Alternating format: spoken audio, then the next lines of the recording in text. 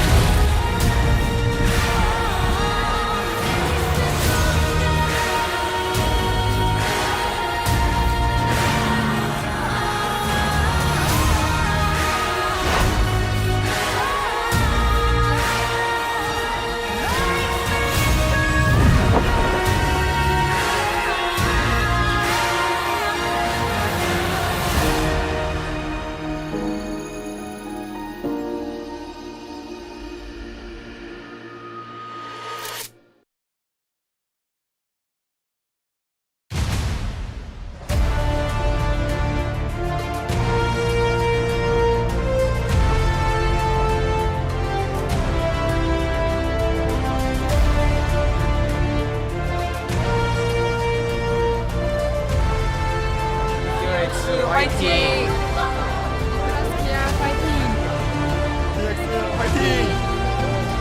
디플러스기야 파이팅! 빛나! 여블!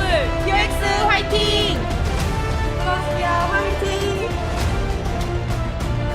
Welcome, ladies and gentlemen, to LCK 2025. I'm Atlas. I'm joined by Orcs here for the AA cast as we bring you some back-to-back bangers today. And normally, I start the day on a sarcastic note, you know, because sometimes there are games that are just, you know. But today, Max. I'm actually being honest. You sarcastic? I know. No! Yeah. Never!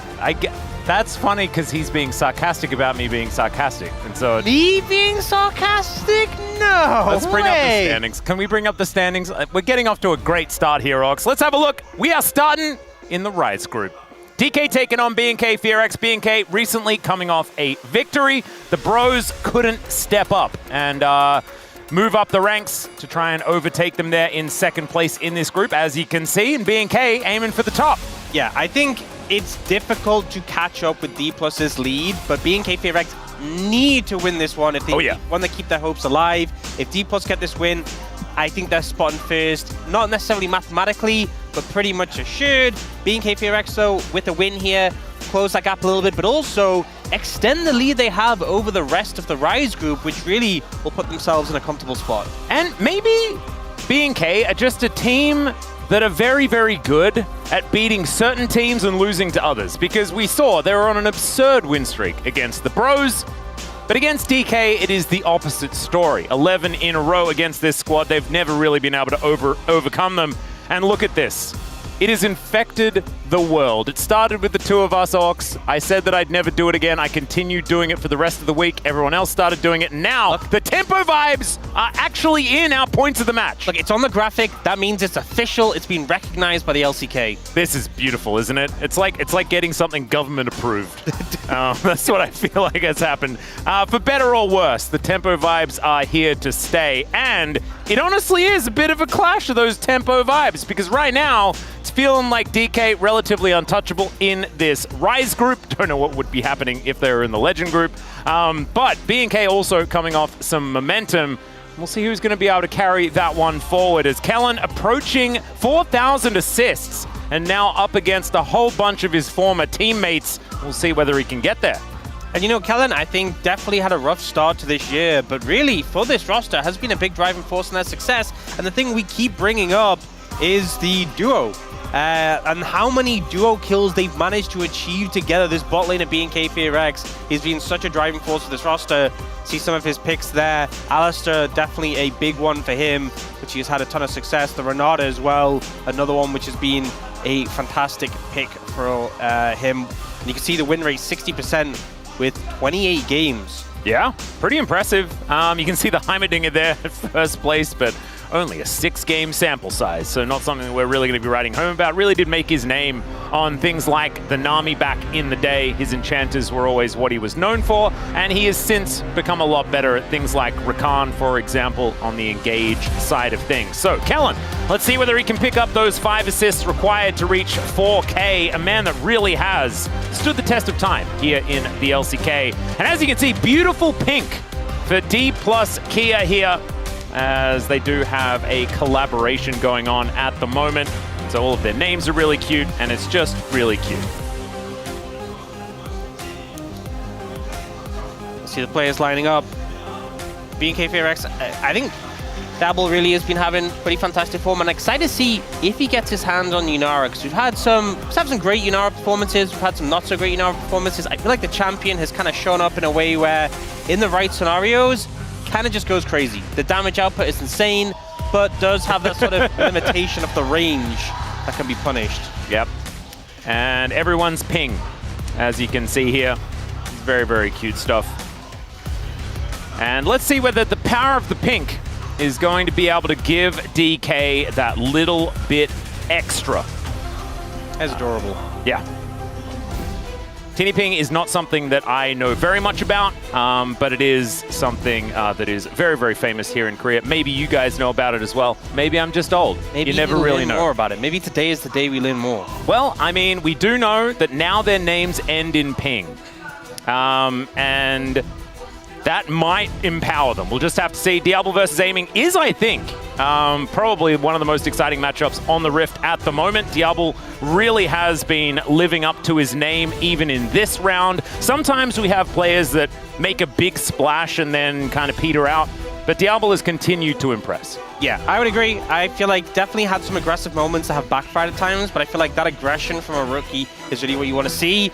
Taper back a bit and find the angles. I think the place where we've seen this roster struggle the most has at times been the solo lanes. They've definitely had some better performances in moments, but it's been Clear and Vikla who I think have been the occasional sore spot the most. So hopefully they have a good day today up against Hugh and Showmaker, who, to be fair, I think Showmaker's also been a bit hit or miss, but when he's been on, he has been on. Yep, he's been picking up those POMs left, right, and center, and it's surprising because I think that the pretty overwhelming narrative that we had moving into this round robin was that Showmaker really was holding the team back, wasn't really finding advantages in lane. This might have something to do with the fact that the mid lane pull here in the Rise group is not anywhere near as dangerous as what we see in the Legend group.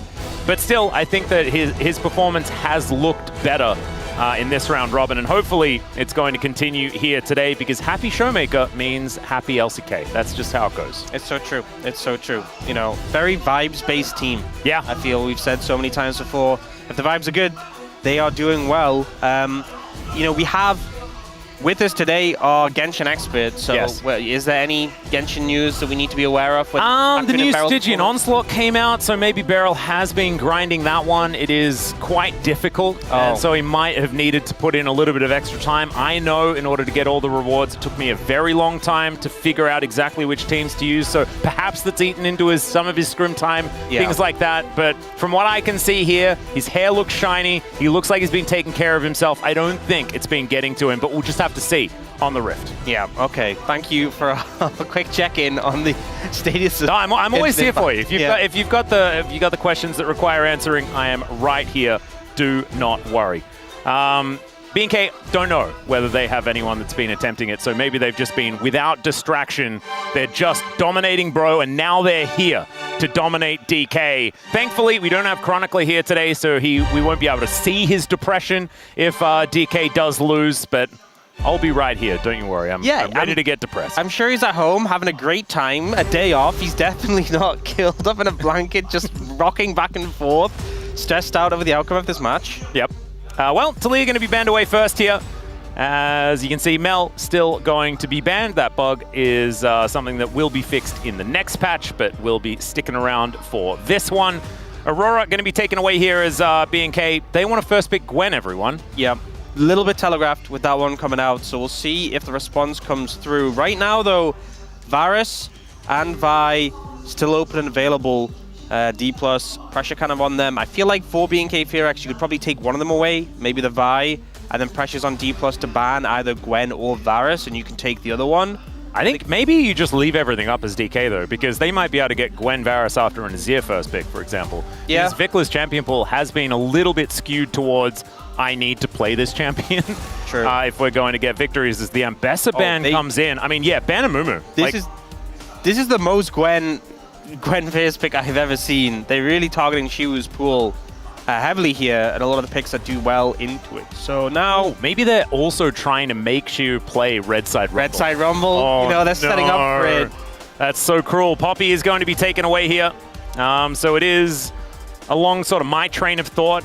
But yeah, that Gwen first pick is looking like it could be coming in. But the thing is, like, I do think that Azir is better for BNK, but we'll just have to see what they decide. Alternatively, you don't pick the Gwen, you let them take Gwen, and you get the blue side Rumble. Oh, there we go. And actually, you just checkmate them, right? Because they can't pick the Rumble into Gwen, but you can. Yeah. Oh, it's beautiful. Well, Azir is going to be locked in. If anyone who missed yesterday when it was brought up extensively, Freak had a video on Rumble. Yep. He does less damage on red side. It's a significant difference. And we're going to bring it up every time we see Rumble on red side. And even apparently... I didn't know it was that significant. Yeah, it's crazy apparently. Wow. Like, 'cause I thought it was just delayed by like 0.25 seconds or something like that and then just starts ticking. So maybe you lost a tick. But is it worse than that? I don't know the exact ins and outs. Because I haven't watched... I have to admit, I haven't watched the full video. I'm sorry, David. Yeah. You know, I haven't watched the full video. All I know is that it's significant enough to have a massive difference in win rate. That's nutty. Yeah, because obviously it's his ult and his Q. Oh. But Varus Vi coming through is a pretty big pickup here. Yeah, the VV from the PVV. Yeah, only the P was banned, so the double VV, pretty promising. That being said, I feel like the Azir into the Vi feels pretty good. Oh, they're going for the red side Rumble. Oh, no. Wait. Why? Yeah. Maybe thinking, well, I guess not aware of the red side Rumble, but also thinking that now they can't pick the Gwen into it. BNK Fearex, though, will just pick the Gwen. Yeah, they'll just obviously pick the Gwen. You can pick Trundle Gwen if you'd like to. Yeah, that's an option. But I think the Gwen is definitely happening, and then they can have a little bit of consideration. I wonder if they want to secure anything else, though. I mean, obviously, a lot of junglers already banned. 3 jungle bans from D+, so I think maybe if you want to secure jungle now, it would be the pickup. Yep. And with Trundle being left open, as well as the Vi, there's certainly quite a few options here. Of course, I think Lucid would be okay to play the Vi into it. Xin is also left available. Kind of crazy. The double circles. There's quite a few viable junglers at the moment. Yeah. And that is just Showmaker playing Yone. Alrighty. To the Azir, yeah. So going for that matchup, a lot of lockdown, a lot of teamfight potential. One thing I'm a little bit concerned about is this Varus, you know, as well. I feel like there's a lot of problems for the Azir in this game. The Varus we've seen whenever it's shown up been pretty potent, and now D+ have the opportunity to ban away 80 carries that can do well into it. I feel like a lot of teams have been picking Sivir into the Varus. Hasn't always gone super swimmingly in the early game. Jhin also been popular into the Varus, so could see those two taken away. Yeah, I think Sivir Jhin is probably pretty comfortable here. Aim to get your hands on something like an Alistar 4th pick, and then maybe pick something crazy for Lucid. It's probably just going to be the rest of the junglers being taken away here. Vi is definitely going to be banned, so likely to see that here. The problem is, you know, you might want to ban Vi, but also you got to worry about, I mean, they're banning Maokai, but you got to think about things like Alistar, things like Rakan. True. So I think there's a lot for BNK Fearex to try and limit, and not really much opportunity to limit the options for D+. So a lot of pressure on right now. I feel like BNK were kind of handed the draft, though. After the first 2 picks for DK, I was like, wow, that's weird. I mean, it's the Red Side Rumble, so, you know. Yeah. Opting in for the Red Side Rumble as well is just absolute crazy talk. As there is that Jhin. We knew exactly what they were going to be banning away because it was pretty obvious. And let's see. BNK want to ban about 6 things at this point. We'll see which one they're going to hit when they spin the wheel. Yeah. I think... I mean, they've gone with the initial jungle, but I wouldn't really want to give over Alistar, but they will just do so, I guess. They go for the Vi ban. In terms of jungle picks, I guess you could even go like a Sejuani if you want, although it's pretty low in terms of prio. I think Sejuani actually works pretty well with both of their solo lanes right now. Could just go the Trundle into the Xin though. That's also an option. True. Or you could just pick Alistar and then wait until later. I know that teams really do like the support counter pick, but instead it will be the Sejuani. And with the Xin already locked in, like you can't put Trundle somewhere else unless you're going to run support Trundle like back in like 4 years ago. Yeah, I don't think they're going to do that. So yeah, Sejuani comes through. They now leave the counter pick for the support. Wait, was it 4 years? It was probably like 8 years ago that we had support Trundle. It was a while. The place. It's been a long time. Anyway, Lucian Braum. A possible look in here for B&K. Does mean that they don't have any engage at all, so that's likely not going to be the choice. I mean, the Braum gets a lot of value just with a lot of people who can stack the passive, basically everyone, but it's going to be a rough lane, I feel like, with the amount of poke, and you can also, D+ could go something like the Nico support, and then you have a lot of harass in the bot lane for D+, that would really be threatening, so... Yeah, it sounds a little bit dangerous here. Beryl with his hand on the counter pick when a Braum is sort of locked in face up is a scary thing to stare down. And let's see. I think Rakan or Nico both fine here. Nico's more pressure in lane, a lot of harass power. I think the Rakan is going to be really hard to check in team fights. There's not that much CC that can immediately lock him down. The only thing you're really threatened by is the Azir ult. Everything else needs to stack up. Actually, look at the Alistar though. I mean, Alistar's super high prio, very tanky, but I do feel like into the Braum specifically, it's not as free of a matchup, but it does give you a very bulky front line. But I feel like there's so many auto attackers, there's so much shred on B&K FairX. You know, I don't think I would have personally gone for the Alistar, but I can understand the reasoning behind it. Yeah, it doesn't feel like the checkmate that maybe a Nico would have felt like in that scenario, but Beryl does do some pretty amazing things on the Alistar. Also, runs it down sometimes. As we've seen, I believe last week, didn't exactly have the greatest performance on the Alistar, but I think, you know, especially all of the old heads out there, they remember that Beryl was very good at this champion, played it at Worlds 2019, gorgeous times. That was a long time ago, though, so let's see whether he could step up to the plate here, up against Kellen. Kellen, of course, looking for 5 assists in this game. And I think as a Braum, you're pretty good at getting assists. So I think he might get there if this is going to be a bloody one. I don't expect it to be slow because it's B&K and it's DK. These guys, they just tend to like fighting. As far as the brain-to-hand scale, it's a lot more hands on the Rift here today. And that's what we like to see. It's more excitement. A lot of culture. Oh, yes. It is a cultural phenomenon that we are going to be watching here. As we can see, also excellent Braum skin choice as well. Looking absolutely phenomenal in those overalls. And I'm a little worried. I'm not going to lie. I'm a little worried about this red side Rumble. If he does 0 damage all game, Freak told you so.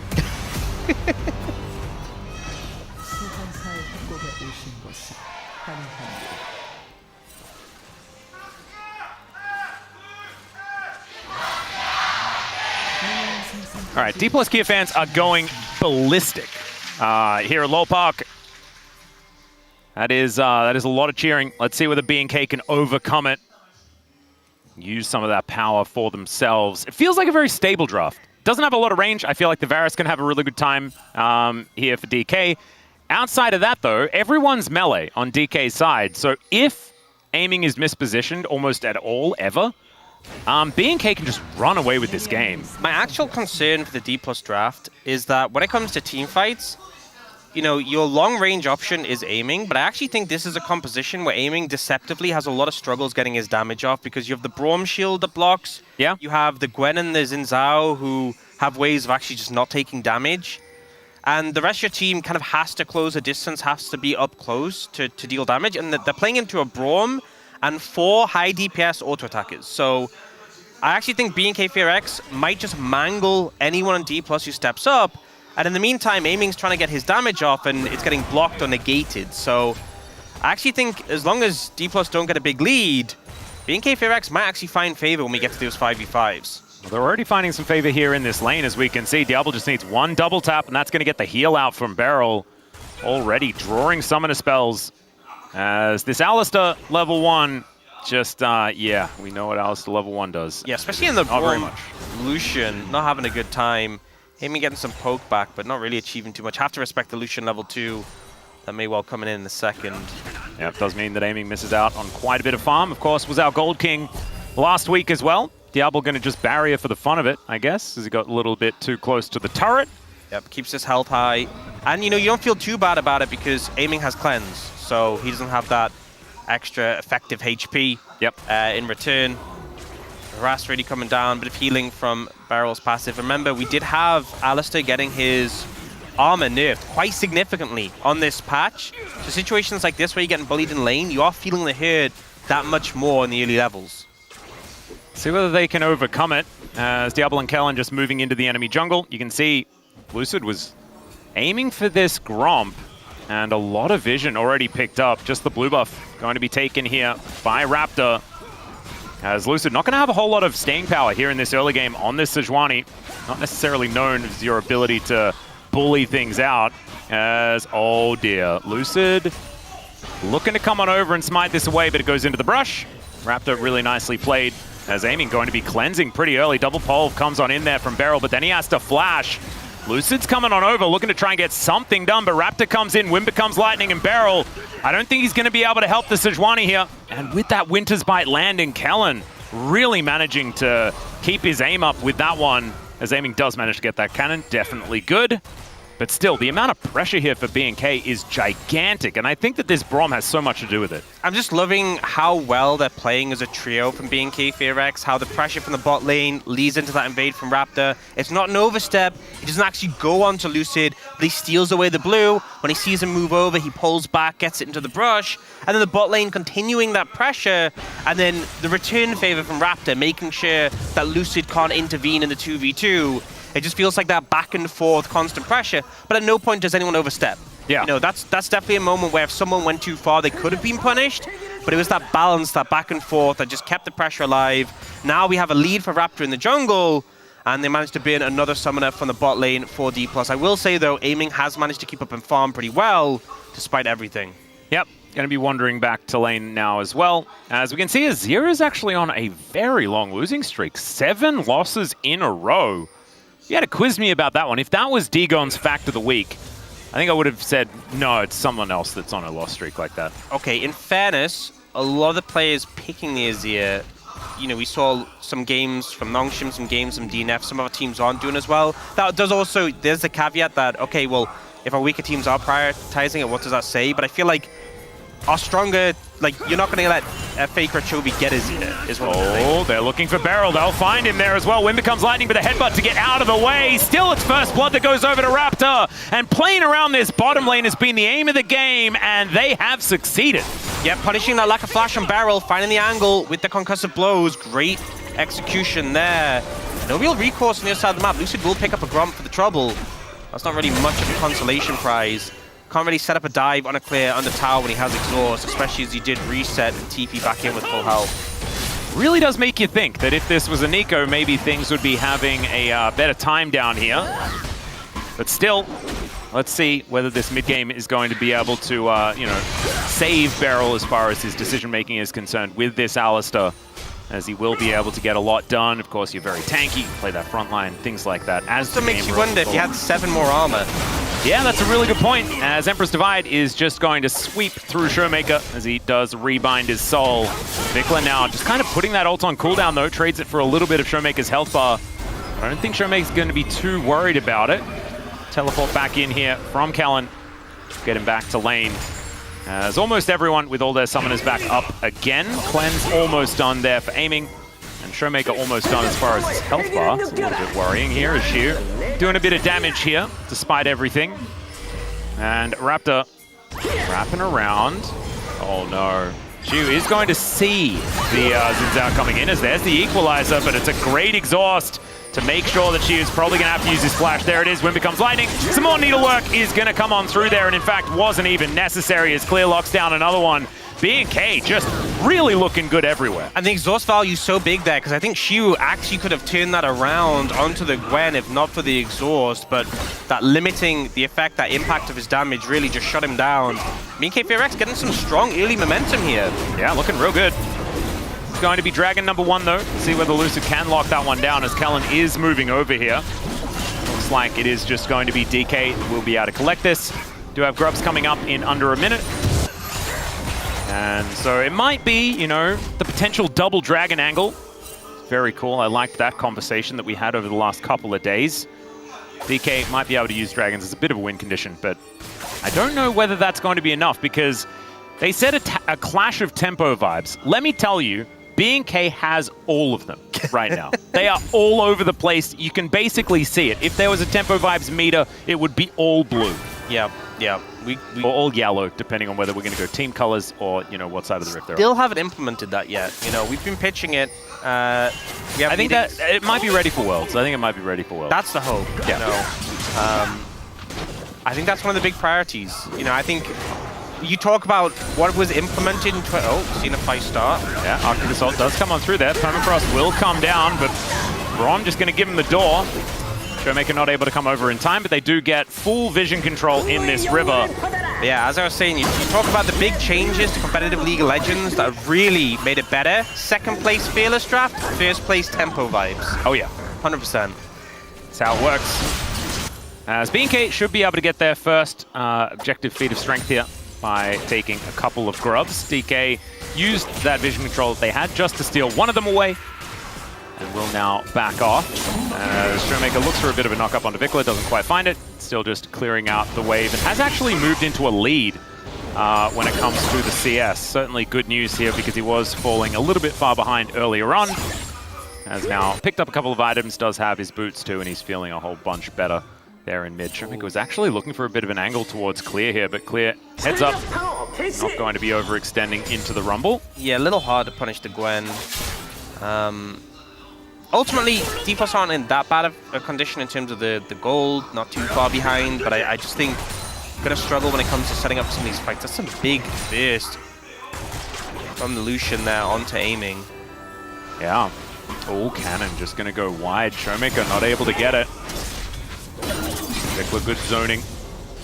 She will be able to take a cannon, so at least we get one back over there. -1, so those still in chat if we could. Thank you very much, everyone. Appreciate your work. That's all right. Aiming and barrel, pushing forward. Just trying to deny any sort of reset that is coming on through here. There's a nice knock up there from Showmaker. Does still have his teleport, so does Vikla. Double flashes in that mid lane as well. In fact, almost everything back up and available outside of Shiu. He does not have his flash. No exhaust there for Clear either. As Raptor is sweeping his way up towards this Rift Scuttler. Blue's just going to immediately come over, try and bully him out here. There's a nice knock-up. Permafrost comes in as Showmaker might be able to get enough damage as the Crescent Guard does come on through. Wind becomes lightning. It's a lot of damage onto Showmaker, and he just cleans it up. Vikla looks for the angle. The flash out from Showmaker gets him over the wall, and now Clear could be in trouble as well. The Permafrost comes down. The Harpoons connect, and Shiu picks one up, and DK right back in it. Couple of mistakes there from B&K FearX. D plus Swift to punish. The confidence from Lucid to go in. Has the follow-up from his mid lane. And Raptor, that entire play could have been negated from a flash over the wall. Oh man. We're now in trouble. Yeah, there is no ulti here. That's a great knock-up from Showmaker. Not able to get quite enough damage down, but man, Showmaker really is finding some form again. Yeah, as we're getting further through this round robin, man. This is impressive stuff. He did everything he needed to in that play to find Raptor. And here's the thing, I think Raptor overconfident here. If he just flashes over the wall, I think this play a lot easier to redeem. But he goes aggressive on a Showmaker. He's like, look, we can make this work. Clear's gonna be here soon. He dies so quickly though, and then Vikla, not only does he ult not connect, but he then flashes to try and look for the follow-up play. He doesn't get anything. Clear now just gets targeted immediately by Shiu and Lucid. And it just ends up falling apart quite quickly. Yeah, the Rumble well and truly online now. As you can see, it's only a little bit in the lead when it comes to the gold because, of course, the extra kill gold going over to Clear earlier on in the game, but still feeling real good and does have that Leandri's now completed. I think the Rumble not going to be hurting for damage. Not in this game. Heartsteel now done for Lucid as well, who has been getting everything done that he needs to on this Sejuani. Okay, now we're heading into the mid-game with everyone completely tied up. It's going to be an honest game of League of Legends. As Diablo coming on over, trying to get a little bit of damage onto Beryl, who's happy to soak some culling. Oh, Aiming took a lot of damage there, though. Dragon spawning soon. Let's fight over control of vision here. Yeah. Double Dragon on the line. Feats of Strength completely tied up on both sides as well, which is kind of cool. Whoever gets this next Drake will have a decent advantage. A Showmaker going to be able to pick up that cannon at least. Also clears up that little pesky minion that was waiting. As Kellen is just making sure that there's no access to this river. Beryl just going to move in though. Piercing Arrow does come down. And Raptor was on vision there, as we could see. Control Ward spotted him out. Oh, there was also that cheeky ward inside the Dragon Pit as well. Is now Clear going aggressive onto Shiu. Gets inside the mist, but I don't know whether he wants to be here. Might have to flash and does indeed do so. He's got teleport though, Clear does not. So as far as his Dragon fight is concerned, the Gwen's power level not really going to be playing too much of a part. Still, B&K have started it up. Beryl and Aiming moving in. We do have a Sejuani on her way. The ulti from Kellen goes completely wide though, and Lucid just walks on over. Beryl manages to pick it up because he just collects himself a smite. Now the Equalizer is cooking all of them. Still, they're able to get themselves out. Also, you've got to pay attention, man. My God, the amount of Chemtech souls we've had has been disgusting. I'm sorry, I was focused on the fight. Now looking to pressure this bot lane tower, and B&K FairX not really able to step up. Considering that trade, Clear got on the top side, really not working out for them in the Dragon fight. Vikla will get some plates in the mid lane though. She'll make it trying to find Clear, but doesn't really get anything for it. And I have to say, do you know what it is? Oh my God, I've just figured it out. What? Do you know how DK can play against the flow of the tempo vibes? How? Because they have salmon-colored shirts. Oh, there you go. What do salmons do? They swim upstream, Orcs. That's what they do. Double. Yeah, that's precisely what is happening here. Look at that salmon. Look at him go. I can't believe you got that. Yeah. Kind of crazy. Yeah, nailed it. And honestly, I think, so the play that came out was Clear went for the heavy trade in Shiwu because he's like, look, enemy top lane has TP advantage. If I chunk him out, we can do Dragon before he can get there. And then B&K FairX were like, okay, we have to rush this. We have to do this before Rumble TPs. They weren't able to DPS it down in time and got challenged. And I think the play would have been okay if they'd been able to get it and get out. But the fact that Beryl got the Dragon, a little bit of a heartbreaker. And now D+, gold's even, but they have that edge in terms of Dragons, which definitely gives them that advantage. Yep, double Dragon is a big deal. Naaman's starting to get some good poke down in the mid lane. Hard to contest mid priority against the Varus at this point of the game. Yeah, one more turret and one more kill. One more objective here for DK as well. Those feats of strength will be coming on through. Can upgrade some shoes. With double Swifties as well. Man, feats of strength going to feel pretty good here for DK. But Aiming currently just parked here in mid. Lucid looking to try and lock this one down, but does have Raptor hot on his heels. Inside track there for Showmaker though, who does get control of that wave quite nicely. Bringing the Gwen in. Yeah, teleports come on forward as Aiming gets slowed down. Winter's Bite will connect as Showmaker goes over the wall. Piercing Arrow does a lot of work as the culling comes down, and Beryl flashes on top of the Gwen, delivers her to the backline. That's almost a bad idea, but still Clear is going to get taken down. The Equalizer, great position, still a flash out from Showmaker as Vikla tries to get on top of him, but he leaves Raptor to the wolves! Or the Raptors, I guess, because that's the pit that he's in. Still, they're all just, in the death chamber. That is 3 on the floor for B&K, and they are falling apart. These salmon, man, they are swimming! They are swimming! And I think B&K FairX not approaching the fight in the right way. It's just a mad dash for the backline, and it's not really working out, you know? I feel like their composition does so well at just seeing a target, stacking up the passive on the Braum, but instead Clear dives in so deep. No one can really follow up apart from Kellen. Like, Raptor and Vikla aren't doing anything for most of this fight. They're walking up, and eventually, by the time they get there, Clear's dead already. Kellen had to sacrifice all his cooldowns and his health. Vikla is still unable to do anything. This, at no point did this feel like a 5v5 for B&K FairX, whereas D+ just kind of retreated, played around the carry, and did what they needed to do. It was a lot more straightforward for them, and I think B&K FairX got a little bit bloodthirsty, which we shouldn't really be surprised by. No, that's pretty Rise Group. That's pretty culturally relevant. Very cultural, yeah.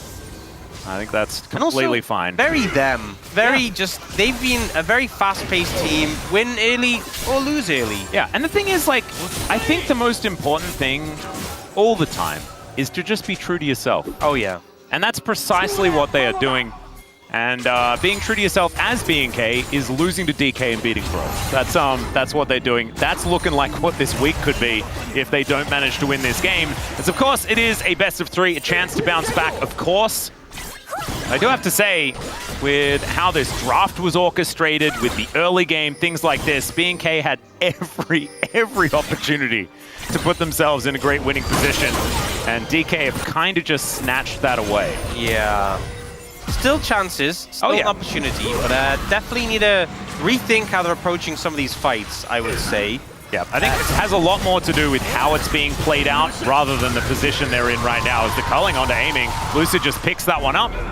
And what I was going to say is that they do have like Braum Shield against the culling in 2 different ways. With the Frost Armor that Sejuani has, can basically eat it for free. And then Beryl just ults. Yeah. And eats it. It's like a quadra-sided door. They feel so tanky right now. Lucid feels extremely bulky. We've had so many Sundered Sky junglers who are very hard to kill because they get that healing back.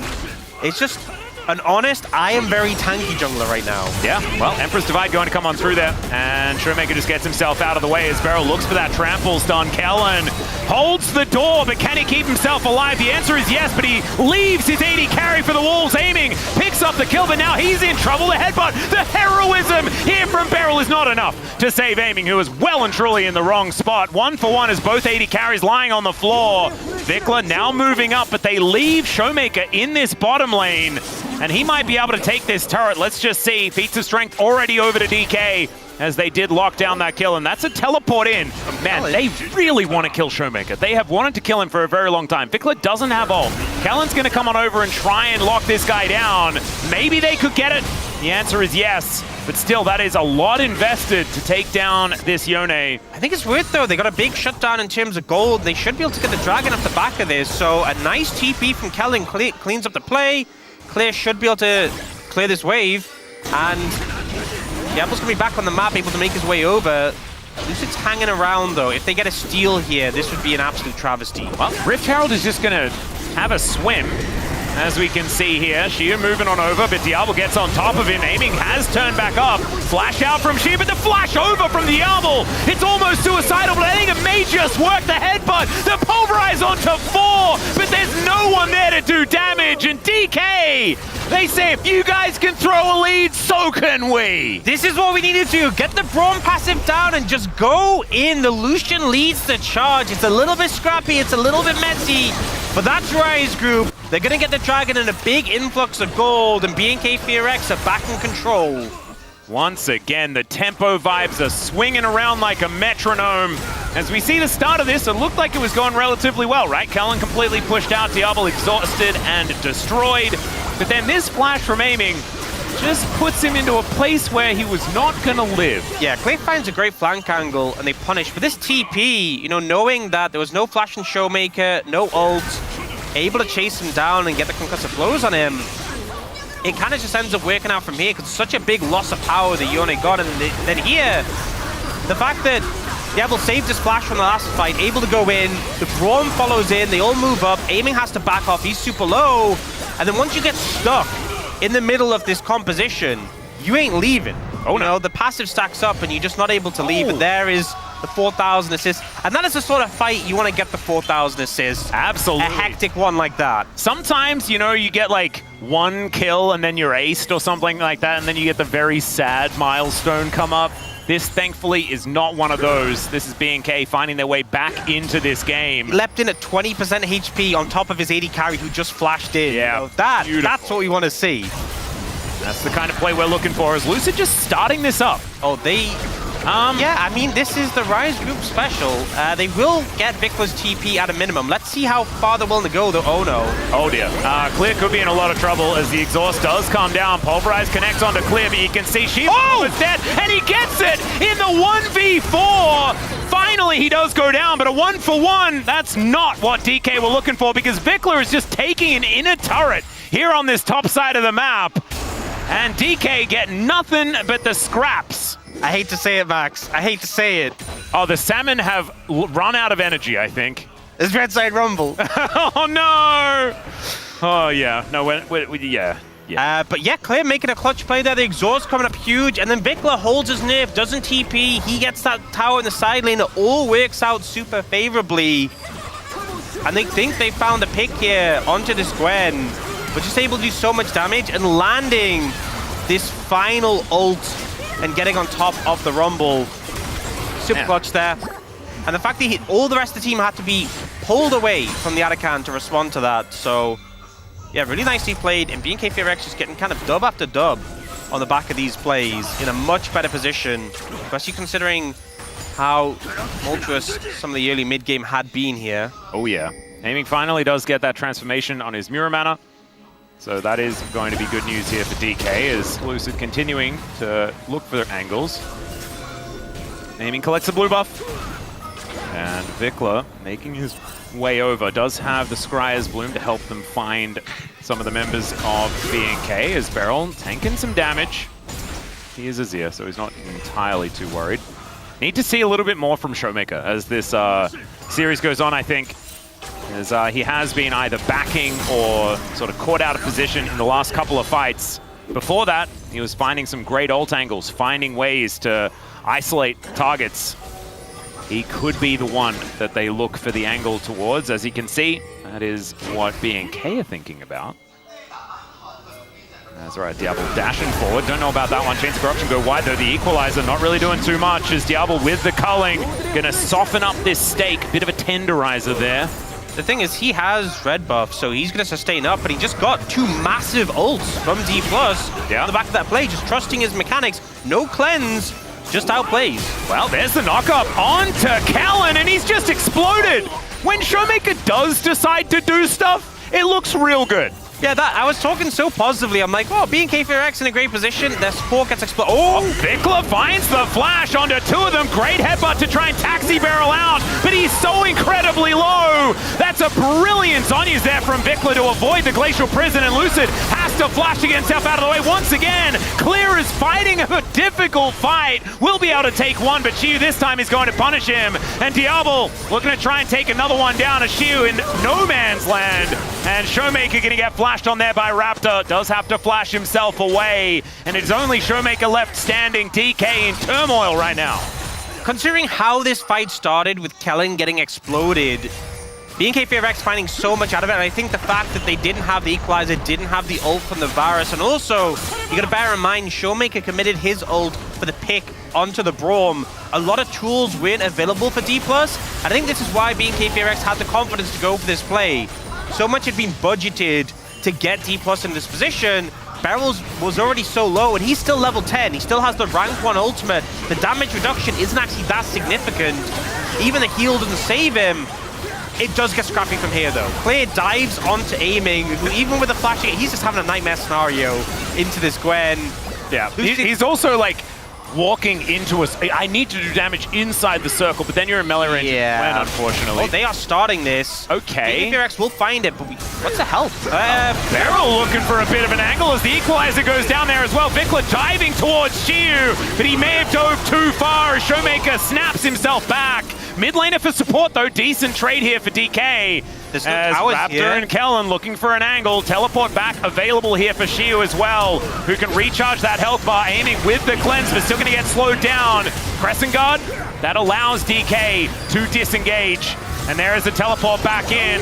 Clear once again closing the gap to exhaust down onto Showmaker, and Clear is just a man possessed in this game. This guy is a monster. Why the hell did you pick the Rumble and not the Gwen? Clear is just playing so well, and honestly, the value he's gotten from the exhaust, it feels like he's limit testing with it. He'll dive into 3 or 4 people, pick the highest damage target, shut him down with the exhaust, and just survive on blinking health bar to make the play. He's getting so much value from it. There was Showmaker, and it allowed him to make the play happen when it honestly seemed like a bit of a suicide mission. Yeah.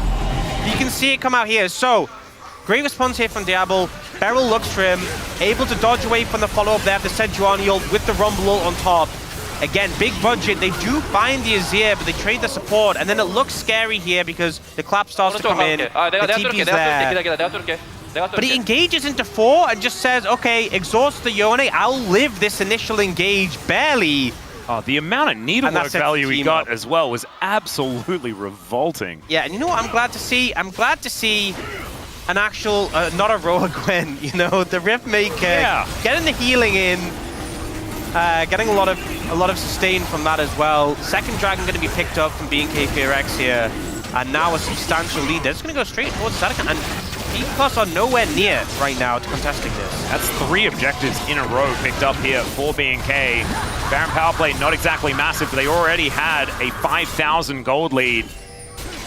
This is pretty huge. This game has very quickly slipped away from DK. They came up to a waterfall, and it wasn't one of the ones that the Salmon can actually get up, unfortunately. And so they were left adrift. The tempo vibes has swallowed them whole. BNK holding onto theirs gorgeously. That early game was really nice. A few hiccups, but as long as you can right the ship, still looking great. Aiming does have an edge of 9, but they're on the edge of defeat right now more than anything else. I don't know whether that item is going to be saving them anytime soon, especially with Diablo sitting on 3 items now complete for this Lucian. It's not a back massage anymore. He's going to be doing a lot of work. Still, this is the Rise group. This is where culture happens, and we can experience the unexpected. Let's see whether the unexpected can happen. Never can count a team out, and it goes both ways, you know? Yes. You've always got to watch out for these teams in a winning position, because things can always get a little bit scrappy, a little bit crazy, a little bit goofy. But right now, in a good position. There's a lot of engage on D+. It's the zoning. Sometimes you want to press R, and guess what? Kellen pressed R. Okay, Raptor tanking up the turret for a very long time. Kellen there as well. He just gives it the door, and Diablo does eventually take that one down. Still, Showmaker took the outer on top side. Not able to get this inner turret, though. If he had been able to get that, maybe it's an okay trade. You know, this is what I'm talking about. There was no need to really do that. Yeah. The cannon minion was killing the tower. You would have another wave. It's art, okay? Sometimes you just don't comprehend. It's not about, you know, whether it was good per se. Yeah. There's a lot more that goes to it. Look, all we can say is that it happened. It did. It did. Showmaker does at least have 3 items now. As we can see, he's the one with a little bit of an advantage as far as the item value is concerned. Still, it is a 500 gold lead for Vikla, so probably sitting on a little bit to spend. Pocket money, perhaps. But no more Baron left here for BNK. Lucid wanting to find a little bit of an angle, but instead decides that he is just going to go back home. I think one thing is that we're still a long way away from Soul. It's a Chemtech Soul, not the most impactful. So I feel like that does alleviate some of the pressure for D+ in terms of having to rapidly worry about, oh no, they're going to have, you know, like a Hextech Soul soon. They do have a bit of time in that regard, but... And I also think that as much as I favor how BNK FearX's composition functions in these 5v5s, there's always just the Showmaker ults on the right person, blows them up, we win the game angle. That is always a possibility, so I think there's resounding hope in this game. The Baron up in 2 minutes, I think is going to be where they want to get a good look in, and if we can get some vision over there... Might be the angle. I think clear is definitely the biggest problem, though, in this game. I know there is a massive Lucian. He is 2 levels ahead of Aiming, who still hasn't hit level 15 yet. Not even off that wave, man. He's nowhere even close. That is... Yeah. That amount of experience advantage is top lane obscene. Difference. I mean, the other has made such a big difference, but if you look, they had like 20 petals before they got it. They're now at 30. Then that made a big difference, but Clear, level 17, he's super strong. Vikla about to hit 17. To be fair, Showmaker's pretty close in the mid lane department. But yeah, the only one making a big difference. Thankfully, Shu does hit level 16. 16, of course, the most important. So that Equalizer is going to get charged up. Showmaker just unbinds the soul, clears out some vision. As Raptor is on a ward. Not going to get headbutted back, that's on cooldown. When it becomes lightning, is Raptor thinking about going back in again? I like how he gives a little love tap in return. He's like, yeah. He's like, I can go in. Like, you wouldn't. And yes, they wouldn't. Vikla coming on over. Man, BNK, this is like one of the slowest late games I have seen them play in a very long time. They are really making sure they're dotting T's and crossing I's. I wonder who it is. I wonder who's saying, like, because surely I feel like the vibe is they're like, we should just dive the tower now. And someone must be going, guys, maybe we shouldn't. And, you know, That has been a voice that's been missing. Maybe it's their conscience, you know, on their shoulder. Yep. Maybe that coach has just drilled into them enough. I don't know, but it's for now. I think it's a good thing because they have objectives coming up soon that they can play for instead. And that's what they're looking for. 16 seconds on the Baron. And there is Soul Point available for either team if they would like to head down there towards the Drake. And that is what Diablo's going to do. Should be able to lock this one down without too much contest. In fact, there's going to be 0 contest. Yep. I mean, if they're going to go for anything, it's going to be this Baron. I don't think it's like a big concern when it's their Dragon, but I feel like sometimes teams get really flustered when Dragon and like Baron are up at the same time and they heavily lean one side. I do think BNK4X have so much control they can kind of do this, but just sending the 80 carry down, pick up the Dragon, maintain control around Baron, 100% the correct move. And now they've secured that. They can move up here. Clear might be in trouble though. Yeah, there's the knock-up, connects onto the Gwen as the exhaust is going to be put on cooldown. That could be a big deal, and in fact, he's just dead. Lucid collects it just as the snapback was coming on through. That is a huge pickup here for DK. And Clear just used teleport, so he's off the map for a long time. D+, this is that call for Baron. Beryl's trying to find a flank angle. He is spotted. Yeah. Baron HP is starting to drop quick. Yeah, Diablo's health bar as well, starting to drop at the same time. There are mega cones for days here for Beryl to try and get himself back in, as there is the flash to try and lock down Xiu. Can he get the equalizer down? The answer's no, but the Baron just goes over to DK. They're happy to collect that. Now 4 versus 4 on the Rift. Purple buffs secured. And I love that. Use Xiu and manage to get yourself a Baron against the flow of play. Headbutt back from the Pigeon is okay. That's a decent amount of damage to come on through there. On to Raptor as Aiming gets himself into a better position, but the Cow's still going to go down. I think if Lucid can get himself out, it might be all right, but he does not make it, and that is a double for Diablo. I could have sworn the DK might have been able to make their way out of there, but instead, it's a great wraparound here for Raptor to make sure that they take away 2 of these Barons. Honestly, it was a scary play for BNK4X because they were trying to stop them from escaping. Someone had to lead the charge, and I thought they might just get exploded, you know, with Vikla going in early, with Raptor going in early. But they managed it pretty well. The Sterex from Raptor coming in clutch. They take away a lot of Barons, and Trying to get some damage onto Raptor here, but it looks like it will be this inhibitor to go down. Equalizer coming on through there as Clear once again back in the fray. And Xiu could just be dead here. Raptor almost destroyed his Aiming, not going to be able to cleanse that. That is just death. And with this inhibitor going down as well, it's only Showmaker and Beryl left alive, desperately trying to defend their base. It's almost a negative 2,000 gold Rebel Baron power play.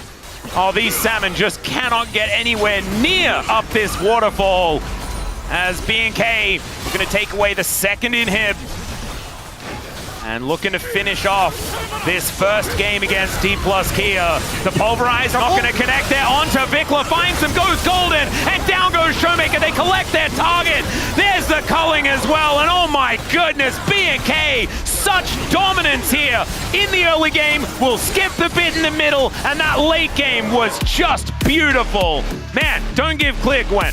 Yeah, I mean, Clear had a fantastic game on the Gwen. So much confidence in some of these fights. Definitely a little bit of figuring it out, because I think the team, there were some mishaps, but overall, a lot more control when we got in the later stages. I think this is a team who typically have fast games, win fast, lose fast, but it felt like they understood the objective when we got to the later stages. They knew they had control. Even though Clear got picked, they realized how to navigate from that position. And I think the main thing was they didn't dive into the Baron pit and potentially give a window to throw the game in the other direction. They picked Shiru, they got it back to a 4v4, they closed in, and it felt like this was a team who just took it step by step. Yeah. And I think that DK didn't do themselves any favors when it came to the draft or anything like that, but man, I actually thought Showmaker had a better game than this damage graph would represent, although he did spend a lot of time in side lane. I think a lot of time he was doing a lot of burst. You know, he'd blow people up, and then a lot of time in the side lanes. So, you know, like a Varus is always going to do a lot of damage because there's a lot of poke. Yeah, but I do want to say there's already an 07 from Chronicler in the chat. Yundo has put up a picture of Chronicler being very sad on the screen here, which was from a series that didn't have DK in it, but you best believe he was thinking about them when it was happening. BNK going from strength to strength here after taking down the Bros, looking to now take down DK, but it's best of 3. We're going to take a short break. When we get back, the space, and then that game number 2. See you soon.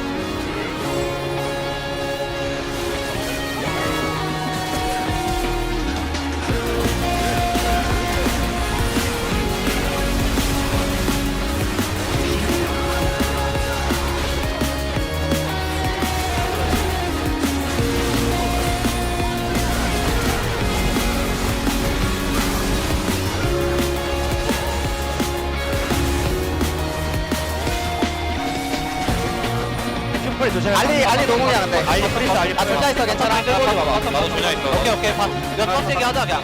아 끝낼만해 얘들아. 천천히 해봐. 보면서 아까 내가 라이트 깼습니다. 라이트. 나 존나 있거든. 앞에서 내가 빨아줄게 얘들아. 대방 알리 프리스. 아나 존나로 빨아줄게. 나도 조냐 있어. 나만 안 풀릴 테니까 앞에 세게 해줘. 나 위에 타워 칠게 그냥 2로 그냥 내가 타워 칠게 나 조냐 있거든. 요난지 정확 박게 나 이거. 알리 더블 봐. 아 연애 잡아. 나왔어. 라인 치면 천천히 해봐. 아 끝나. 야 편하게. 나이스. 숨이 안 쉬어졌네.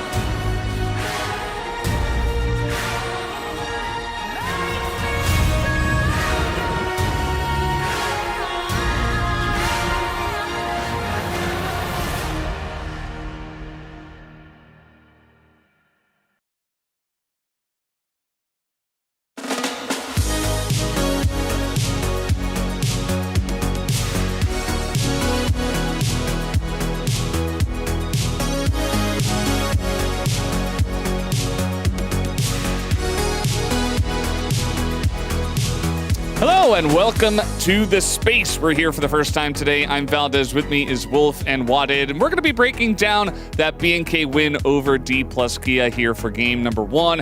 Did look a little bit iffy in the beginning for BNK, but they immediately turned it around and DK fell to their might. How are you guys doing today? I'm feeling pretty good.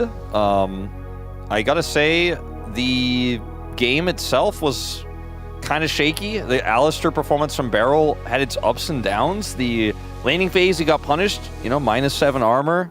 Didn't end up taking Aftershock, but then made some really critical plays in the mid game that got his team into a lead. And then unfortunately, D+'s shot calling fell apart like we've seen so many times this year. Yeah, especially they had some issue about setting up the vision control, because they brought their top laner to actually set up the vision, but the Rumble kind of overstepped too much, and I think that was the start of the falling from BK. Yeah, definitely was a bit of an issue for them. It started off pretty well, but then immediately BNK were able to turn it around here on this 1920 Drake fight. Yeah, this is the one that I was talking about.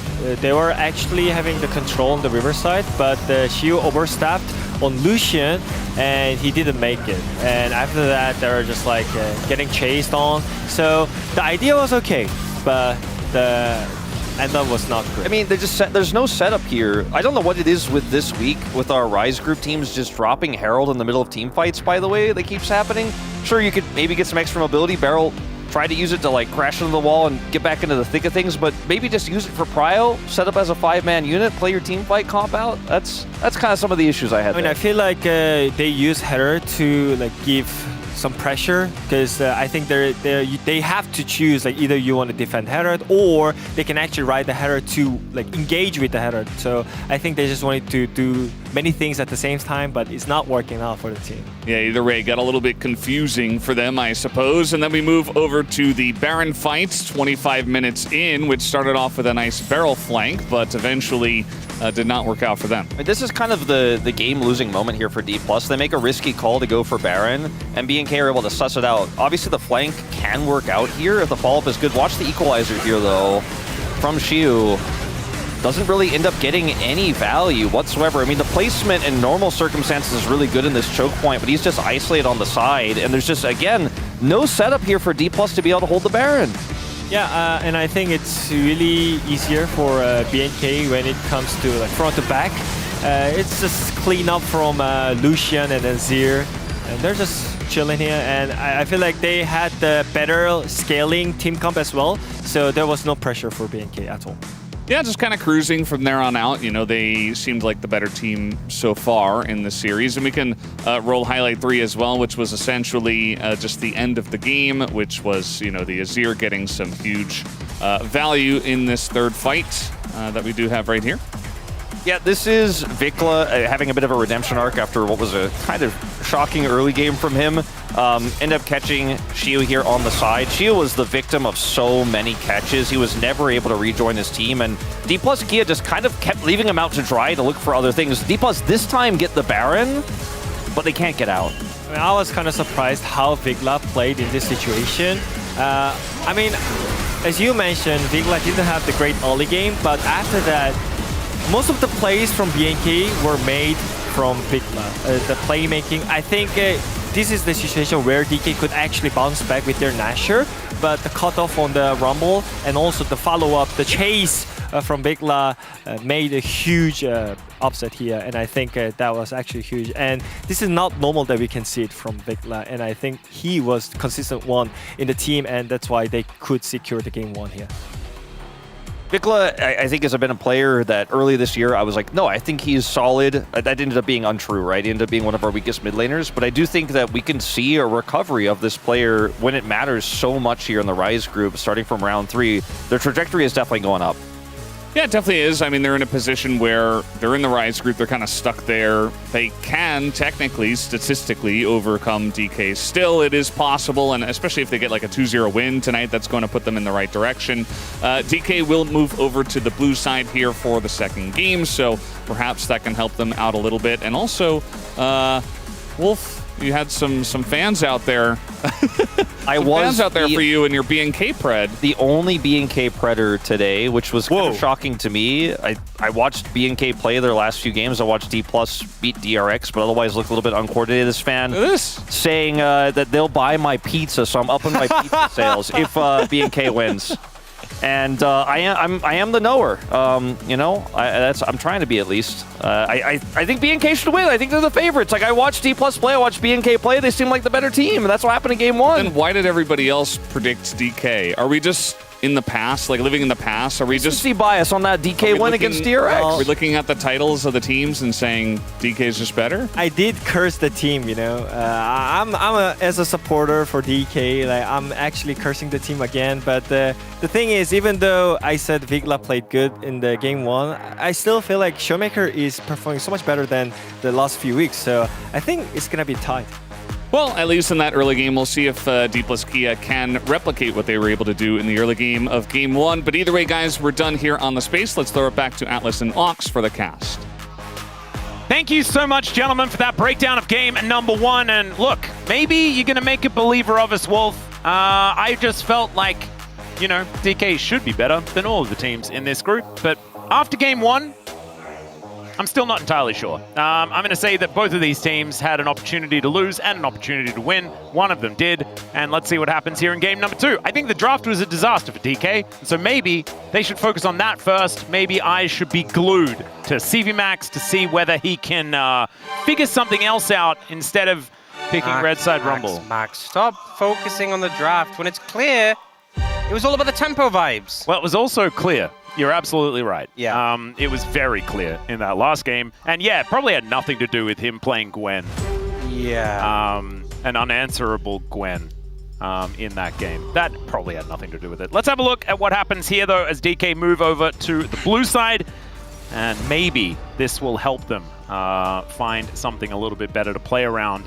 Still, a bunch of stuff was used up in that last draft. I felt like that was a pretty high priority draft. I think this time around, Yunara is going to be much higher priority. Didn't see her at all in that last game. I'm just feeling it now. I feel like the orb charge lady is just going to be unleashed. Potentially. I will say, though, a lot of junglers were banned, so still available, but it looks like we're following a similar route with them being... That's 4. This is that even enough? more than we had banned in the first rotation last time, because last time we had Pantheon, Wukong, Poppy. This time we had Pantheon, Wukong, Poppy, and Vi. So we're just amping it up at this point.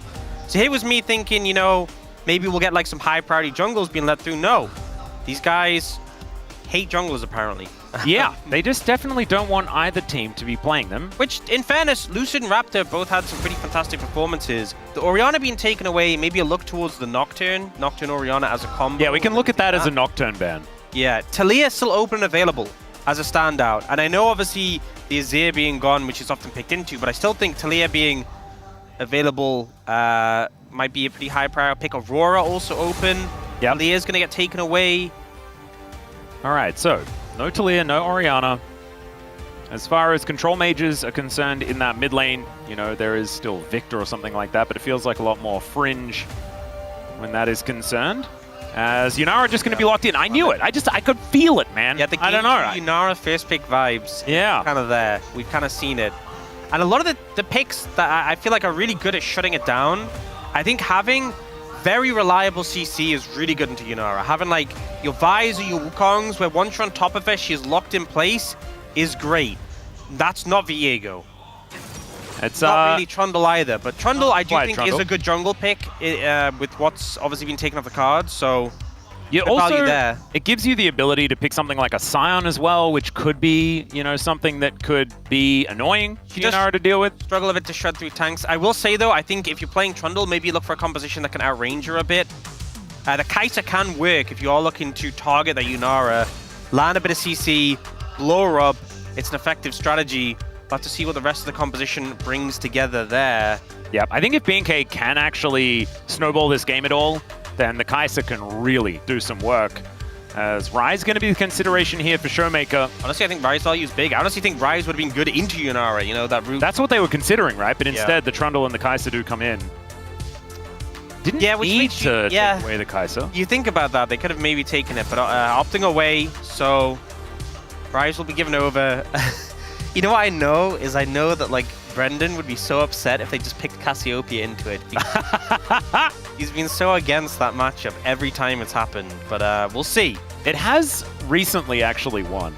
I know, but and that probably makes him even more mad. I think it's like 3-3 right now as far as the matchup is concerned. I will say into what D+ has, a lot of short range, you know, a lot of dashy champions and then a Rise. So I could see them wanting to pick it here specifically. We'll see if they go in that direction. Ooh, Instead, Renekton. looking towards the Croc right now, into the Ambessa, wanting to punish that matchup. And in fairness, Clay had a pretty fantastic game 1, so I think giving him a good matchup might go a long way. It is Shiwu's Ambessa as well. Yep. He's been pretty notorious on this champion. Was banned away in the first game. This time around, going to slip through. Did mean that it was going to be more difficult for Clear to pick a tank or something like that if they wanted to pair that alongside the Trundle, because Ambessa does do decently well into tanks. So the Renekton, it was the first champion considered decent into Ambessa when she was first released. Since then, I feel like Ambessa's taken a few nerfs. Yeah. And so is Renekton, to be fair. But it does feel like after that buff to his dominance, or Dominus, he's feeling a bunch better. But now, next round of bans, Nocturne going to be taken away here. Despite the Orianna being banned, we're still going to be getting rid of it. Still trying to remove those jungle options. I feel like for D+, you could definitely ban away, you know, Rakan, Nautilus, Nico, I think are all good bans. You could also look towards the mid, you know, the Cassiopeia, I guess.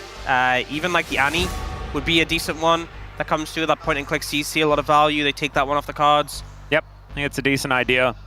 I think Rakan is looking pretty decent as well. I think it may be one of those where there's still enough engage options that it's hard to ban them all out. So maybe there's one you're really concerned about you take away.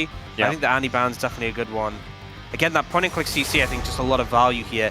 The Zed jungle ban coming through. I mean, I think Zed, honestly, this is a spot where you could pick it because into Trundle, it's pretty hard to play. Like Trundle, just the way you function, chomping people, dueling them, putting the pillar down, Zed kind of ignores all of that. Yeah, doesn't really care. Yeah, so if we were going to see it played, and also the setup from the lanes is pretty good with the Rise and the Ambessa, I thought maybe we could have seen like a Lulu come in, but as we've seen that paired up a decent amount with the, you know, we do see that Nautilus come through, so targeting some of that point and click CC, it does mean that the Nico and the Rakan are still options there for Kellen. I do feel like Nico could be very valuable, as there's not a lot of range represented here on DK. Possible death ball composition to come in that Nico really does like to play into. We'll see what Diablo wants to lock away here though, as the Ahri going to be looked at. Wanting to save support here. I guess they already know the mid matchup, and Vikla just feeling confident with this Ahri pick. A little concerned though. I feel like this composition obviously wants to dive forwards, but I think there's so much AoE and cleave already from D+.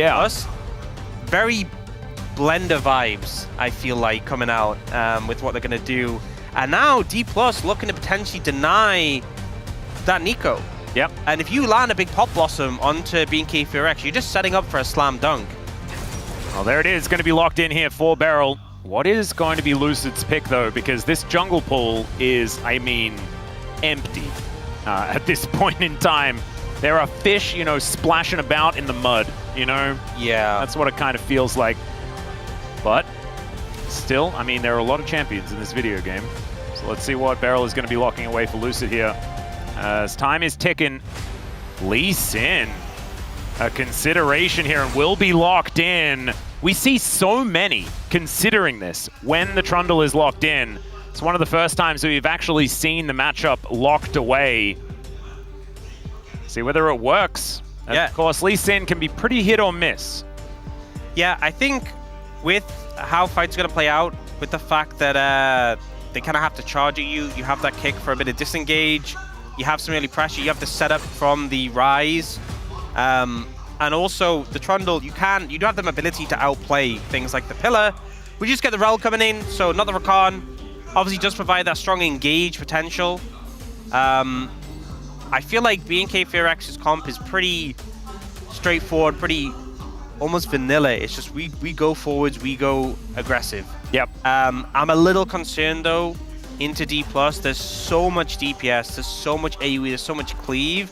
I feel like if BNK FearX misstep at any point, they're really going to be in trouble. The bot lane matchup's rough. I feel like the mid lane matchup, Rise is going to have a good time and then be able to use that priority gets to impact the rest of the map. The top lane matchup is good though, so Clear, it might be on his back to have some impact in these early fights. We've seen Renekton take over games before. It might be on him again. Well, as you can see, the Teeny Ping vibes are well and truly overtaking DK right now today. And you saw Bengi Ping walking away there, pretty happy with how this draft has worked out. And if you guys are sitting at home saying, man, what I want on my Friday is just have 3 games between BNK and DK. I think that with the draft that they put together, there is a chance that it could happen. But it might just be that BNK are better.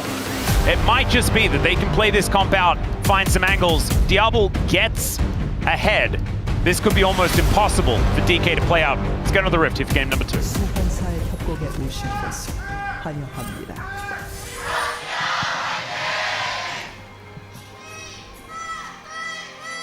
미니언 생성까지 30초 남았습니다. All right, here we are, ladies and gentlemen. Let's see whether DK can bring us the distance.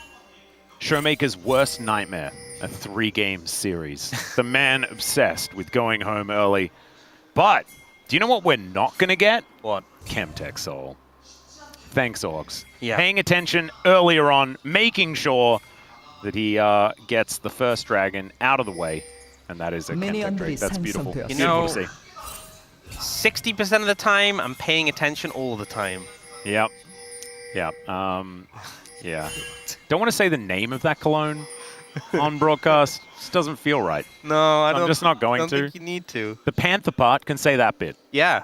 You guys will just have to remember the start. Yeah. Let's go with that. As Viklet wandering back to lane here. As Showmaker looking like a bit of a librarian. Not a huge fan of that skin. You know what? Always I feel a like Pirate Rise guy myself. you look at the minimap. And Oh, this you is see- Wadid's favorite skin, by the way. The one he insta-bought. Oh, yeah, of course. I want to say, you look at the minimap and you see Rise in the bot lane. Yeah. Any other player, you'd be like, well, of course it's Nico. But when it's Beryl, you're like, It's actually a really good point. Yeah. Beryl playing Nico really does add an extra layer, doesn't it? It's like, would he just play Rise support? Yeah, it's a bit weird. I could believe it. No, it is just Nico. But, Do you remember that Overwatch character, the one with the orbs that rotates around them, and Zenyatta. yeah, that one. Yeah. That like character has been coming up in so many things recently. Yeah. It's in the new what was it? The new Superman movie. Oh, yeah. Mr. Fantastic is basically You mean Mr. just Terrific? sorry, yeah, whichever one. I recently watched Fantastic Four as well. Okay. It's all yeah. just like they all mix together. Yeah, Anyway, Mr. Fantastic's Pedro Pascal, but stretchy. yeah. Yeah. He was very stretchy. Yeah. I was told that was CGI, and Pedro Pascal is not actually able to do that. Oh. Which I was disappointed in. That's... Oh. I know. I'm sorry to ruin everyone's immersion there. That really... Yeah, that threw me off. I thought it was like a Stretch Armstrong situation. Yeah, I know. That's what I thought too. I was like, he's real. Couldn't they have gotten... I mean, I love Pedro Pascal, and he's in a lot of things, but couldn't they have gotten someone who could stretch like that? Yeah, they should have actually gotten Stretch Armstrong. I think Yeah. I've got mine back at home. you should have mentioned it. You put them up. It's pretty disappointing. They could have got Zach. Zach's right here. True. In Runeterra, why didn't they just give him a call? Zach's not busy. No one's picking him. Exactly. Oh, man. I think he might be being... I think they're doing reruns in Dragon Ball Z, so he's margin billing Oh. at the moment. Thanks. Because of that chroma. As we've got a little bit of a gank here. Showmaker is just going to, get slowed down momentarily. He's just but is rushing otherwise just to phasing the Russian. Yeah, he's fine. Heading to Moscow. All right. Chiu up in this top side, dealing with a Rel that's turned up. Yeah, it's a good swap, I would say, for the bot lane of BNK FearX to kind of get that bot lane out of the bad situation. But honestly, Shu has been having a pretty good time in the top matchup and is pretty sizably ahead in CS compared to Clear already, which isn't really how you want that matchup to be going. Yeah, Shiu actually just doing the Shiu Ambessa type thing. He is just really good at this champion. I just feel like we have players where there's just specific champions where it's like they're exceptions. You know, no matter how nerfed or weak the champion is, it doesn't really matter. Keen Sante. Yep. Shiwan Bessa. Showmaker gets the phase rush. There's the flash forward! And the Q's enough! Takes down the Ari. I think that was a caster minion hit. What specifically was it? Was it Scorch, maybe? Maybe. It was definitely a delay after the auto. I thought that Showmaker was going to be walking away looking silly, but in the end, it was almost like a gimme, you know? Like in golf. It was Scorch. Oh, confirmed Scorch. I mean, that's even more impressive because he had it calculated somewhere LS is like, that doesn't mean Scorch is good. Although I think he changed his mind on Scorch. That was a very long time ago that he absolutely hated it. You know, things change, right? Yeah. You know, opinions might change because the game changes. It does. It does. Now there's a whole lot more Zenyatas in the world. Yeah, that's what changed. Wishes the game would change quickly so he wouldn't have to be in this situation. Can we change games? Please let me change games. I want to instantly teleport to somewhere else as a plate is going to be taken here. The rail comes on over though, so she behind this turret is not exactly safe. As Clear also just not able to really farm and aiming, collecting plate money, and just being a happy Yunara. Yeah, this is a weird situation because it started off looking really dire for the Renekton. But in the end, I mean, Devil's just free farming. I mean, Clear isn't farming, but he's soaking XP. This is like a 4-man bot. Yeah. And there's an extra fight going on elsewhere as well, as she is just fighting Kellen off to the side. Diablo's by himself in the top lane. Yeah. And that's the big thing, is that DK doesn't have anyone in the top lane. Look, I know junglers have a tendency to pretend top lane doesn't exist. But this is a bit much. Yeah, that doesn't mean it actually doesn't exist. Yeah. Still, a Drake is going to be a big deal. As Raptor also moving on down there. Is actually going to stop it as the Rift Scuttler going to be taken. Raptor moving on in. I mean, the problem is now, eating this. Eventually they had to remember that top lane exists because the wave is pushing out. Yeah. So now they want to do Dragon, but they also have to respond to the fact that top lane is real. But BNK do have someone in the top lane also. So there's that. Aiming will be able to get this cannon as well. But I think they kind of had to give up all that pressure. And also, Clear is now up in terms of farm and XP compared to the Ambassador. We are going to see that replay. Yeah, let's have a look at this again. He's so low in mana as well. Pretty perfect Scorch damage. Oh, man. Honk. Oh, and the emote timing, just gorgeous. As of course, that's automatically what comes up, but it's the perfect emote for the situation. So clutch. And the fact he just got enough mana for Q going into that play. Yeah. Vikla definitely feeling a little rough about that one, being on the receiving end. Ari was 6 HP, and the Scorch finished it off. That's how you make Scorch relevant. It's that extra 6. Sometimes it's make or break. Yeah. It's all right. DK now with about 1,000 gold in the lead based on the early laning phase. And it's interesting because I was like I was like looking down, I was seeing an experience lead for Clear, things like that. But the denial of the money is what's really helped DK out. Not to mention the fact that Lucid has been able to steal away a bunch of camps as well. So Raptor is a little bit further behind. Lee Sin doing work. It's just one of these things where we kind of had that swap come through when both the AD carry and top were ahead for D+, and now Clear has like a full level lead in the matchup. And, you know, this Kai'Sa is still a bit down in terms of gold, but considering how bad the lane matchup is, I think he's doing okay. So really, I'm tracking this Renekton. I said it might just be a Clear has to carry scenario. I want to see what this Croc can do when we get to the fights. Well, you're going to connect there as Beryl. Walking on back towards his top side. The grubs on the minds of BNK. Sheila and Clear fighting aggressively here. There's the crash down as Lucid gets a kickback. Special delivery as Aiming grabs his first kill of the game. And BNK, I don't think they're contesting this now. Yeah, well, firstly, the Croc wasn't there. But also, that really did not go how BNK FRX wanted. And Lucid just slides in with a slick kick, delivers a kill to his AD carry. And, you know, he won the Gold King last week, but might be being set up for it again. Yeah. Back of this one. He looks like he's surfing the tempo vibes, though, right now.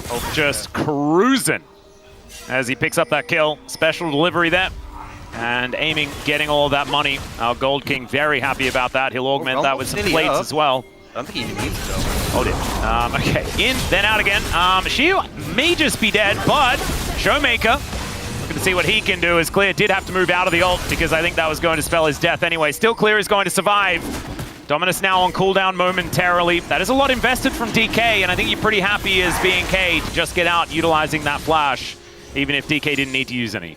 Yeah, a little scary, that Crocodile is, but to be fair, you know, ult flash used, he gets out, but I feel like it's going to be really important to get him in to these fights. This was a little bit unfortunate because the charm was thrown out and misses before the Rel CC. If you wait for the Rel CC, you can layer it a lot easier, but also Kai'Sa's so far away, wasn't even part of the fight. I feel like it was a really bad setup for BNK FairX, and Lucid was just so slick with his execution in comparison. Yeah, really beautifully done. But it's like, this Lee Sin, if you know your Rel is going to go for the flash and commit the Q, charm after that. Yeah. Don't both bank on hitting your skill shots. I feel like the flash and the Q with the Rel is so much easier to hit than just throwing a charm out. Oh, Lucid just stealing it away. That's very frustrating. Still has kick if they do want to disengage. Gets the kick flash though, delivers it over to Showmaker. One more auto would have been enough, but there's the Yunara picking up the kill. The snare connects onto Diablo, has to cleanse and flash. Now Kellen is going in. There are 4 people here, but now the Croc is going to show up. And Lucid dashes on over, but he's so slippery, and BNK, they're just dizzy. They're not handling this well. Look at them huddled under the tower for warmth, trying to get out of this situation. Oh, no. Oh, this is so sad. This is perfect for Nico as well. If only they still had kick. That's like a 4-man knockup. Yeah. Oh, they're bobbing for apples. They're just bobbing for apples right now. Okay, they got one out. They got one safe. Raptor's coming over. Oh, dear. Well, Raptor is going to come on through. There is a Beryl just dead. That was the real one. I was assuming that was definitely a clone because he was just doing nothing, but I think he just knew he was dead. Yeah, but in the meantime, this was just Shibu pushing in the top lane, getting plates for free, getting farm for free. I mean, I think what tells the best part of the story is the fact that the gold lead is only extended from that play, even though Beryl goes down, even though it looks a little bit weird. It is just DK getting everything, as it's another plate in mid as well. 3 grubs, I mean, for DK being utilized so well. The thing that really stood out for me in this play was that grump steal, right? Well, not just that, but so obviously Raptor gets basically eliminated, then Diablo unfortunately also starts to get punished here. But it's when Vikla comes in. Look at Vikla's mana bar after he like ults and then charms. He just has nothing, it's fumes. So like, how is this fight supposed to continue from here? There was just never any angle in, so he like TP'd in to make the play. And it just kind of felt like they were just responding.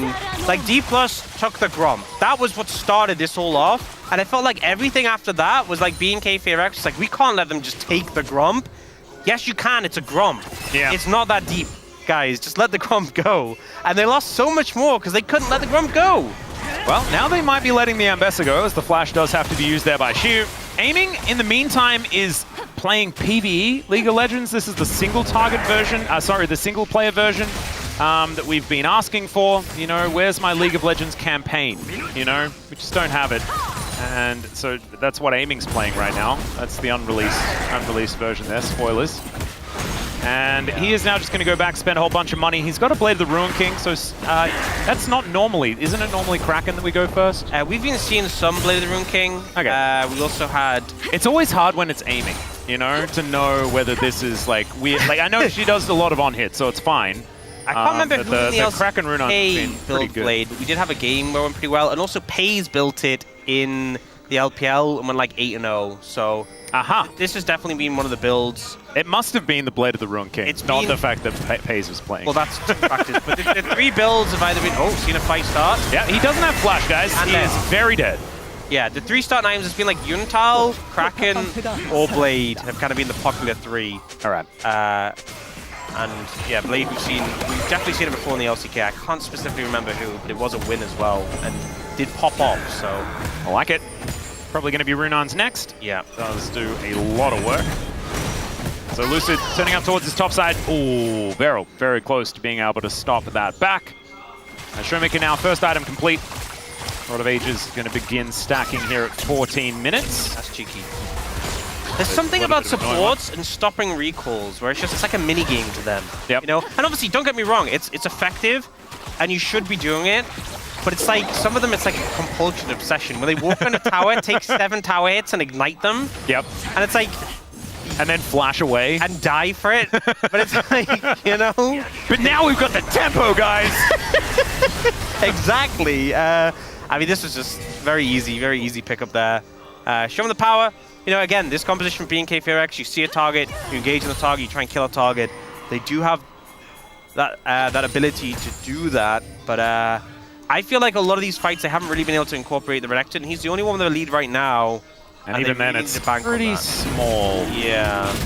As we can see, this next dragon going to be going over to DK. Looks like there's not going to be too much of a contest, especially with Showmaker moving up. And so, Hextech, just one of them going on over. I feel a Cloud Soul. It's got to be, right? Oh, Ocean, not the best. It was raining today quite heavily. It was. Although it was not forecast. Yes. Which you mentioned earlier on. Which... I always do like a day where you have your bird's umbrella. Yeah, and I didn't have it sad today. that you don't have it today. Because it wasn't forecast, so I didn't think to bring it. Well, Chu didn't think to bring his flash to this little play, so he instead decides to outplay it, gets a flash out from Kellen, and if he hadn't have flashed, he was dead. Publicly executed, even though she was alone. Guys, this champ, when he has it, just does more than other people. I'm convinced.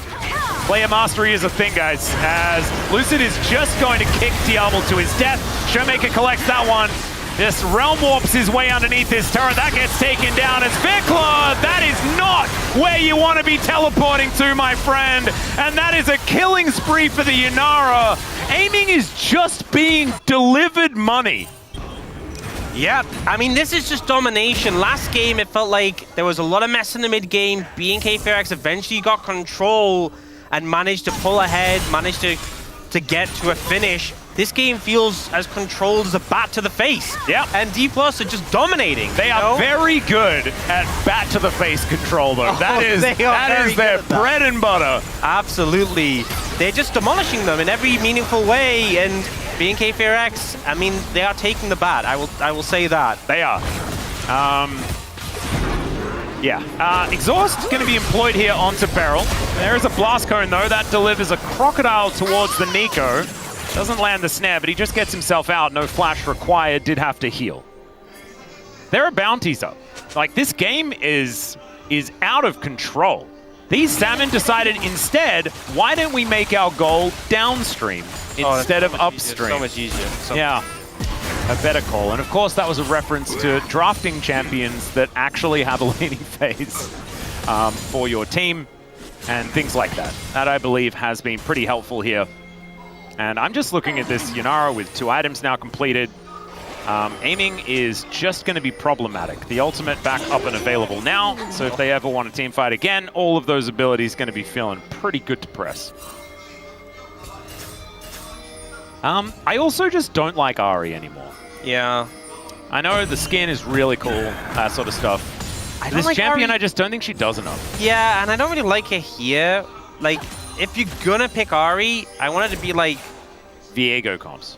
Yeah, and even then, I don't really like Viego either, but it's like deep fearless, I can see the angle for it. But I don't like it here, because you're playing Ahri into, like, Rise, where a lot of the, like, you're just gonna get... There's a lot of CC, just lock you up and explode you. And that's kind of what we've seen happen in this game.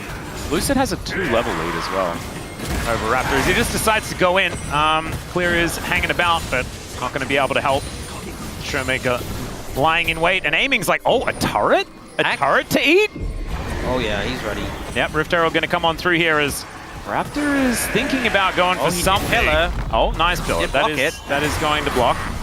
That did deny Aiming money, so you angered him. Yes. See whether they decide to kill Kellen for it. They do not.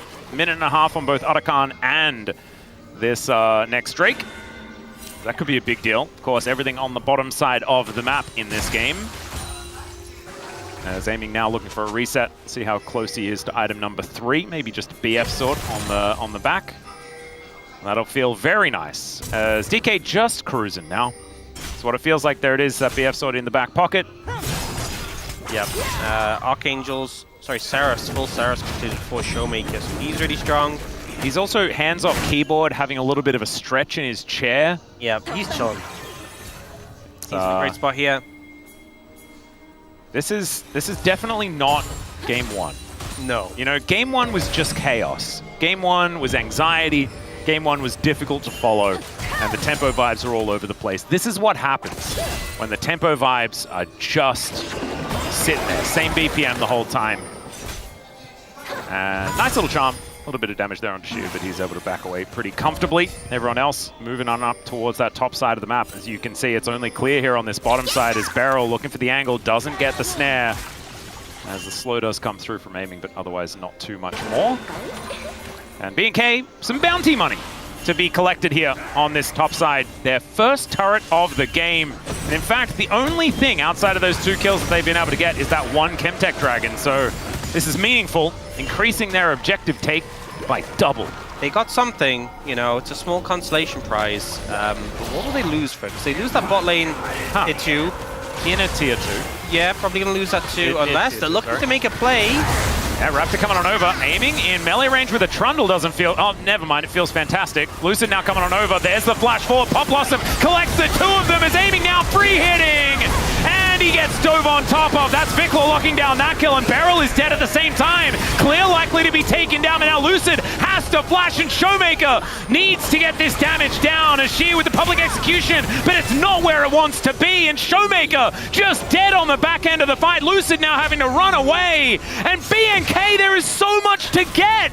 They've got bounty gold, there's an Otacon available. They may have just found their way back into this game. There's the flash charm, and down goes Lucid. Nothing he can do about it. That is a gorgeous little leash into this Otacon play. What a gold swing in favor of B&K Fear Rex. Should be able to get this and the dragon up the back of it. A huge misplay by the bot lane of D+, an overstep that's punished. And this is what this composition does best. You engage, you go forward, you see target, you kill target. And boy, did they see targets. Be able to pick this up as well. Yeah, Beryl not going to be able to steal that one away as Raptor will be able to secure the first Ocean Dragon of the game.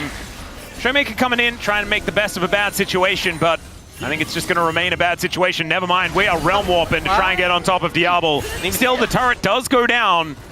DK trying to move this needle back once again in their direction, but it was cresting a 6,000 gold lead. That has now been cut in half. Just a huge overstep for the turret.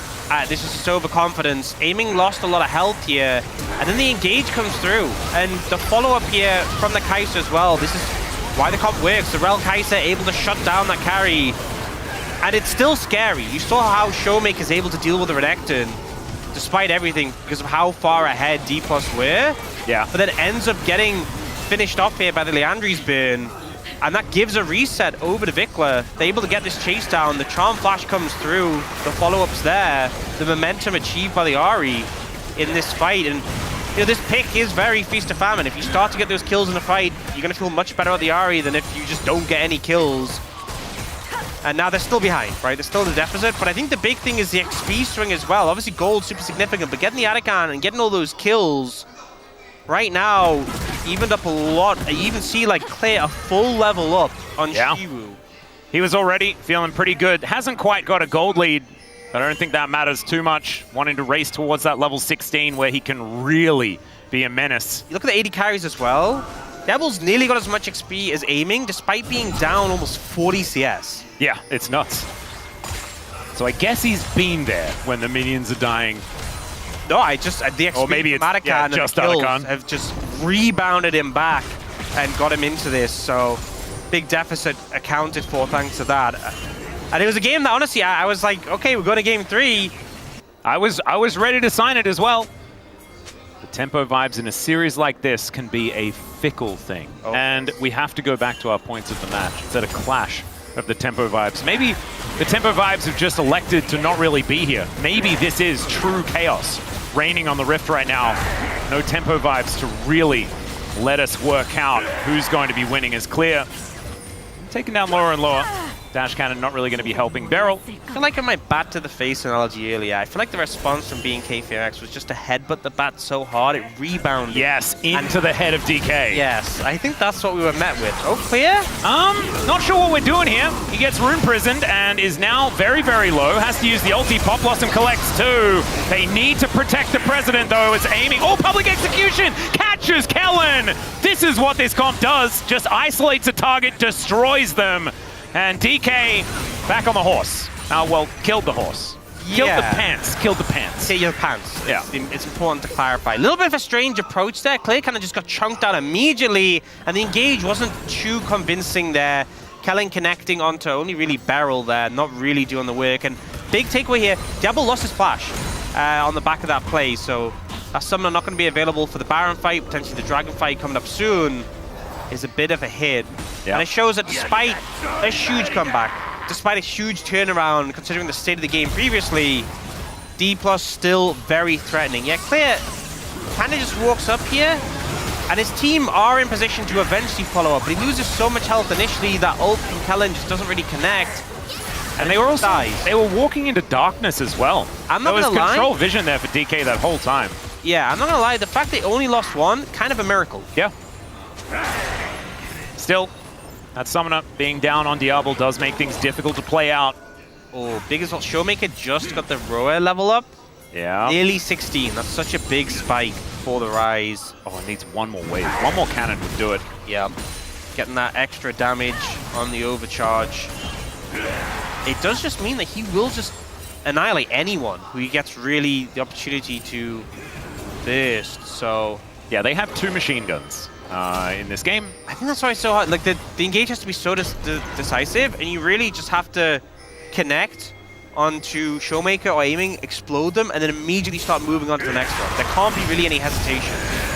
Well, Hugh might be in a little bit of trouble. Does have to flash as Clear is coming in. They had no idea, and just pop goes the Ambassador. Flash Magnustorm comes through as the exhaust is down onto aiming, but it's a fantastic re-engage. Barrel's still likely to fall down, though, and there is the Realm Warp to get them to safety. Still 2 for 1. It is great for B&K. They're running straight to this Baron. Big takeaways. Diablo saved his ult there, didn't go in. Still has it for this following fight, but it's still Showmaker and aiming alive who are very threatening. It's a 3v4. I think they still go for the contest. Nicholas on an angle, but he's been spotted. Yep, they spot him out. Orbit Deception doesn't quite go in here as Lucid. Very scary. There's the flash out of the way of the charm. And Showmaker trying to come on through. There is Clear diving on top of aiming. The pillar goes down. It's beautifully placed. But still, Showmaker is so dangerous. Diablo, Supercharger comes through, and Showmaker is just being kited and destroyed. They get the Baron and they win the fight. So well played by B&K FX. They turn up and have such good target selection. Those big carries, those machine guns that was such a concern they're able to deal with in here. This is just a great angle. The top lane is going for these risky flanks, but Clear outflanks the flanker, finds his slips in, gets the stun, he's just deleted. And then here the engage comes in onto aiming, but they don't overcommit. You know, Diablo could have ulted in, could have secured that kill onto Beryl there, but holds it. You know, makes a decision, says this is fine, and now has it for this scenario, is very patient.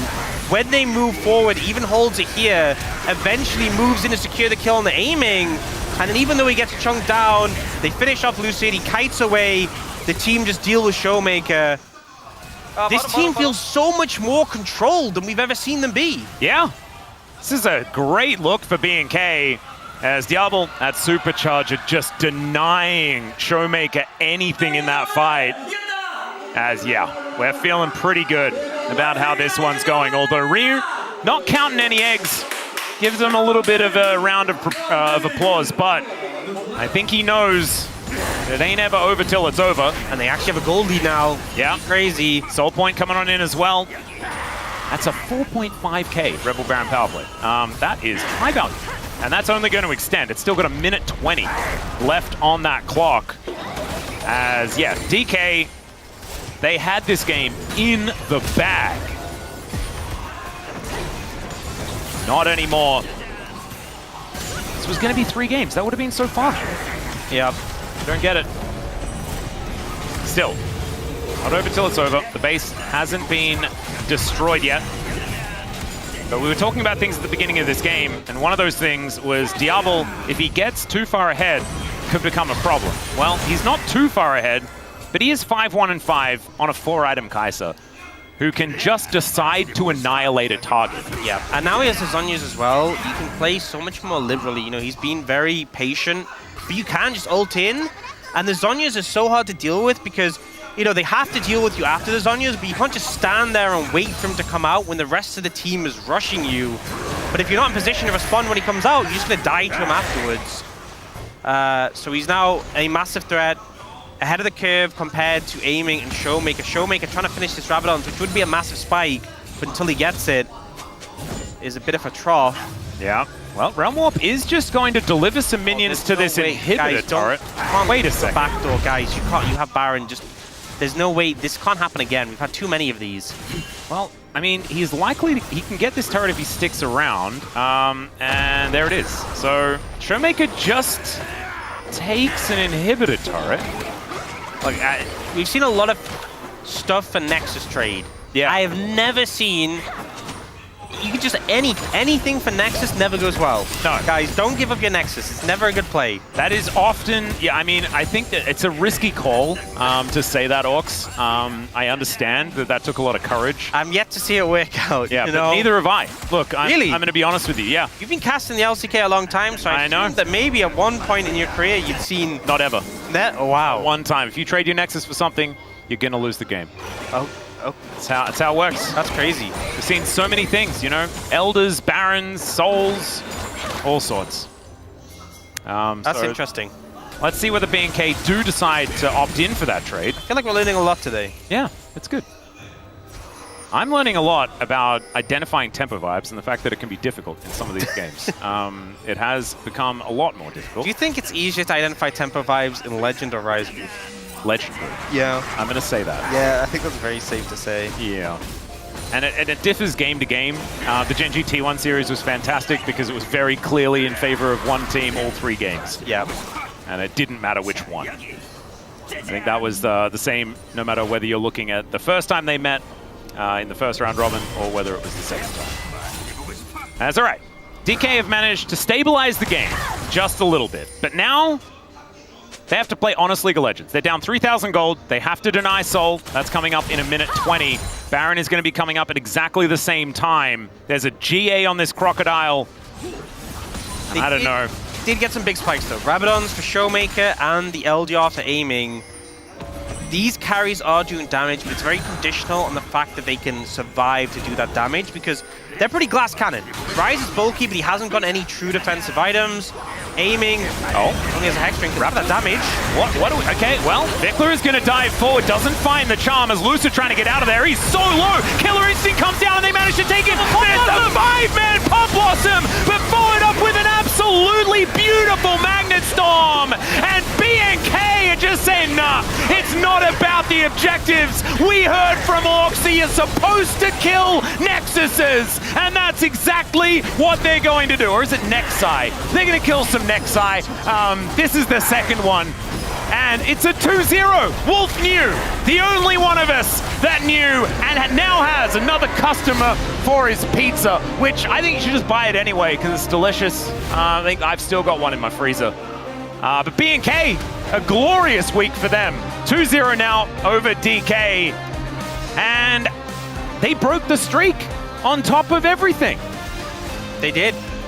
And honestly, I think hugely impressive, especially the second game where it looked like they were kind of cooked for a good portion of it, able to bounce back, able to find the window in. Just some impressive team fighting and a clear focus on what they needed to do as a unit to bounce back in this one. All right. D+, definitely a lot of work to do. We kind of knew that there was going to be a lot of work to do for this squad, but their woes continue here. Vikler having a good time. I think the Ari kind of redeemed itself towards the end of that game. You know what it was? It What was was the Castakiz, because you started talking about how I you know. like Ari. Well, I still don't like it, but it worked here in this composition. And honestly, maybe she just has a much better catching glove, you know? Yeah. Because if the game is thrown, she's very good at collecting it. And Kellen hits his milestone today and then augments that with a 2-0 victory over first in the group.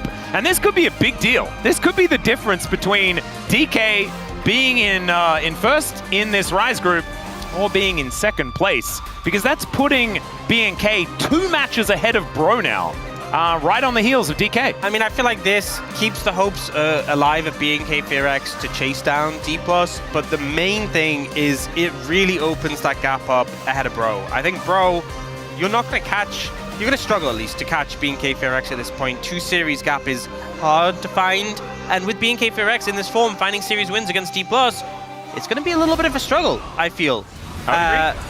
Yeah, I think started off rough. I think some of the setups early on, especially when you have CC's layer, wasn't executed well. This was all for a Gromp. Very unnecessary, I feel.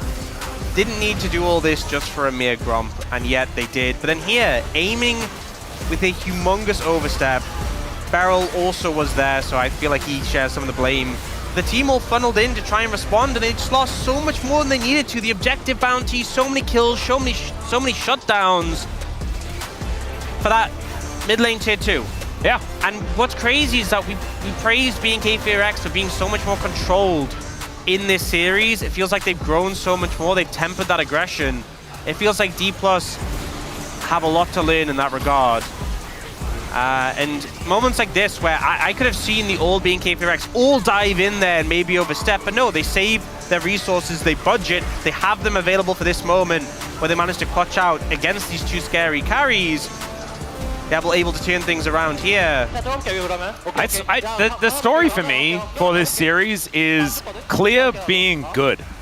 Yeah. Because he has been a big problem point here for BNK, but in this series especially, we're seeing that Clear that we saw in Challenger. That Pop Blossom, pretty cool. Shout out to that one. But honestly, it didn't matter at all. The BNK C target, kill target had already happened before that ult went off. So DK, nothing to offer back. And you can see Vikla very happy with how things are going, even a wry smirk on Clear's face. And I think the POM is pretty clear in this game. Honestly, it's pretty clear. I know you think it's pretty clear. Oh, it's very clear. Okay. I think if you vote wrong, it could not be clear. But I think if you see through the haze, that means it's clear. You know? Okay. That's what I'm thinking. Okay. As, yeah. You know what your vote would be if you got the vote. Yeah, but I don't. I have got one. No, I voted twice this year. Yeah? Yeah, it was great. Yeah. I think I'm like 50-50 at this point in time. As Clear is going to get it, as I said, seeing through the haze, and then you see the Clear.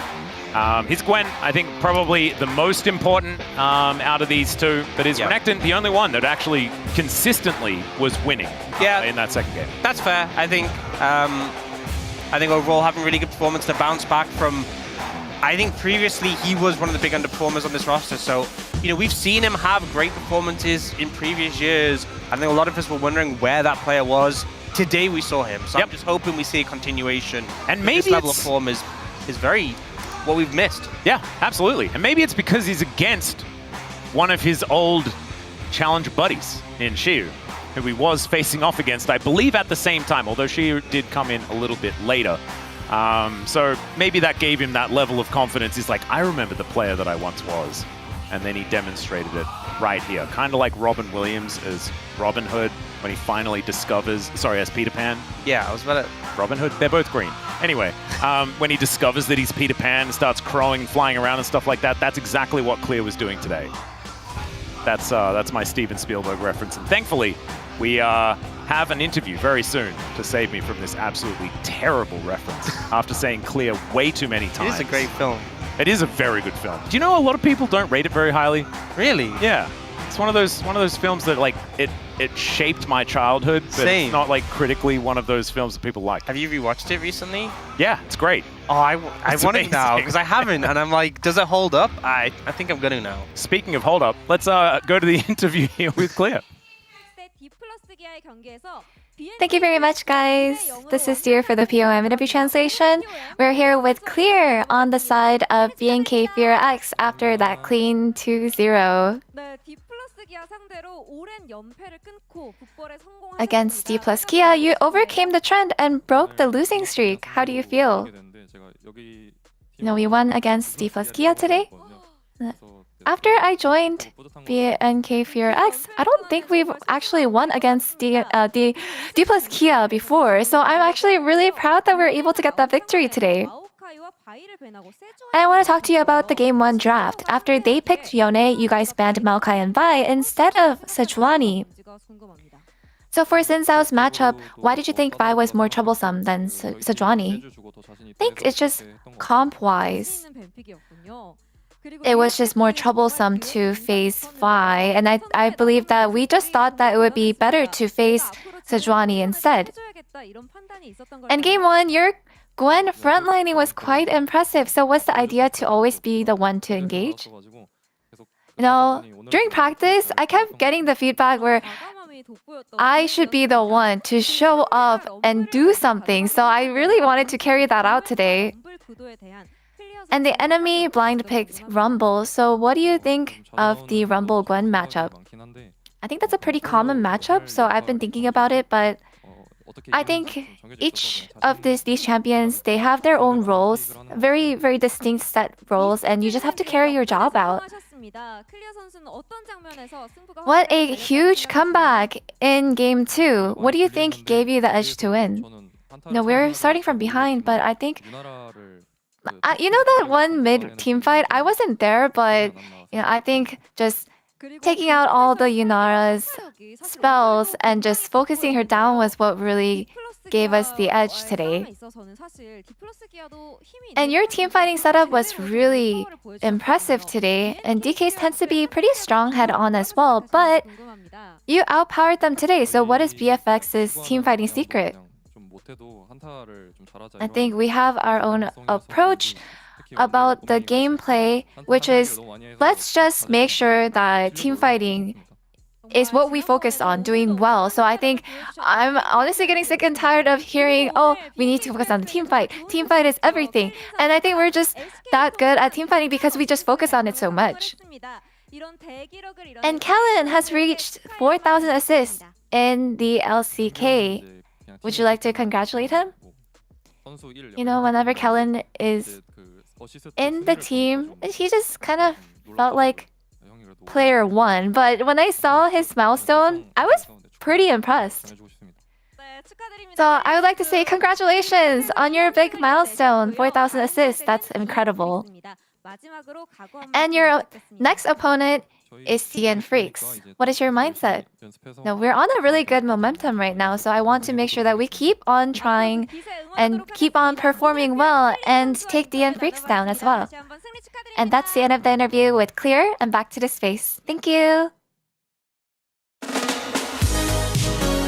Thank you, dear, as always, for that awesome translation. Great to hear from Clear, who also had a fantastic series this time around. And one guy just gets it. Is he the prophet? Is he the GOAT?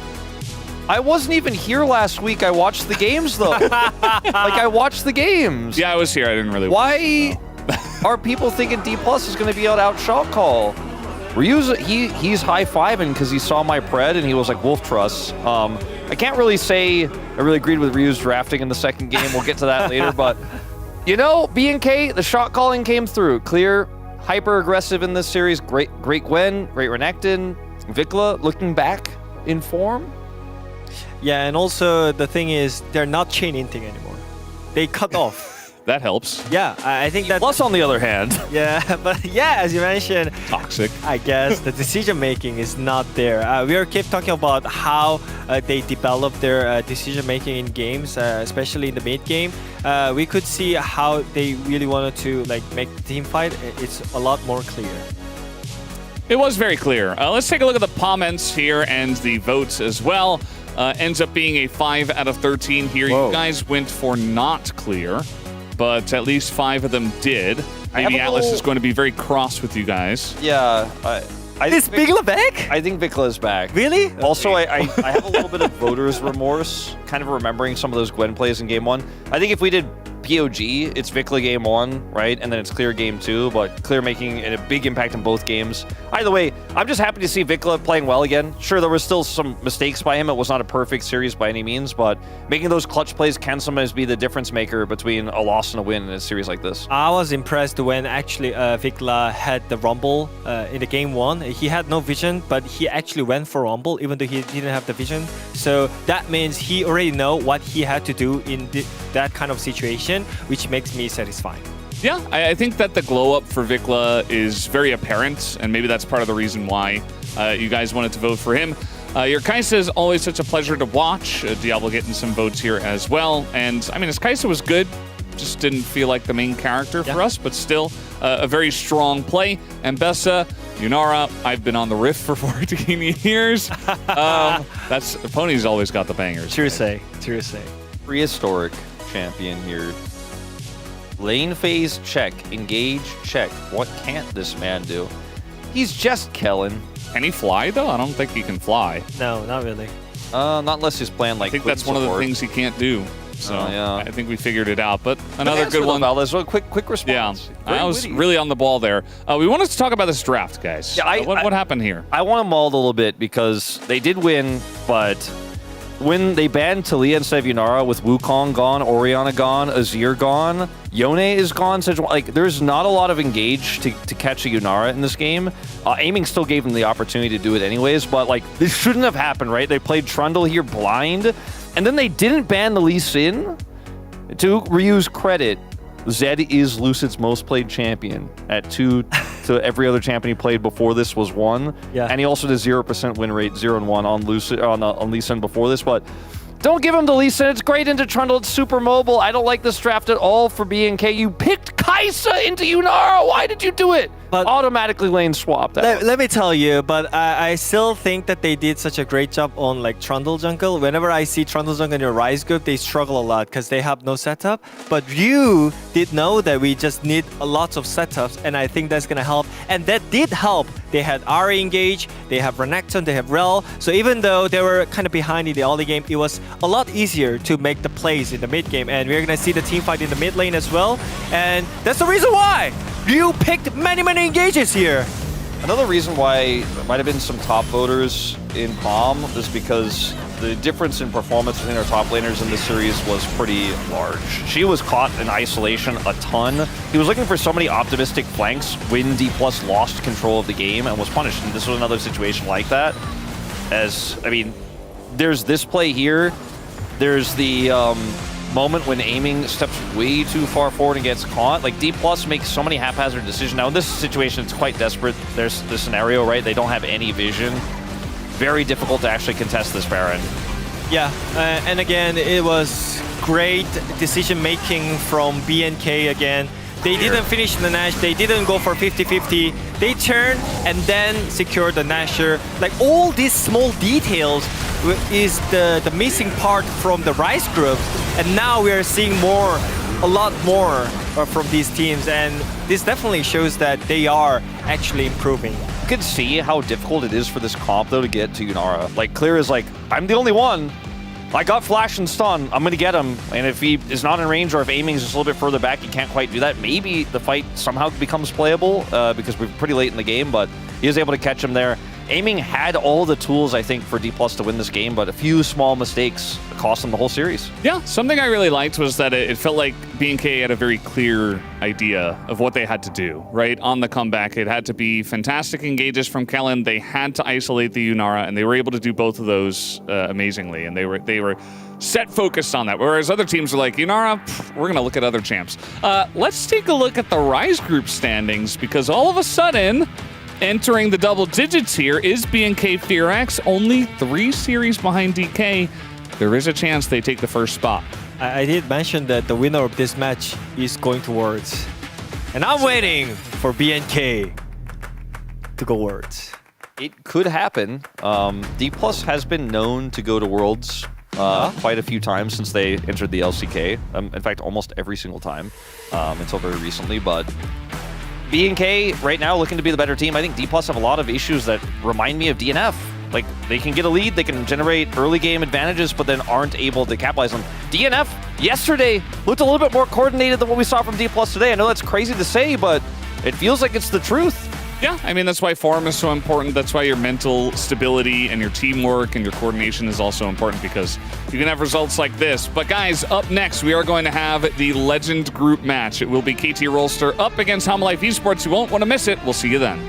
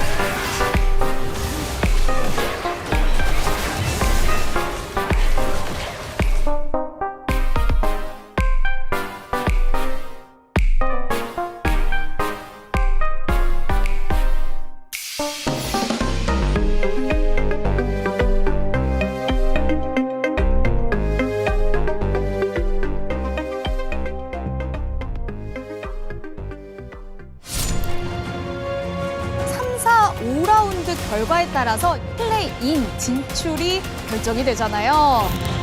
그렇다면 그 안에서 서로를 잡아먹으면서 몸을 키워야죠. 테디도 복귀한 이후로 매판 너무 잘해주고 있어요. 은맨이 멈출 기세가 아니에요. 지대! 여기서 살아남기 위해 오늘도 열심히 싸우는 그 팀들이 있어요. Doesn't kill me, makes me stronger.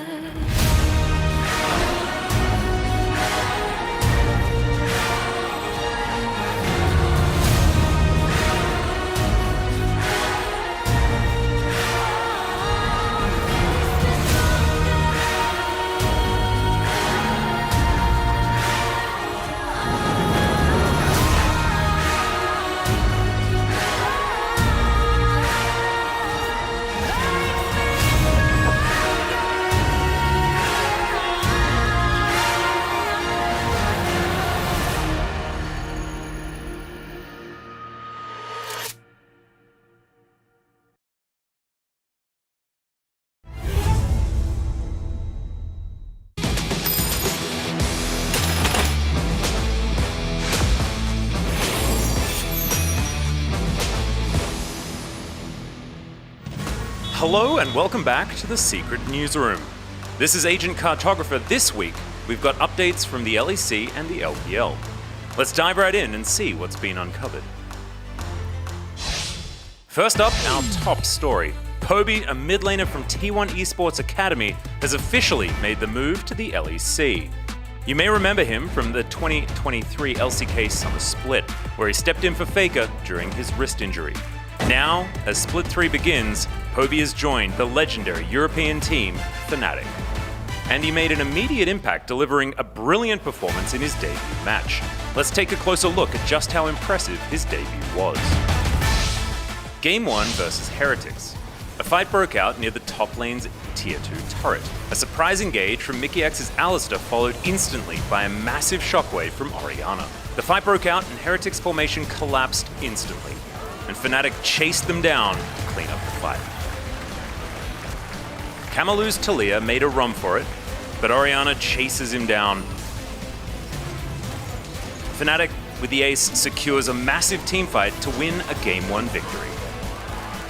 Despite a setback in Game 2, Fnatic closed out the series in Game 3, with Poby delivering a solid performance in his LEC debut. 2 days later, with a clean 2-0 victory over SK Gaming, Fnatic sent a strong message that their comeback might be underway.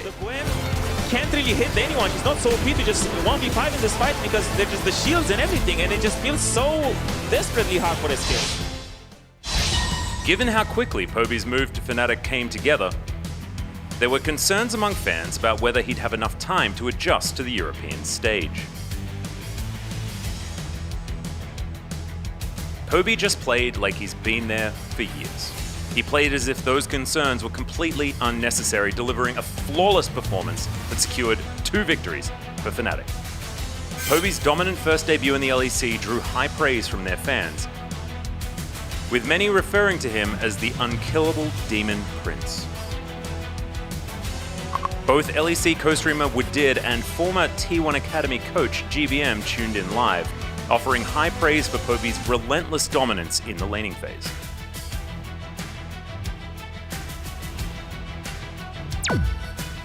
It's always a point of pride to see a talented LCK player succeed in other regions, but at the same time, there's a lingering concern.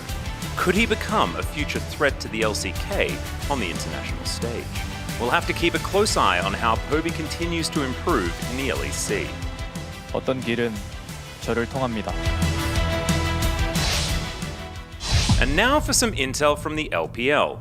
Anyone's Legend, the team that threatened the LCK at MSI, is reportedly starting to show signs of struggle. After suffering losses to BLG, Weibo Gaming, Top Esports and IG, the AL we saw at MSI is nowhere to be found. Their shaky start to Split 3 raises a bigger question. What's really going on within the team? Head coach Tabe, once hailed as a mastermind for his brilliant draft strategies at international events, was credited with leading AL to challenge the LCK. However, in recent matches, several of AL's drafts have been called into question. What really caught everyone's attention was the Game 3 draft against TES. With Ryze, Ezreal and Karma locked in, AL's comp was already heavily towards AP damage.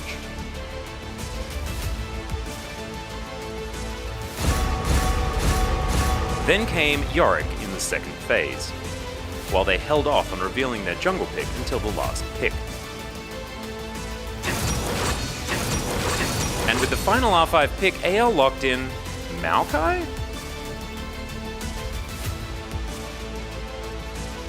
A surprising end to a draft that didn't quite reflect Tabe's trademark philosophy, and with that, the game began. Just as many anticipated, every TES player picked up Merc Treads, reading Tabe's draft perfectly and dismantling AL's vulnerable comp with ease. Tarzan looked for the Baron steal with Maokai, but it didn't go his way. Right then, Cream's Aurora saw the opening and popped the ult, going for the cleanup. TES saw the opening immediately, chasing down AL with perfect coordination. Hope's Ezreal was the first to fall during TS's relentless chase, followed by Shanks on Ryze. Left isolated, Blandre's Yorick was taken down as well, resulting in a clean teamfight win for TES and a crushing loss for AL. Tabe's trademark drafts haven't been the same, and AL's slump began right after the start of Split 3. Can he bounce back and get his team back on track? With Worlds on the horizon, the clock is ticking. Can he bring it back before Worlds?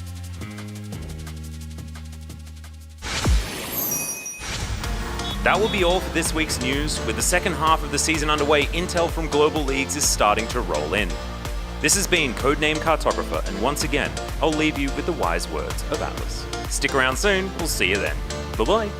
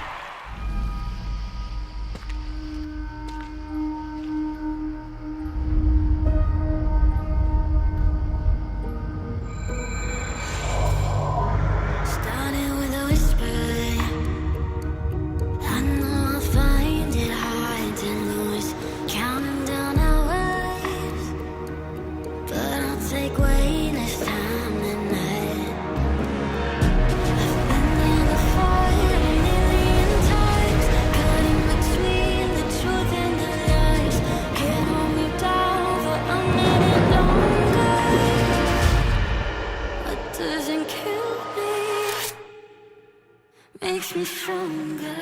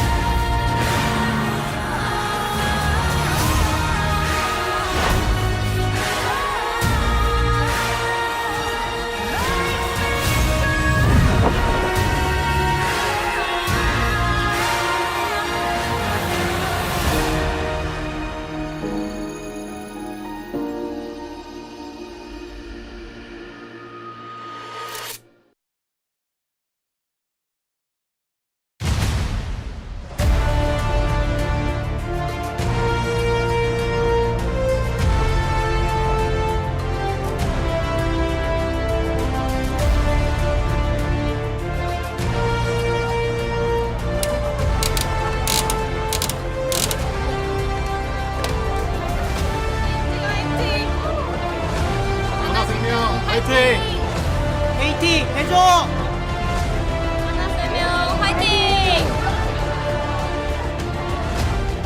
Welcome back, ladies and gentlemen, to LCK 2025. I'm Atlas, joined by Orcs once again as we are ready to get legendary, baby. That's what we're trying to do here, as it is Legend Group time. KT taking on HLE. KT having some struggles. The roller coaster is certainly on the downward ebb. We have yet to get to that bit where it starts going up again. We are well and truly on the ride, and we have hit the bottom rung. Momentum is going downhill. Let's just say that. Let's have a look at the standings here. As you can see, 11-11, that equilibrium that we like to talk about with KT is sitting at a -2 as far as the game score. They are due a victory, if ever I've seen one. You know what? I think this is where KT want to be. And look, before you call me crazy... You're crazy. They're not below the line, right? Yeah. They're not in Nongshim's position. The expectations are low, and they have 3 strong teams above them who they are ready to upset, right? Isn't this where they're strongest, right? Because I feel like if you're thinking of them, if you're looking on them favorably, we know that they're going to crumble. If you're in this position, this is where they're going to find an upset. We know what's going to happen, Max. That is true. You know what's going to come. It's basically whenever you're expecting KT to be terrible, they remind you that they're great sometimes. You're telling me that KT are going to play Genji, HLE, T1 each 3 times and not bring out a crazy upset at some point? I don't believe it. I just do not believe it. Well, we're going to see KT looking to crack the top 3. That's going to be a difficulty here. First encounter on a new patch is, of course, also quite interesting. Our goal is to climb even higher as HLE remaining hungry, and it has been a top 2 affair here in the LCK, as T1 and Genji have been by far the best in the Legend Group. HLE been kind of stumbling here as KT. This was unexpected. Wei returning, Peter taking a little bit of a step back. We already saw him in Challenger this week. This is information that has been known. I don't know what to expect.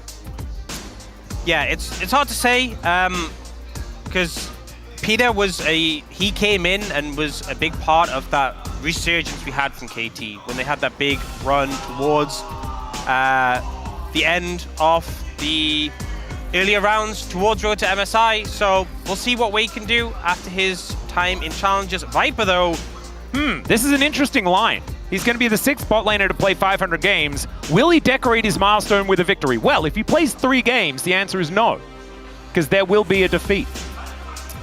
But there'll be a series victory. But I feel like there's a good chance he could just finish on 499. I think that might be the case if KT can't turn things around. And that guy walking out first, I think eyes are going to be glued to him. Perfect has not been living up to his name so far here in this particular round robin and the one prior. After we got back from MSI, he's sort of been a shadow of his former self. We haven't seen that little smirk, you know, his little celebration that he was doing, feeling like he was finding some confidence. That confidence has since evaporated. And I think that eyes are going to be glued to him to see whether he can go, you know, decently well here in this particular match. And typically, I would say this is one of the harder matchups going up against Zeus, but for a long time, it really hasn't been. I feel like the Zeus of the LCK Cup, the Zeus of the past few years, who has been a menace in lane and just chokes you out, really hasn't been showing up. So, you know, potentially an opportunity for Perfect to have a good matchup into one of the most typically threatening top laners of the LCK, who recently it feels like his teeth have been a bit dulled. Yes, I would agree. Zeka versus BDD. This is one that should theoretically, in a lot of people's mind, be pretty KT favored, as BDD has kind of been the lone guy doing stuff for this team. It's not necessarily represented in the stats, as you can see here, but also a lot of people have been pretty down on Zeka at the moment, myself included. I don't think he's necessarily that world championship form that we have seen him on in the past. Certainly was in first stand and earlier on this year when there was a bit of hype around HLE. Since then has kind of fallen off a little bit as we're getting that slow zoom onto Perfect. And this time, Perfect isn't looking like the epitomization of depression, which is what was happening last time around. Yeah, Cuz always just looks kind of cheery. Oh, absolutely. You know, just always chill. This is the rule for KT, and I stated this last time around, and that was like, just put Cuz on camera. It doesn't matter when it is. Just always put Cuz on, and then no one's going to be sad, because he'll always just be grinning a bit. You know, DNF needed Cuz. They used to have a Cuz, yeah. right? Yeah. He could have just had him just like, yeah, things are going great. And they should never have had a Cuz. Like, Kwangdong should never have had a Cuz. Yeah. Like, it didn't make any sense. That a thing? But maybe that's just because, like, even like his agency are also just like, who cares, man? It'll be fine in the end. Maybe that's just the Cuz way of life, and it's infectious. It gets to everyone that's around him, and so they just waited a little bit too long, and he didn't exactly get on the best team. Maybe it's something like that. I'm not entirely sure, but Cuz has been doing pretty well here on KT some of the time. And that is just about as KT as it can get. I think most people are going to be wondering what Wei is going to do. But yeah, the rest of the map also needs to come together. Yeah, I feel like sometimes when things are going wrong, having a player who just brings the good vibes really helps a lot. I also feel like when things are going wrong, having a player who just brings great gameplay helps a lot. And that's really what Viper's been doing. Yeah. HLE.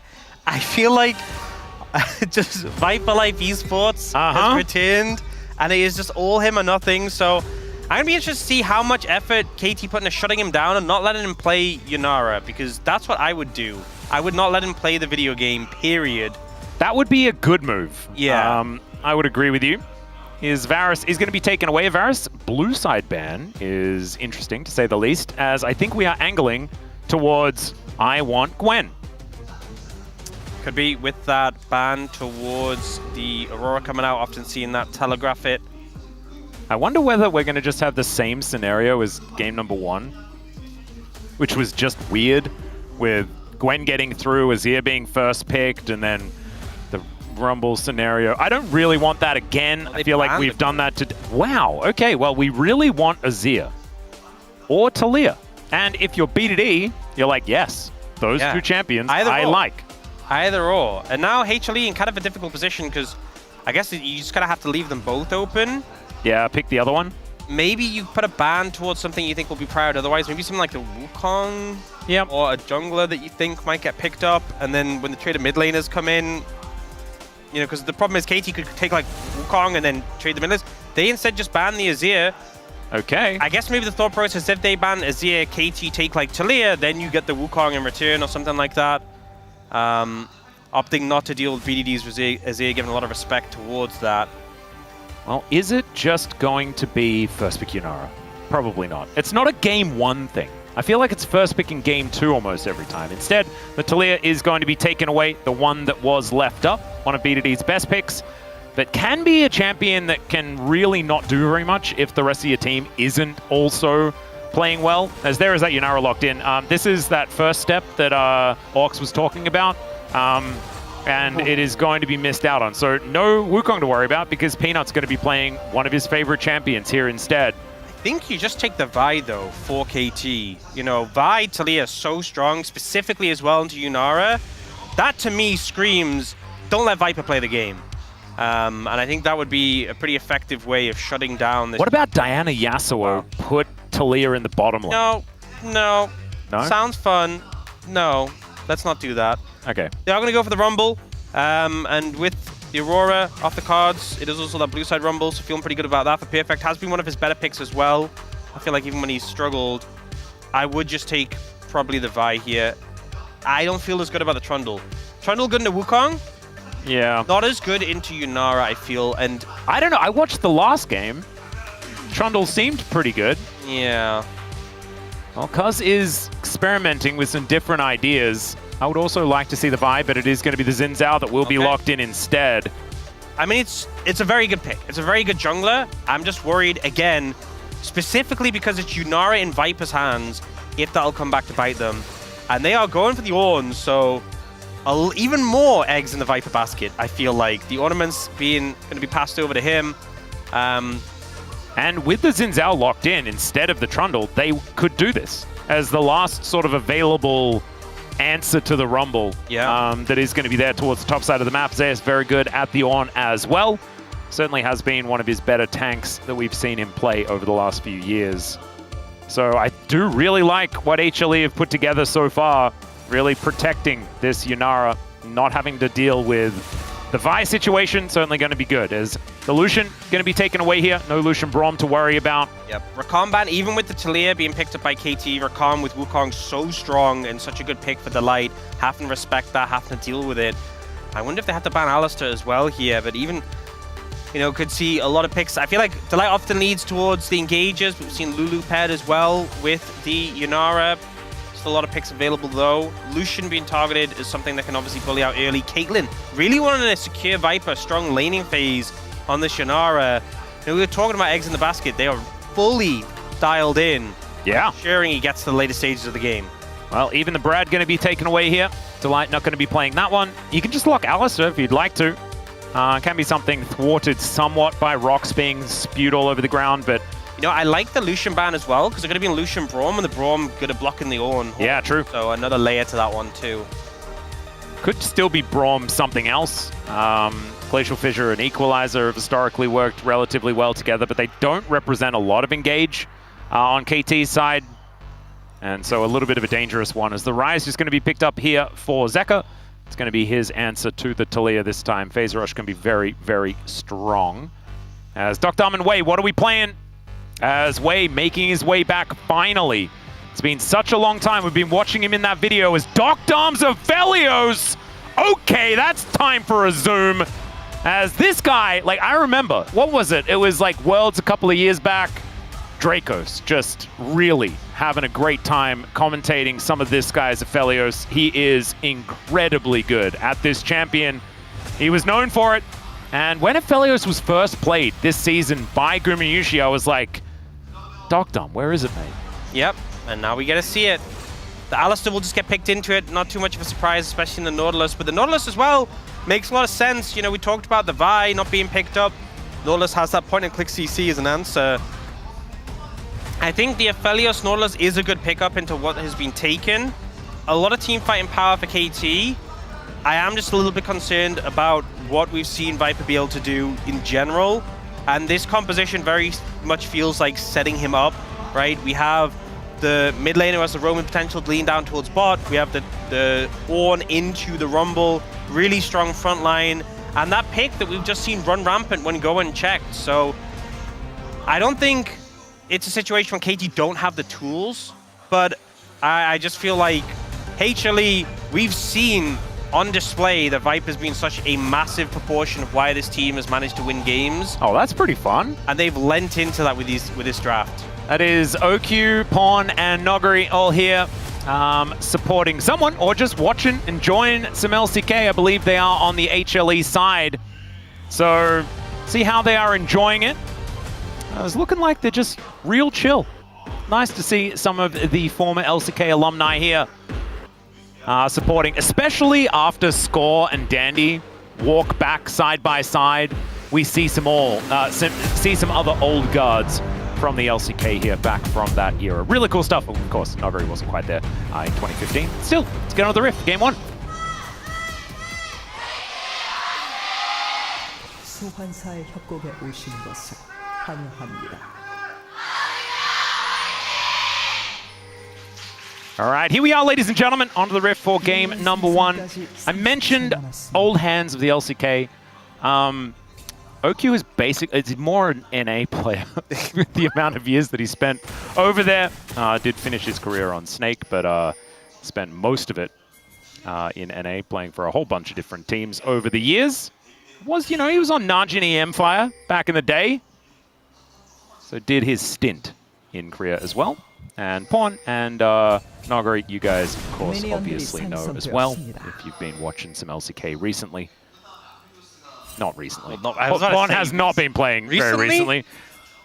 Yeah. But it was one of the most fun times when a lot of our players came back from China. As I'm just going to have to hold that thought, because Zeker is going to have to flash here at level 1.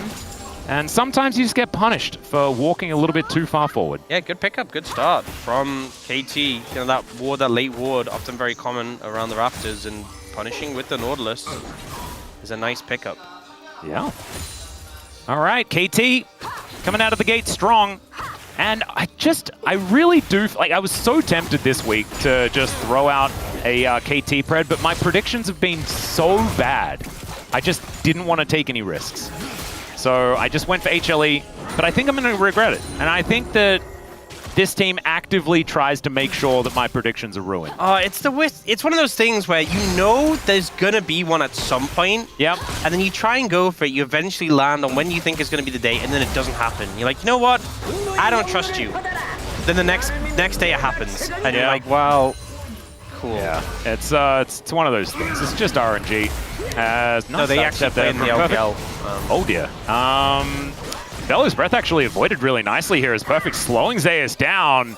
Doesn't have that Flame Spitter back. But playing out this matchup quite well. But on the edge here for both of these top laners. Blue side Rumble. Yeah, man, this champion really just does some damage. Oh. Okay. Zeus just going to have to searingly charge his way away. It never feels good when you're forced to recall on Ornn. You just kind of, you're hoping just to chill in lane and build your items and never go back. But forced to TP already. I imagine Boris is like, who are you, when he turns up. As Delight going to be able to headbutt way back.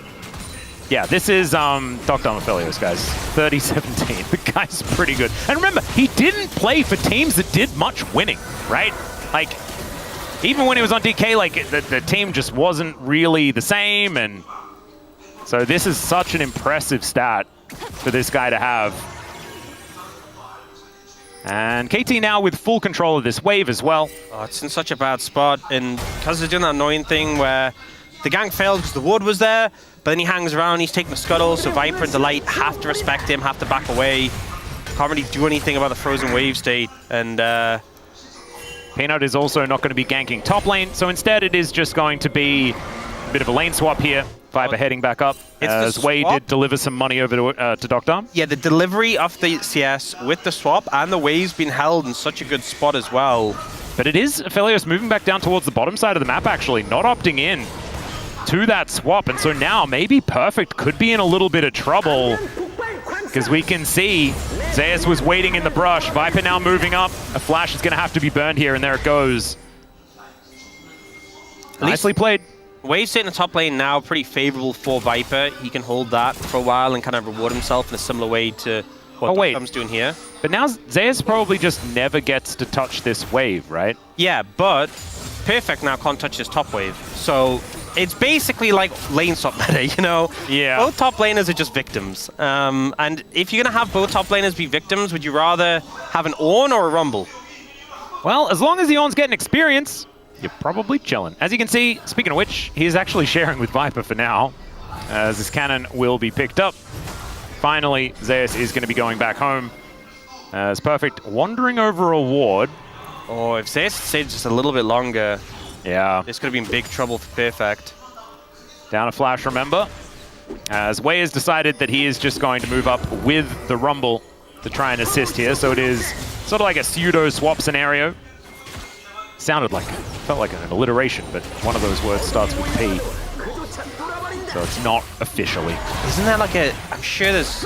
Oh, well, that's a flash to come on forward. Wei, really good use of the passive there to stop that headbutt from moving perfect back. Still has to use the flash, though, respecting Peanut, making his way over. Only level 5, but still dangerous. I'm sure there's a word for when it's not actually alliteration, but it sounds like alliteration. Alliter-homification. I'm sure there's an actual word for it. I'm sure there is. Yeah, maybe it's still an alliteration. No, it isn't. I'm sure there's a specific word for when it sounds like it. It's Chat, a thing. Is it a thing? Let us know. Viper is taking a little bit of damage here. That is going to be because securing the dragon. Peanut still just milling about on this top side. Resets coming through everywhere here for KT, who have been doing very well, honestly, so far in this game. Doesn't mean we're really going to jump to any conclusions or say anything about how this game is going to go, but still, so far, so good. They haven't lost the game yet, which, you know... The Nexus is alive! Promising start. Dr. did get a large amount of XP from when he was on the bot side, a lot of amount of gold, but it feels like Viper has managed to catch up a decent amount. This wave is pushing in, though. Dr. will be able to soak that up, and will, I think, approach on level 6 on the back of this. So a big spike for the Aphelios. Yep, sitting on Infernum Crescendum right now. Not exactly optimal guns if they do want to go for any fights. A lot of freezing so far in this game, and a lot of decisions around these swappings. It feels like Viper's just kind of been avoiding the 2v2, which makes a lot of sense. Yep.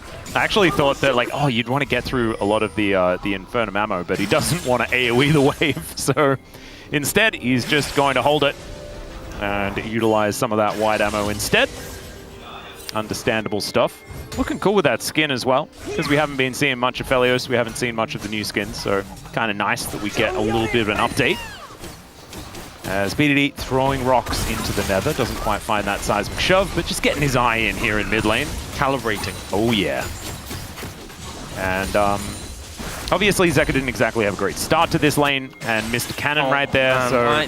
our key player matchup, Orcs, our key, it's a disaster. Oh man. That was such an own goal as well, such an unforced error, just right there.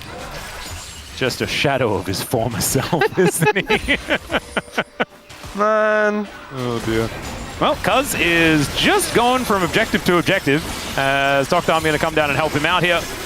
He's got a bunch of these chakrams built up.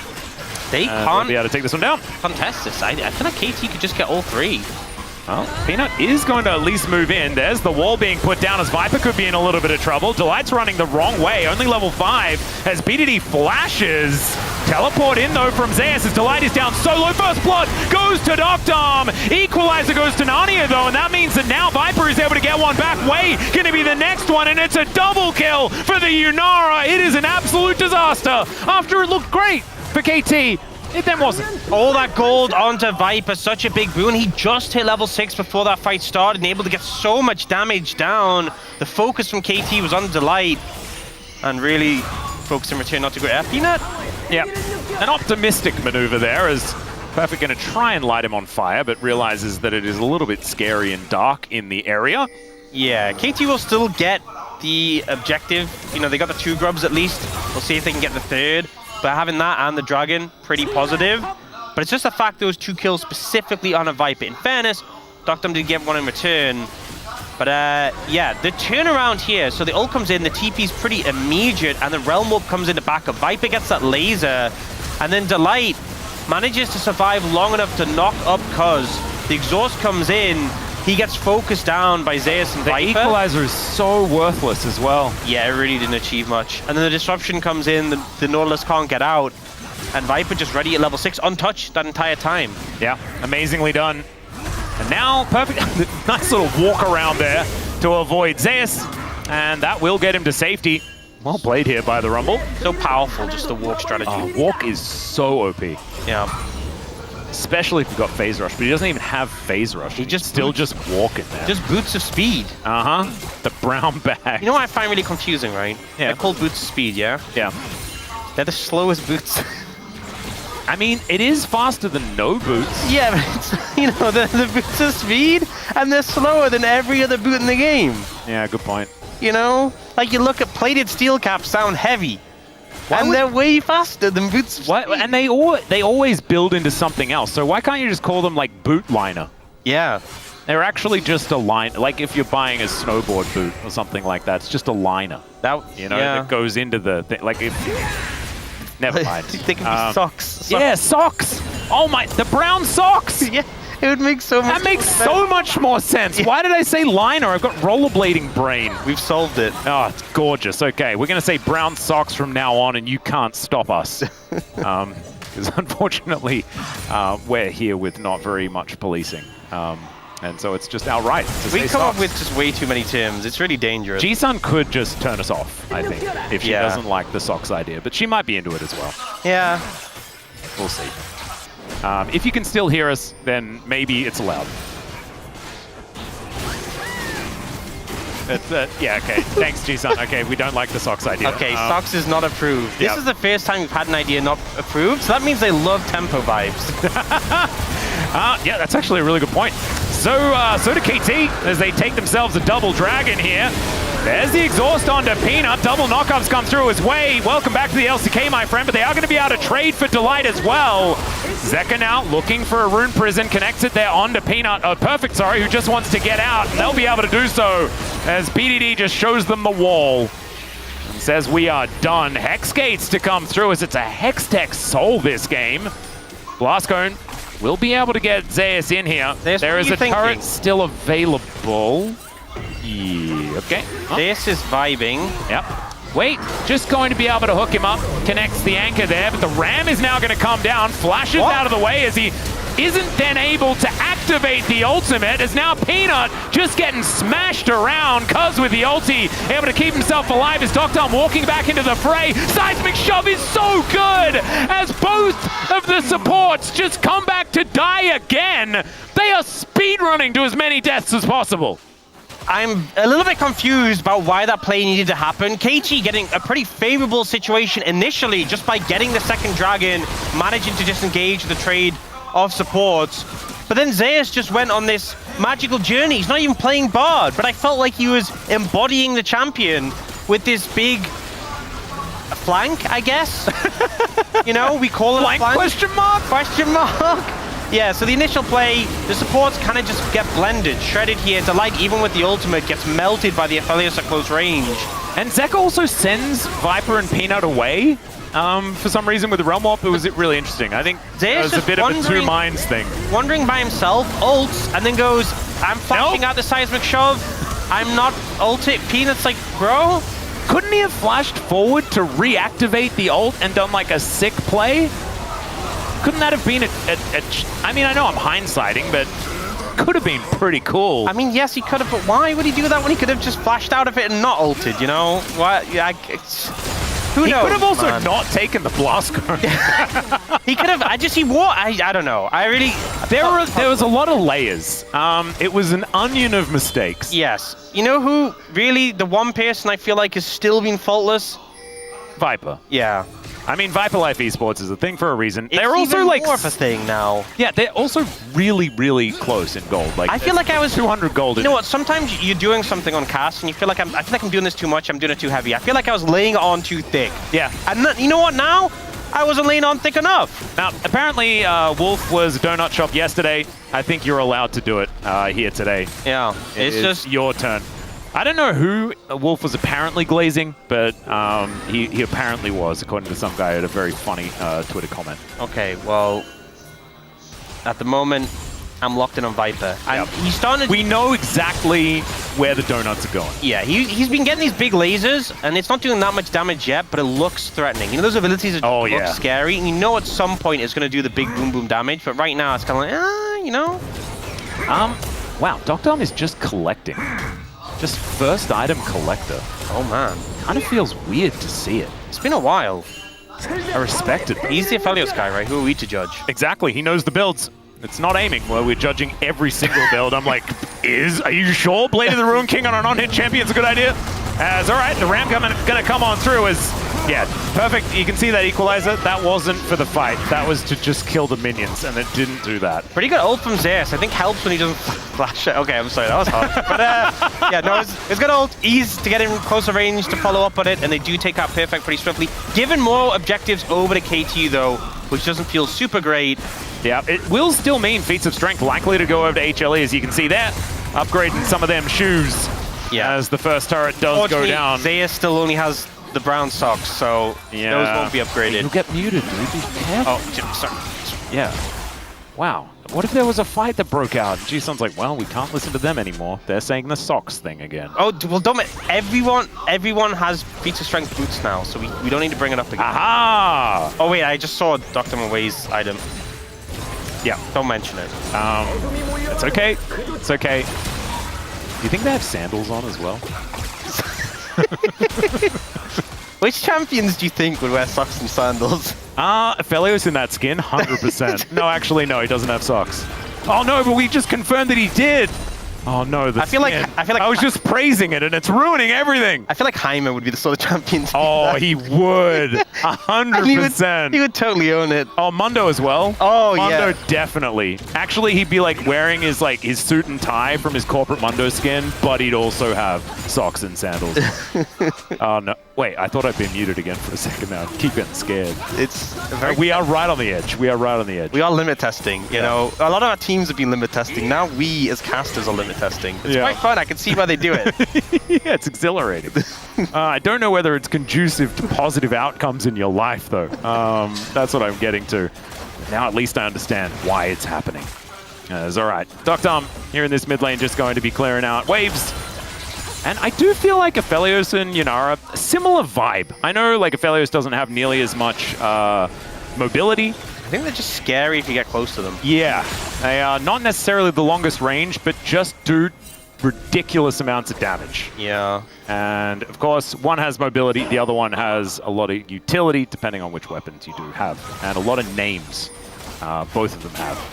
Of course, Viper has double names, because when you press your ultimate, all of your buttons are called different stuff. Do you have Viper closed in on level 11? Dragon's already up though. It is big if you get the level up because it upgrades your laser damage. And he doesn't have that yet. The Dragon's being started. They're going to have to set up for a fight. I mean, Peanut's flanking. This is double Dragon. The KT has. So this will be sole point as the Ram's going to come down. That's a single knock-up. And Zeus is just in amongst it. They're looking to try and take down Doctom, but he is able to stay alive and perfect. Takes out Zeka. Peanut is spinning for some reason. And now the wall comes down. Peanut with that clone, and BDD knows exactly what's going on. He's read him like a book, of course, from the King Zone days. Knows exactly what he's doing. Looking for resets here because Doctom and Wei are so low. I don't think they'll be able to continue on the Dragon here. So a very shelly fight. Yeah, Shelly will just go down. This fight felt so crazy because Zeus ended up in this super deep position. And this was a scenario where if Peanut was where Zeka was, this would be phenomenal. Yeah. This would just be so winning, but it's like Rise in the middle of 3, and he just dies. But if Peanut was there, oh my god, what a fight that would have, but he wasn't. And also, Wei just kind of like wandered off. Yeah. Oh, it's very strange. Well, 2 items done here for Viper. That's certainly good news. Doctom still chasing after his Infinity Edge for item number 2. Of course, a lot more expensive. Yeah, he's gone the pricey build. But yeah, so some pretty manic things happening. Doctom's summoner's down, BDD cuz their summoner's down as well. A lot bit in that last scrap. Dragon's still up and available, and it's third on a Hextech Soul for KT. So HLE need to make a headway in right now. KT have control of the area. Oh, this is round 2. Let's see who's going to be able to come out on top in this rally. Still a lot of ults not up, especially Zeus' ult not up. Cyclone coming up soon. Yeah, not a lot of flashes as well. It's only the bottom lane for HLE that do have their flashes available. And Perfect does have his Wake and Run Fast with his Ghost, but doesn't have access to Flash because that is on cooldown also. Now River Control going to be picked up here by HLE as they clear out the mid-wave. KT are taking this bot tower. And I think the minions should be able to get it, but they gave up so much space around the Dragon as a result. Yeah. So the Drake is going to get started up here. It's just one lone Dragon. As we were thinking about a Hex Gate option, as KT not going to be able to get Cuz in there, and they lose the Dragon here as the fight likely split up. As Delight, you could see it, he really wanted to turn. But instead, HLE, they'll take their prize and they will back away. Slight gold advantage if HLE 2 off the back end of this one with those extra kills that they've been able to pick up. Man, this game is so close. It's kind of nutty. I think KT going for that bot push to get the tower, I don't think it was really that worth it given how much position they gave up on the Dragon. Because I think HLE really were kind of faced with a difficult situation pushing their way in, and they gave a lot of space. Yes, they got the bot tower, but I just don't think it's that meaningful in comparison, and it was so low. Yeah, I do think with the fact that Docdom doesn't have his IE yet, and they had 2 items on the Yunara, so maybe it was more of like an identification of the fact that this team is stronger at maybe this time or something like that. It could have been like an opt-out decision. It's hard to say. Either way, they didn't need that Dragon. It would have felt great to get it, but they are obviously in the position where with 2 in the bag already, not the end of the world if it goes. Well, Viper is throwing orbs. And that is not going to be a start on the Otacon. As the push in is going to continue here. Docdom does have some long-range weapons with that Calibrum employed. But HLE wrapping around, looking for some angles, and Perfect kind of out in no man's land, a dangerous place to be. KT making a considered effort for this mid-tier 1. Yeah, Viper's just pushing bot. You know, they're trying to lean towards Sadakan, but they might end up losing their mid-tier 1 in return. It's really hard to defend here. I think this is gone. Yep, that is just going to be taken down. 3 grubs there for KT as well, but Otacon might be the trade. This is going to take a long time to go down, but Zeka can realm warp over if he is caught out. Still, Perfect going to be moving in. They do get the information that this Otacon is going to be taken.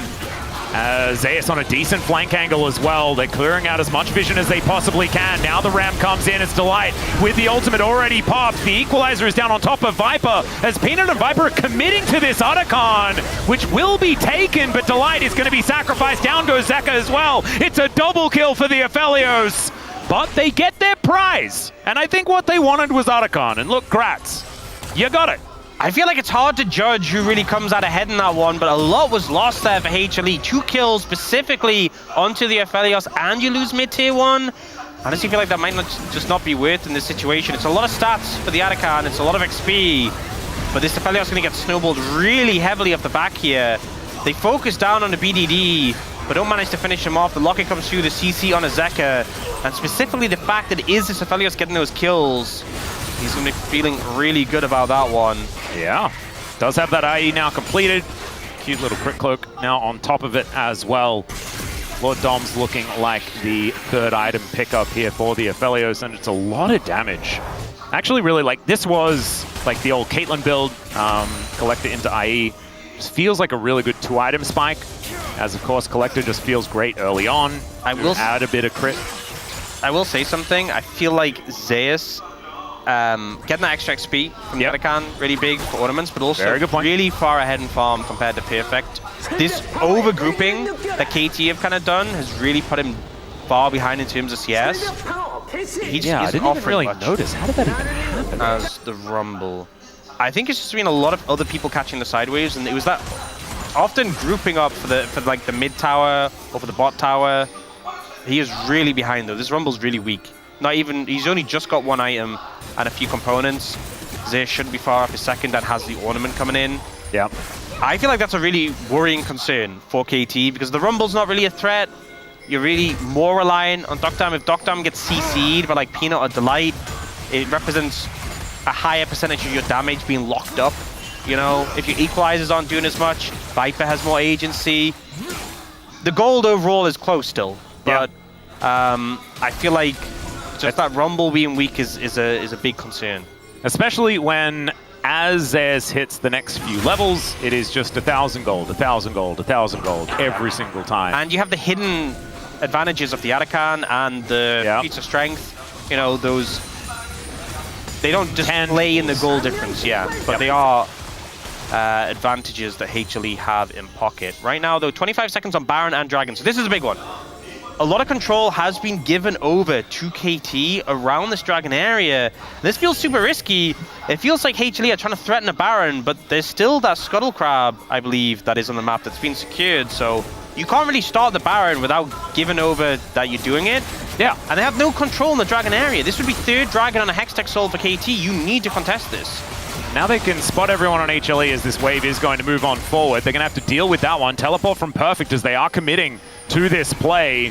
The rest of HLE have grouped up. This Dragon's gone. They are just now going to look to move over towards this Baron to try and trade it, but it's way too slow.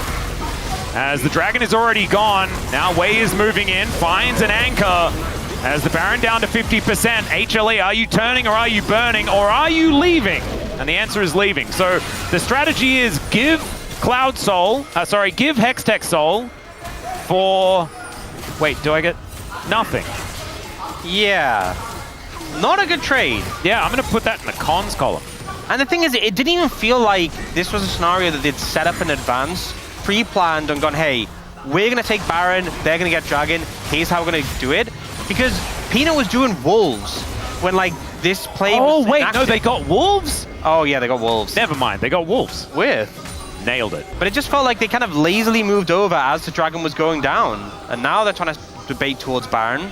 Yeah, well. But the Scrying Orb spawns, and now there's no reason to face check this. Delight is on a bit of an angle here. Their composition is very scary. With the fact that, you know, Delight can go in, start fights, Cyclone on top of it. There is, speaking of the Cyclone, but it's on the Cuz, and he's so durable, has the ulti already, the Equalizer placement, kind of fantastic, the double shove, connects as Wei flashes over, but then Cuz has to immediately get out. Wei's just on his own, double knockups, gorgeous there from Zeus, and they've taken down 2 already. Dom trying to do the damage, Viper says, nope, you are not allowed to do that, and HLE destroy 2, and now they'll take the Baron.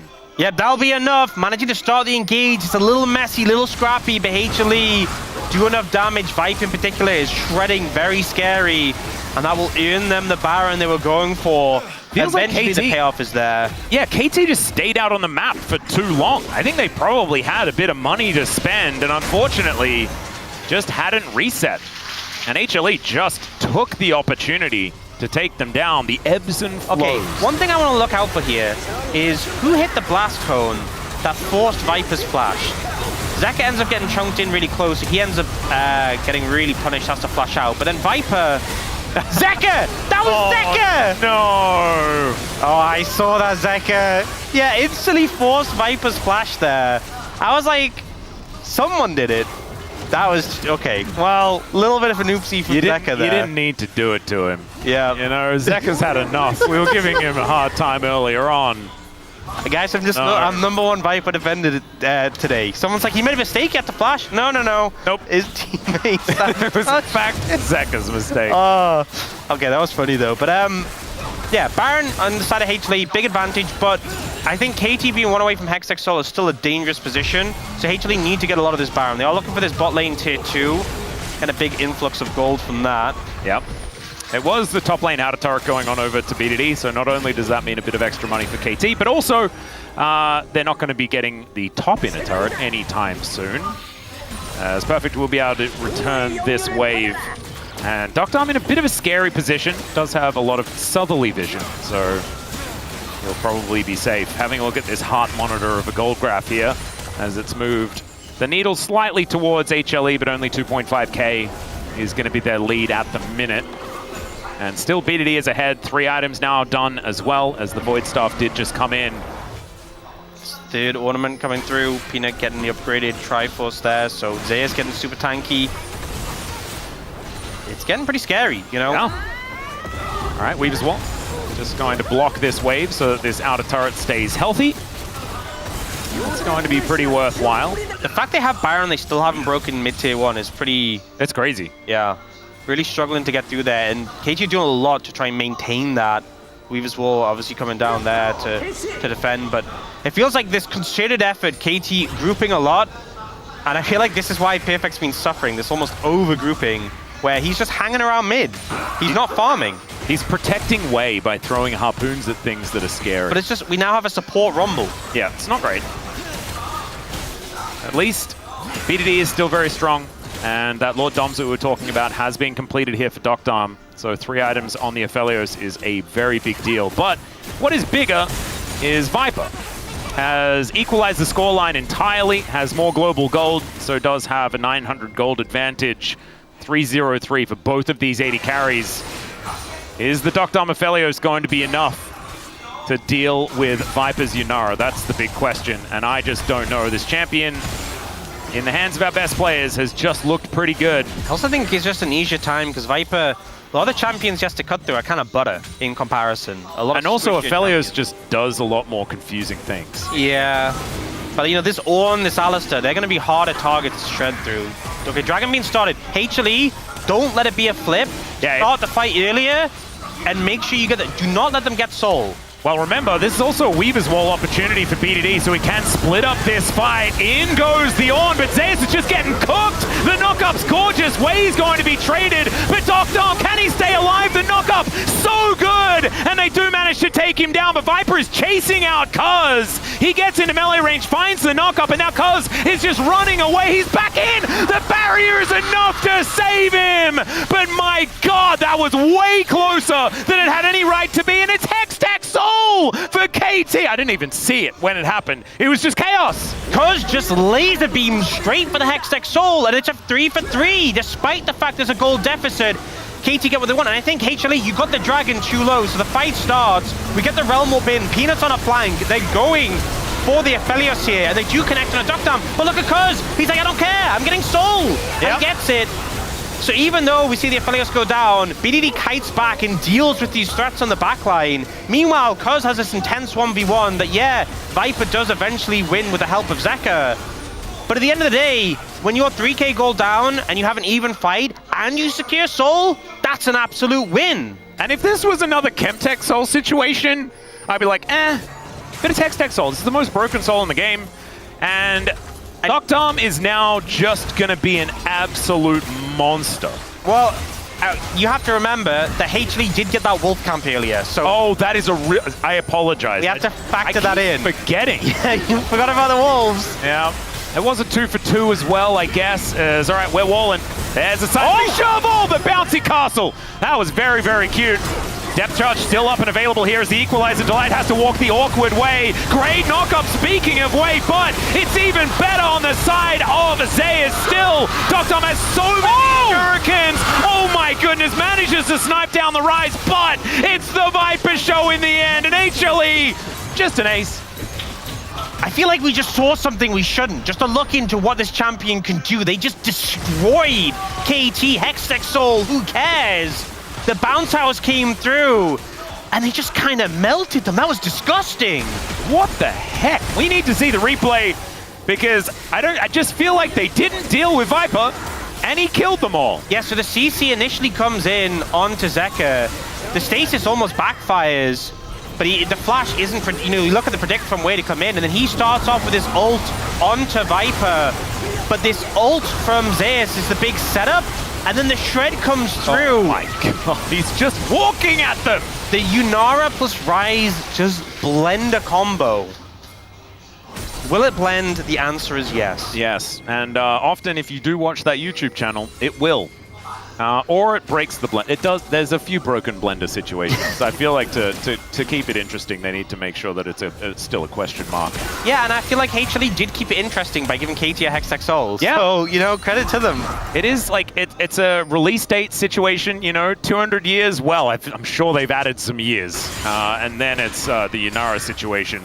But now you put a Hextech Soul on the 200 years guy, the original.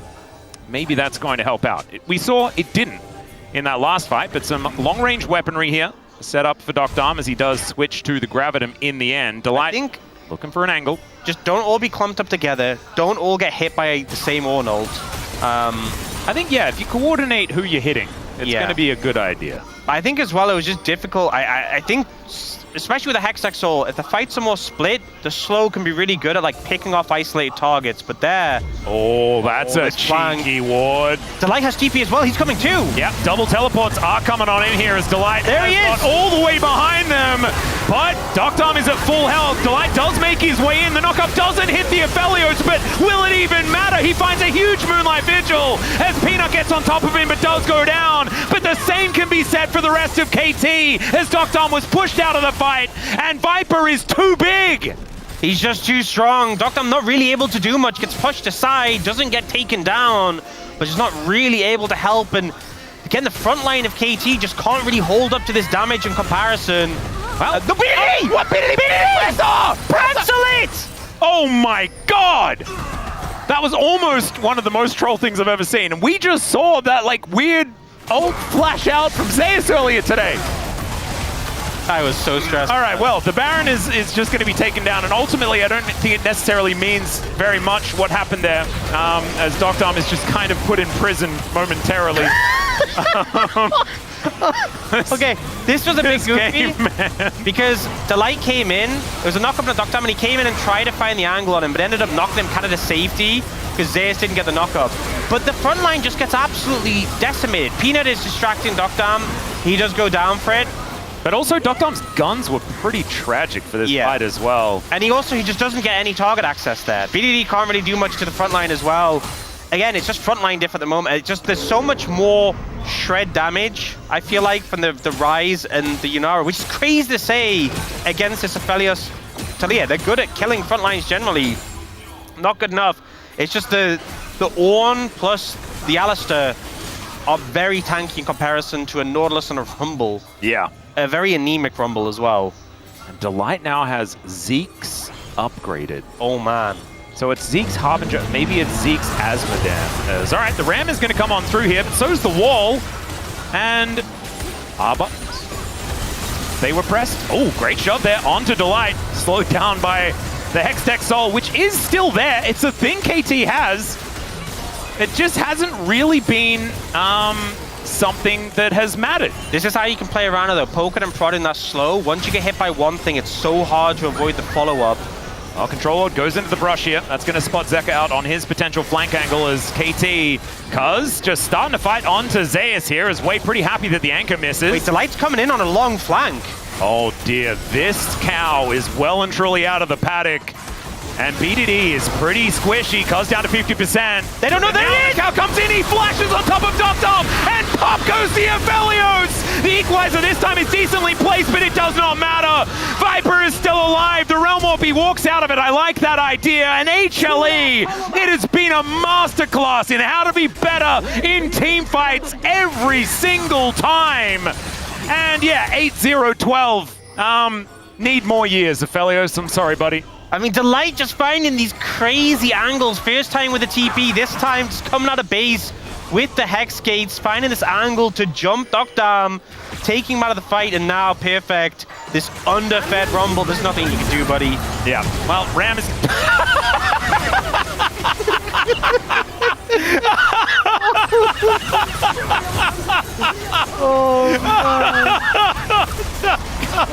All right, well, HLE going to take down the Nexus. There is game number 1. Hextech Soul be damned. Oh man, I love Zeus. I love that guy so much.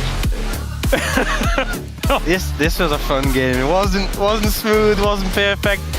Was this Legend group or was this Ryze group? I don't know. I feel like it's been a large smattering of culture. There was a lot of culture. There was a lot of culture in this one. And you know what? I had a lot of fun. And I think a lot of the players had a lot of fun too. I think Zeus had... Apart from this guy. No, I think... No. Zeus had too much fun. Whatever he tried at the end, that was... he was having a bit too much fun. Well, sometimes you've got the cooldowns and you're about to win the game, so it doesn't even really matter. What? You know what I know? I know that just before he did that, he said, guys, watch this. I hope they in the replay booth, they go and do it. Oh, like, yeah, let's watch this again, Zeus. He's like, no, I've seen We could actually have a back. full highlight package of how much fun Zeus had in this game. So easy, baby. Absolutely. Oh, our camera guys are too good. Oh, man. Too good. As that's exactly how he looked as well. Let's have a look, It was neck and neck in those damage numbers between Dogdom and Viper all the way up until pretty close to the end. But in the end, it was the Yunara that came out on top. Beautifully played. The blender composition working so well. And it's always good when a plan comes together because it was Yunara Wukong picked alongside one another, and that's exactly what ran the team fight. It was a good plan. Give over Hextech Soul, do a bit of trolling, win the game. Absolutely. I mean, that was on the textbook. I'm pretty sure time for us to go to a break. When we get back, the space, we'll have game 2.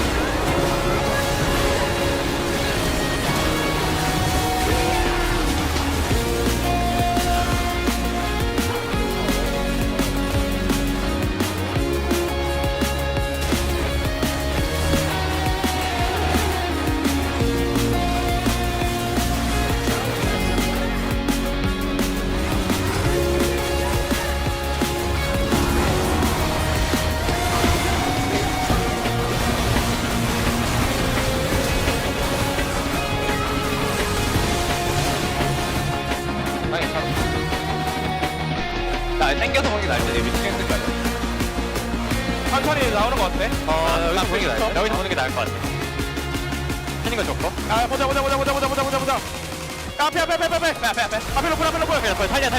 달려 나와봐 너 달려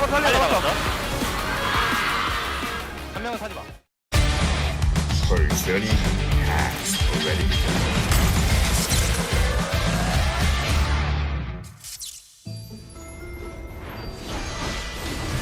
Long ago, a legend was passed down through the Hyupgok.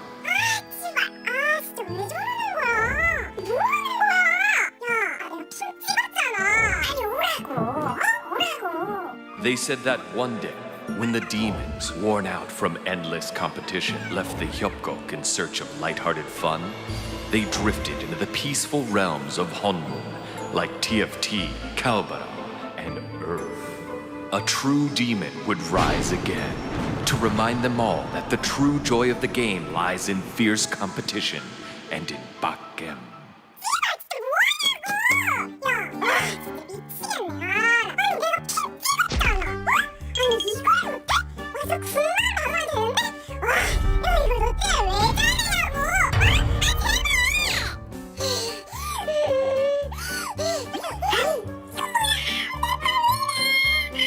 Her name is Demon Bunny E. Unbin.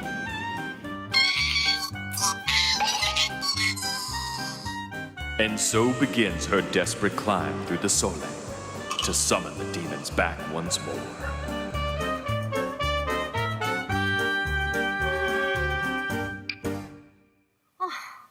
자신 없어.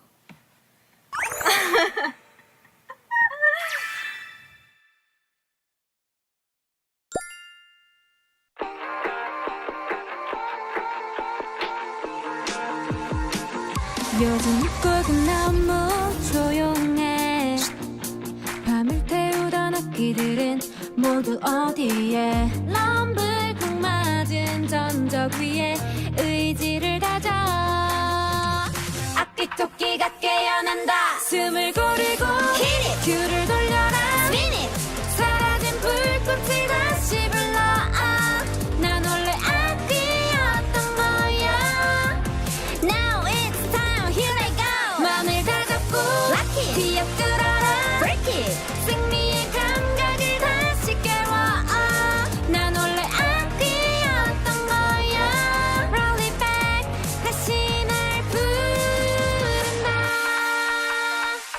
나는 그래 악기였던 거야 So like hunters, wake up, wake up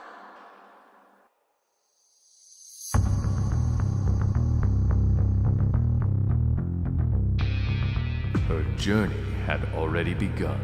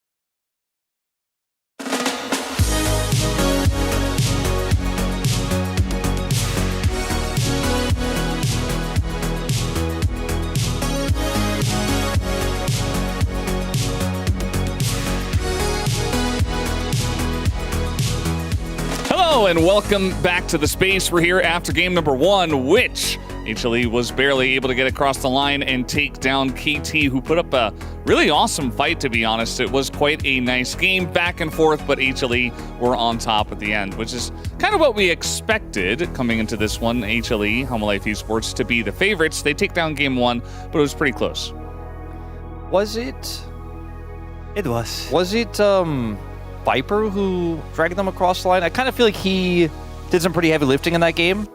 Kind of feel like he... This one, or...? In this first game, yeah. Sure. In this first game, yeah. I'm not referencing the other games he's hard carried them in all year long, including 2 titles earlier this year and a title last year. I'm talking about Viper playing Yunara and having his sums up pretty much the whole game, not dying for the entire early to mid to beginning of late game, and popping off and doing tons of damage and winning fights even though his team was kind of going in without him, and he didn't make any mistakes. Is Viper the reason why Hanwha Life Esports are so good? I feel like we've been saying it for a while, and we're really watching it right now. I mean, I don't know. This guy is so insanely good. Yeah, and Hanwha is lucky to have him.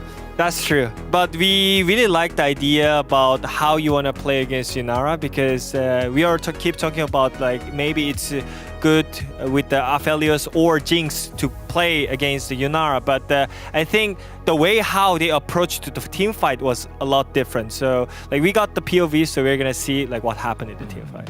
Yeah, we got to talk about these highlights because Viper desperately trying to get it done, but his team was just going way too. Yeah, where are we going over here?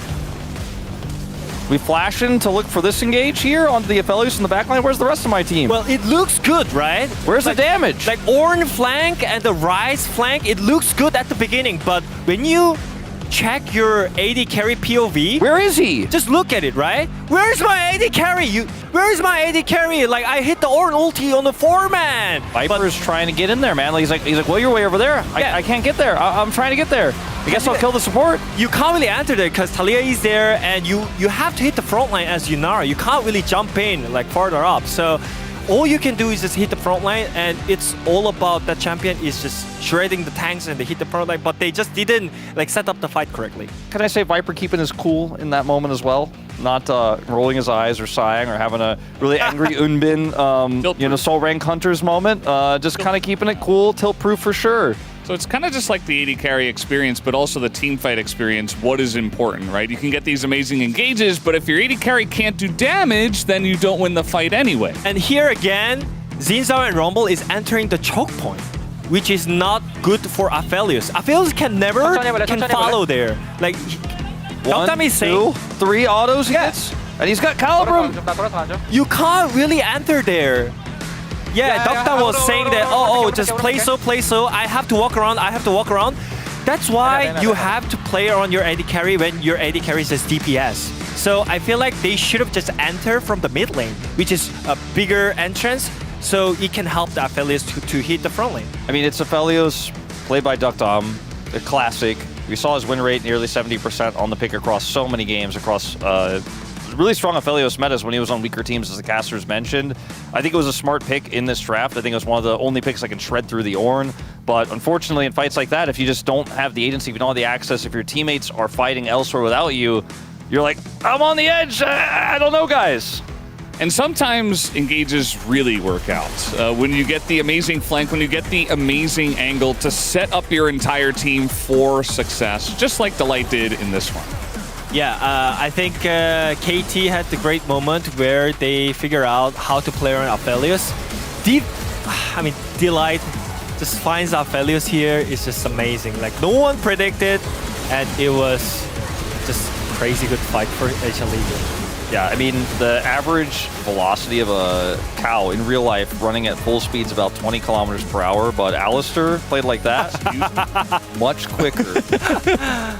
And in truth, like, in that fight with Hextech Soul, mind you, and the Aphelios positioning there, if there is no flank, if there's no way to get access to Aphelios, like, he eventually slowly just wins that fight because they can't get to him. The slow helps him chip away and get that damage done, but also helps peel against anyone who's coming at him.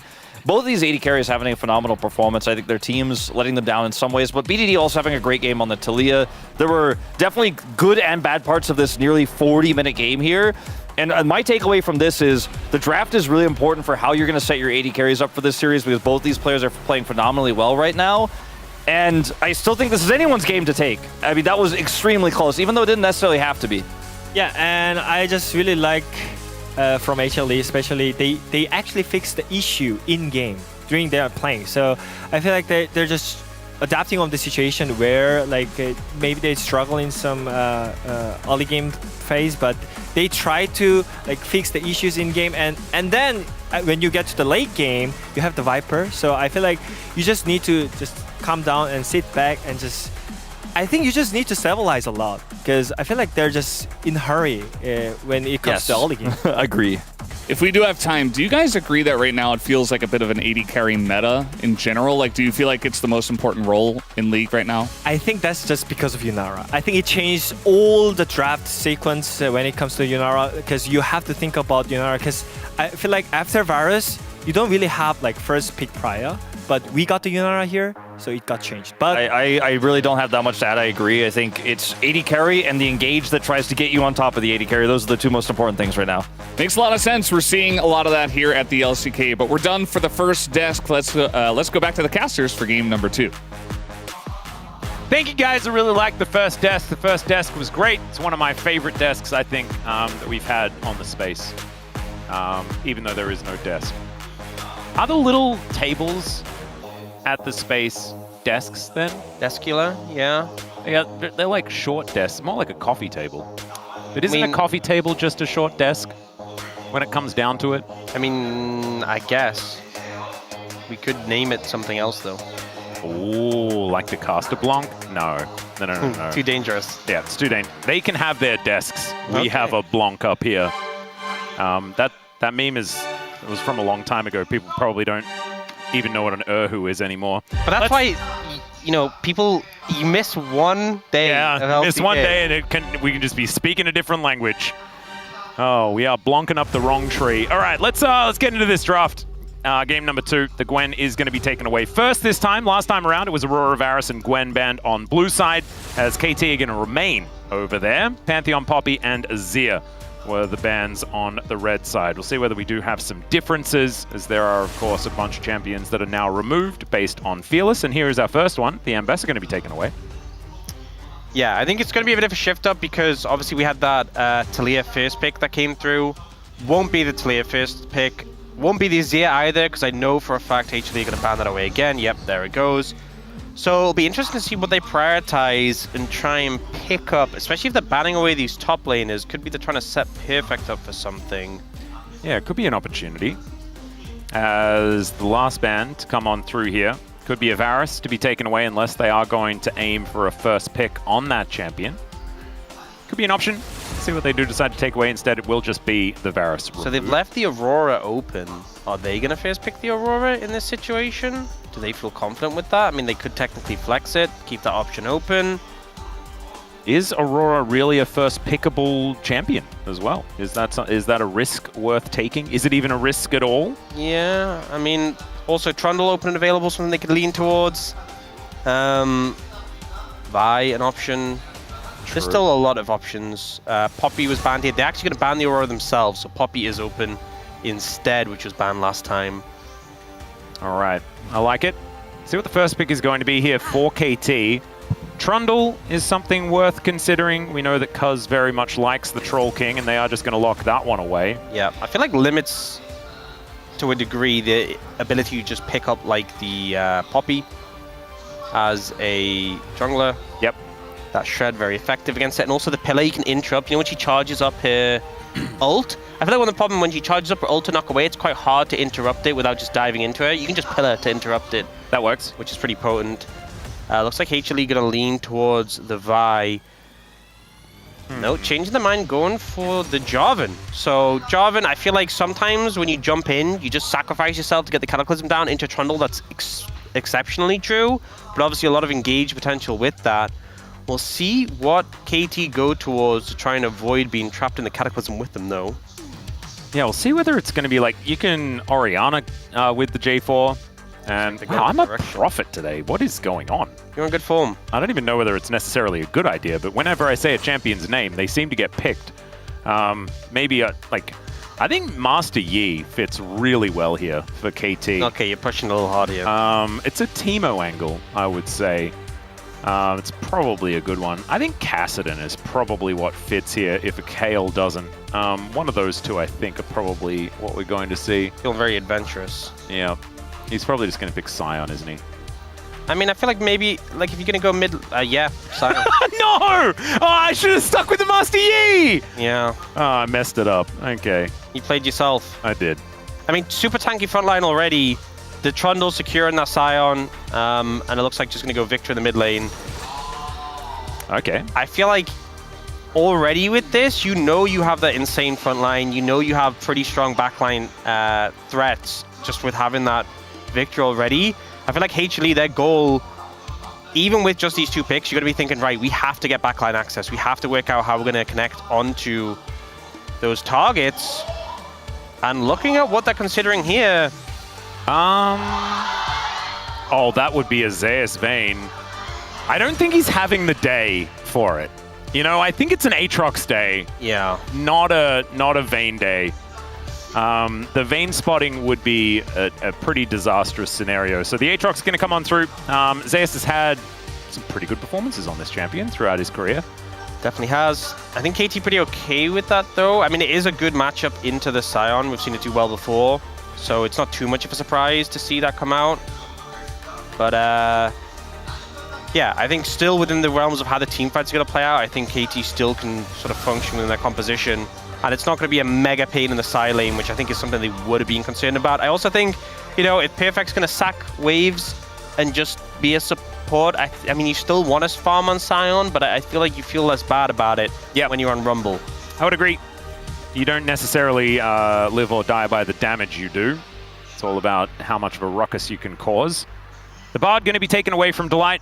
His Rakan probably going to be another option to be removed as well, as a lot of Engage is now going to be taken off the board. And in fact, it's HLE that remove it.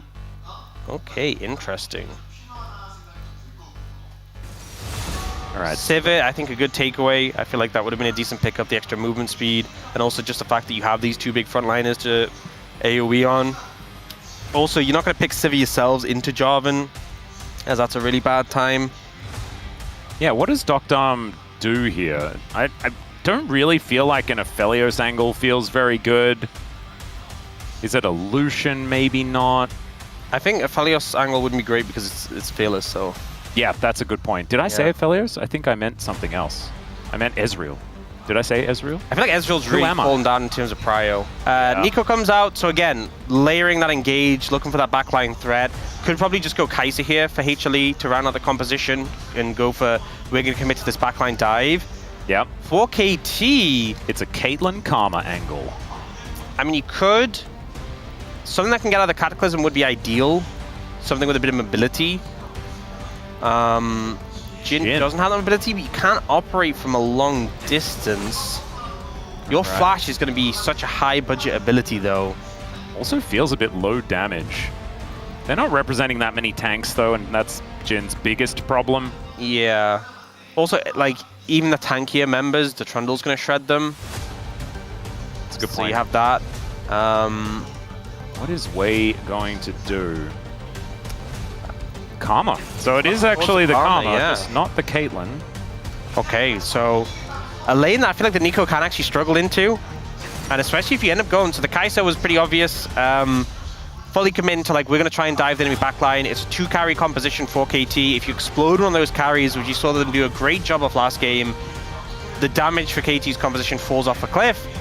That is the goal of HLE in the 5v5. For KT, I feel like the bot lane matchup in particular, you're going to have a sizable advantage. If you can really put the pain on Viper and Delight, that momentum can carry you forwards. You know, you are going to have this super bulky front line you can play around. I'm just a little concerned because we saw many times before difficulty dealing with, like, flanks from Delight, you know, situations where there was backline access achieved, even if it was in goofy ways, like when, you know, when Zeus and Zeka got on the enemy backline. Yeah, it was goofy, but if that happens with this composition, I think you just get exploded. Yeah, I think it's a kind of awkward comp that KT have put together. And HLE, very clear game plan. You can understand exactly what they're going to do. Still, I mean, if critical mass is hit by this Victor, for example, still will be massive amounts of damage as the game goes on, and having a real tank is going to be great. Trundle is just pretty strong. At this point in time, we know that Cuz very much likes the champion as well. So certainly some upsides here for KT. I don't know whether it necessarily fits together as well as a lot of other compositions, but at least Cuz has now gone back to traditional Trundle. He did used to be Kennel Trundle, which was the cool looking one. Traditional is the best. Get into the Rift game too.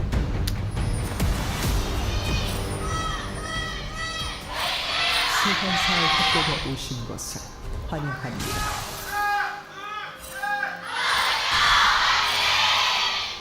Ooh, Hanwha fans in full voice today, but the KT fans, you can feel that air of desperation, which is just how being a KT fan is. It's just anxiety, guys. This would have been big if they'd gotten the the level 1 Scion bot strategy off, but HLE very cautious about it, pinging question marks as well. The classic Scion cheese. I feel like this draft is a bit more what I'd expect in a HLE in terms of like a favorable lane matchup into Viper, and the hope is like you shut Viper out of the game.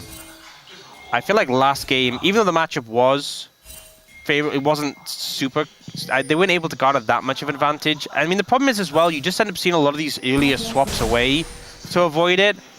But for Dr. Way's sake, I hope they can really put the hit on the Way and the Light here, more so than they could last time. Yeah. Because if they can put Viper behind, that's a big tick in my book for defeating HLE. Well, let's see what they can do. I do really love the old school matchup between Peanut and Cuz. It's Commando Jarvan versus traditional Trundle. It's like circa 2012 or something like that. Just incredibly old. Just shows that sometimes the old way is the best, but oftentimes it's not, based on what we saw in the last game. I do want to say that Dokdam's gun control in the last game on the Aphelios was severely diminished. There was a lot of fights where it didn't quite work. So we'll see whether Dokdam can pull himself together here. And this one doesn't need to worry about the guns, just needs to worry about the bullets. Yeah, he has to worry about the bullet control this time. Yeah, does shoot Viper with it. That's what you want to see. If he runs out of bullets in the middle of the fight, he has to do that awkward reloading thing. Yeah, honestly, Delight and Viper trading pretty well into this. Yeah, we saw Viper, the first fourth shot that came in, it was like a Q fourth shot, he barriered at level 1. Like off the rip, and winding up the clockwork here. Yeah. And now in the situation where Dokdam and Wade, despite having push, which they are going to have in this lane, we're not actually doing too successfully in terms of these trades. And Dokdam's actually lower HP than Wow. Being hit by everything. The Inspire Shield does help him out there from Way, but the focus from KT has been hit the wave. And that is providing some issues. There's a dancing grenade, not going to get the optimal damage there as the minion didn't die. That's all right. Cannon secured, reloading, so Wei has to get the minion. But at least it doesn't go to waste. As yeah, Viper and Delight are absolutely fine here in this lane. Here's an example of a wave being shoved in over and over again, but the tempo vibes lying on the other side. I mean, any situation where Barrier is going to get popped here. Heal as well. Deadly Flourish is going to connect though, and now the Troll King has made his way forward. Viper is just dead. Fourth shot to the noggin, and Dokdam is going to claim it. Great position there from Cuz. This is big, honestly, because I was about to say, you know, seeing Viper losing lane, winning lane against Dokdam, winning in trades against a Jhin, really just wasn't a good look for the KT bot lane. But this gank that comes in from Cuz, Viper tries to get the passive proc in and gets locked into it by the pillar, isn't able to find the damage. And that kill coming in, that Dirk for Dokdam, that's a big takeaway. So just as things are starting to feel a little bit uncertain, it gets turned around. And we see here, Viper got so much confidence. You dodge away the Mantra Q, you get a favorable trade. But the thing is, they knew that Cuz was in the vicinity. They had a ward there, and they committed to this play. A rare mistake and some overconfidence from the HLE AD carry does make him pay. It's a lot invested. Double summoners from Wei and the barrier from Dokdam from earlier on, so at least HLE will have that advantage, only heal on cooldown on their side of things, but still, great news. First blood going over to Doctorm, going to be a big deal. Zeus needs to just get out of here. Umbrella dashes over the wall. That is a fat Umbrella dash. Oh no! The sad thing is he charged up the Q. Yeah. And then Zeus interrupted it, so he didn't get to hit the wave. And then he misses the cannon. I mean, it's sad on so many levels. I would ask for a redo, I think. I think that's chrono breakable, honestly. Yeah. Is that in the, can we check the rulebook? Can you? He's probably asking for a pause right now. If you miss a cannon and you're really sad about it, can you chrono break? Is that... Maybe, like, if we put it to a vote, I would vote yes. Delight is minioning his way forward. His life cannot get any worse. Here for Perfect. Oh. He has to flash, and he flashes into the snare. Viper collects a kill for himself at the same time. Kaiser is on a huge winning streak, and maybe this is foreshadowing. I want to watch the replay because I want to see the timing on that read. It did look like he read the flash, right? I mean, he definitely read the flash, but it felt like he threw like well before the flash. Oh, and then it was just a flash into it. No, but like he just read it so well. It felt like it was such a good read on exactly where it was going to end up, which is hard in those situations because like there's a lot of specific places you can flash, and it's not that thick of a projectile. But yeah, Delight playing that one so well and getting a kill for Viper. Another missed cannon? Oh god, okay, we're going to see it from Delight's perspective here. Yep. There it is. Oh, he lined it up so, you know, he flashed and it was still going to hit him anyway. Just a great angle. I feel like that's doing the homework, setting the angle up so when you throw it, even if he flashes, he ends up in it. Just good work there from Delight. And Perfect, unfortunately, prayed to it. Now they're looking to dive Zeus. Level 6 could be tricky. Yep. That was pretty scary. But Zeus is going to deal with the wave as best he can. And there is the pullback. They do manage to get at least the plate, as Zeus did have to flash. So decent gank. You're going to get a little bit out of that, but KT probably wanting a little more. I feel like that's when you know when animals just like try and scare other animals off and they like make bloods, you know, they try and make themselves big and scary. Like even he feared the minions. Zeus was kind of doing that, and they kind of just walked away like, okay. And fair enough, you're pretty scary. Yeah, he is pretty scary. But I think Zeus happy. He managed to evade the dive, managed to pick up the farm. It was a tricky dive to pull off, you know, with how I feel like the limited burst of Jhin, if you miscalculate slightly and he's left with a bit of health and then Aatrox heals, especially because you don't have healing reduction, you know? Yep. Because we've seen supports go to heal instead of ignite. I feel like when you have ignite, you'd feel so much more secure about going for a dive like that. So they don't end up overcommitting. Zeus does survive, losing only that summoner. And we see things just play on. Well, now Wei is going to get discovered here by Delight's Shape Splitter. And KT have swapped Doctorm up towards this top side of the map. A fight for the grubs could be on as they have just spawned. And there is a fake Orianna ready to support the jungler. As you can see, Peanut moving on down towards these grubbies. Trundle is now making his way over. Cuz is going to turn up into the river here as vision is getting cleared out. But Banana Brush control going to be there for KT.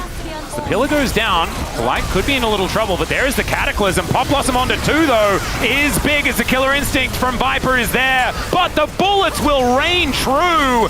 That's going to be a trade. Jungler for support, though. HLE probably still happy. Is Perfect getting in amongst it as Delight gets a big heal. And the Deadly Flourish is going to keep him alive. Peanut just going to die. That is the Scion collecting one as Zeus is going crazy in this fight. But Doctorm, even more so, takes down the Aatrox. And they will be able to collect their prize. Is almost the Void Seeker to find it, but it does not happen.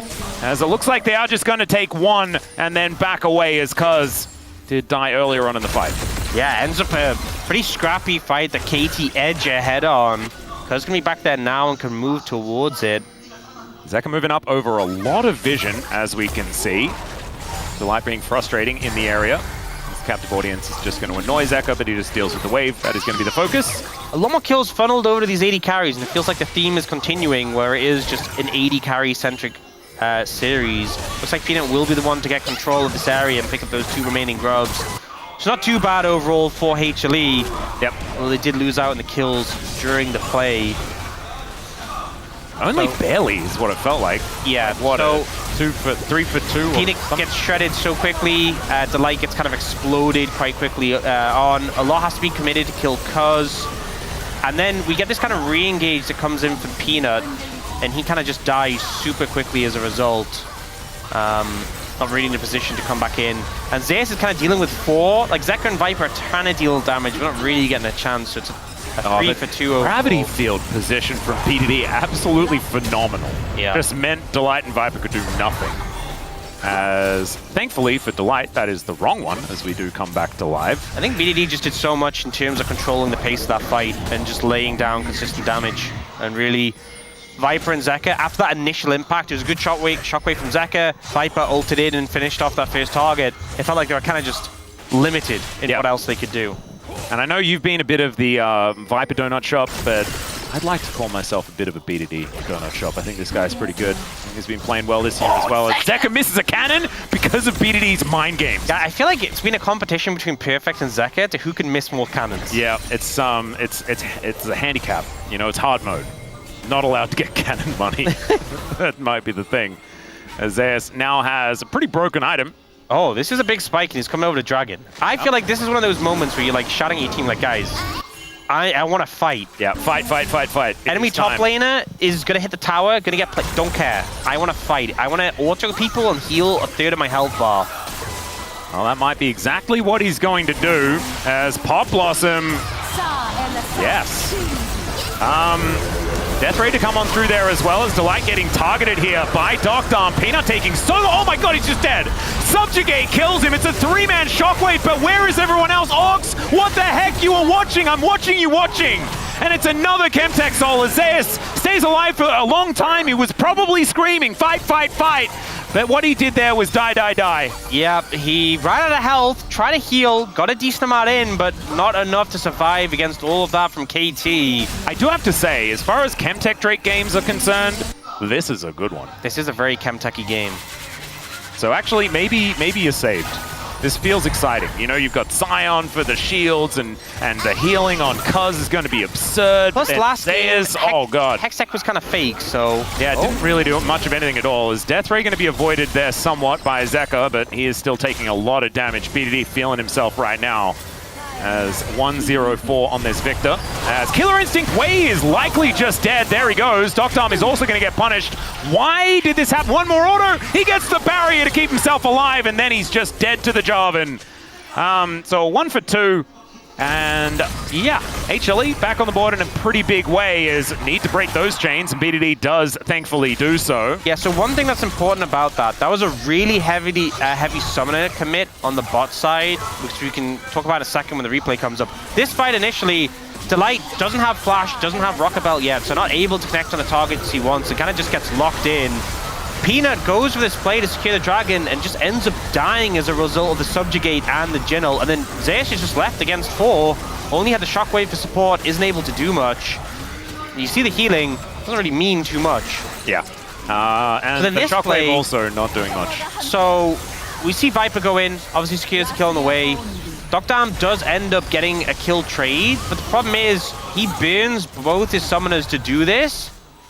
And I'm pretty sure the replay shows him not having it. I don't know if he had it actually. But right now, Delight has Flash, Viper has Flash, Peter has Flash. Doctorm doesn't. So, yes, he got that kill in return. But the next fight that happens, I'm just picturing what it means when, you know, Peanut and Delight have their flashes and the Jin doesn't. I think in the next fight, Doctorm needs to hit every bullet like he did in the last one, because I don't know whether he's going to be offering much more than an ulti. I think what should happen... Another cannon! Oh my god, Zeka. I think what should happen is Peanut should just find the Jin and press ult. Okay, apparently Nico didn't have Flash. It's always hard to judge in the spectator client, because sometimes... Okay, it was 10 seconds away, so didn't have Flash there, couldn't have flashed out. But Delight now does have Flash and Peanut does, so I think targeting this 4-1 Jin in the next fight is going to be a way back into the game for HLE. Well, Peanut and Cuz just going to shake hands, much like they did on Longju back in the day, as Peanut did take over from Cuz's position on the squad. But nothing too much else going to come from it, as a Jarvan behind the Jhin is making me nervous, and Doctom should be nervous as well, as this turret not going to save him even a little bit. But the same thing's going to happen here to Zekra on the top side of the map. Anything you can do, I can do the same, says KT. And nothing really comes from it. So, like, you know, I'm talking about punishing this Jhin. Oh, will they find more? Well, Cuz does have his Trinity Force done. He's pretty scary. And that's 3 people, so he'd be dead if he face-checked. Oh, don't do it. Don't do it. He wants the crab. And the Pop Blossom is going to find him. The immediate flash out, though, as there's the knock-up. And I think Cuz will be dead. Yep, no Subjugate going to save you there. And HLE, they set the trap, and it springs real nice. There's the payoff, you know. They managed to get Doctom, easy target without summoners. Cuz is a follow-up, though. That trade 1-for-1 wasn't really too meaningful. But finding Cuz was enough to get them this Herald. Yeah, there's just nothing you can do here as the Jhin. Yep. You watch Peanut come in, you're like, hopefully he can kill the minions. He did get the minions. It's just the fact that he can flag and drag out again just shows how doomed he was. The Wei gank. That's pretty cool. Wei gets ulted and asks why, I guess. Yeah. And then here, the ult's still connecting after the fact. And then even with the Subjugate coming through, just not tanky enough to survive that damage. Skull Crab secured, Herald secured, big boon for HLE here, and gold dead even now as a result. Yeah. This is a really interesting series. It's actually far closer than I expected. I thought that HLE might have sort of righted the ship a little bit. Viper was going to be too strong, but Doctom giving him a run for his money in this game, even though he is incredibly fed. Like, Viper and Doctom, both of them, just have so much money in this game. Yeah. And yeah, I feel like it makes it difficult for everyone else when you have certain people just given a ton of gold and how powerful they can be. But also, BDD is very fed as well. Yep. Currently most farm in the game, 2-0-4. Big lead over Zeka. This Victor is going to be a problem. And, you know, sometimes I have concerns about these 2 carry compositions, but when the carries are both fed, it makes it so much easier. Certainly does. I get a bit worried when one of them's Jhin, just because I feel like you do need to be augmented with a little bit more than just 1 extra, but you know, if Cuz can get himself into the right positions, even the Trundle can do a little bit. Jhin does a lot of damage for 4 whole bullets, and then reloads for the rest of the team fight. Oh, I've seen this play before. Doctom still doesn't have flash. As Peanut goes pretty deep, Perfect's going to turn up as Viper, oh my goodness, actually almost survives. The fully charged Q comes down, and it's BDD that gets the kill. Killing spree for the Victor. And it was almost great news, but the trade of 80 carries makes the Victor even more scary. Yeah, the timer there. Doctom's flash was nearly up, not quite available, but the barrier, the lower cooldown was, and that just bought enough time. They didn't quite have as many members. It was only 2. Delight wasn't there, and they just didn't quite have as much damage to finish it off quickly. Now, though, speaking of finish it off quickly, let's see whether Cuz can get on in there. As Zeus moves over, immediately dashes out. Pop Blossom onto only 1 as Peanut has made it through. Cuz going to be the focus, does have that Subjugate and will get taken down as Delight is also dead. The Arcane Storm getting larger and larger as Zeus trying to get himself out of here as the death rate does come on through. They're distracted by the Drake, but KT is distracted by the Aatrox. Bullets raining, and he actually collects him. Peanut is going to be able to secure the Dragon, though, so HLE walk away with at least that. This is one of the things with the Jhin coming back from death, is the fact that not only did he die sooner than Viper, but he has Ghost Blade for the extra movement speed, and Jhin can impact the fight from so much further away with his root, with his ult. So Doctom, it doesn't matter that he wasn't there initially for the fight. He's able to join, secure that CC onto Zeus. And his flash had 12 seconds. Oh, man. In this play. Yeah, so they timed the flash, but again, that barrier just buys a bit too much time. Viper not able to escape as a result. Oh, now Viper down sums for the next 5 minutes with that flash. And here, this was a very scrappy fight. You know, they focused a lot on a Cuz, and he does eventually go down. But it felt like HLE just didn't have gas in the tank. You know, a lot of the sustained DPS does come from Viper, who's not here. Yeah. The Arcane Storm's just shredding. Zeus kind of left in the middle of people just kind of CCing him. And then again, Doctom here so quickly, able to line up that route, line up the ult. It's beautifully played. And I think that the longer they go for these plays, as outer turret does go down on the bottom side, that's why the gold is entirely even between these two squads. I think as time goes on, though, just to go back to the point, is when Spirit Visage is finished, when more items come in for this Trundle, is like if they do keep trying to kill Cuz first, it's not going to work. Yeah. Because Subjugate is going to get more and more powerful as that one comes in. Going to see the XP, BDD and Zeka. It's a full level between the two. BDD only needs a couple more. It's a full level. Hit that level 14. 3 Rod of Ages completion. Like 3 the full level up from God. that. Yeah. So he's going to be 2 levels ahead, and he's going to be level 16 in like 3 minutes. And the thing is, when you're in a fight and you have champions like Nico and Jarvan, often in a team fight, when Nico and Jarvan go in and they set up the CC and die, you say job done.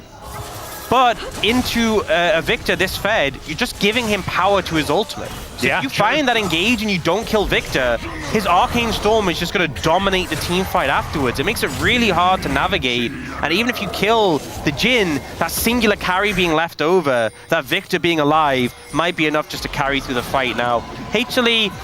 Peanut. They might find Cuz. They do find Cuz, who is just going to try and walk it off. Might actually be able to make it towards the dead turret as Deadly Flourish connects onto Zeka, and his woes continue. He's trying to get out, but he's tagged as another bullet. Will it connect? The answer is no. Shockwave connects onto only Perfect just to hold him at bay. And HLE, they expend a lot. They do get themselves out, but the defense from KT just looking so much better in this game compared to the last. The redemption comes through, and that gives them the confidence to start this up. They are a tanky team, and Cuz will heal up if they finish the Adakan, so they decide to start it off. HLE, a lot of tools were invested there, and they have to try and prevent this.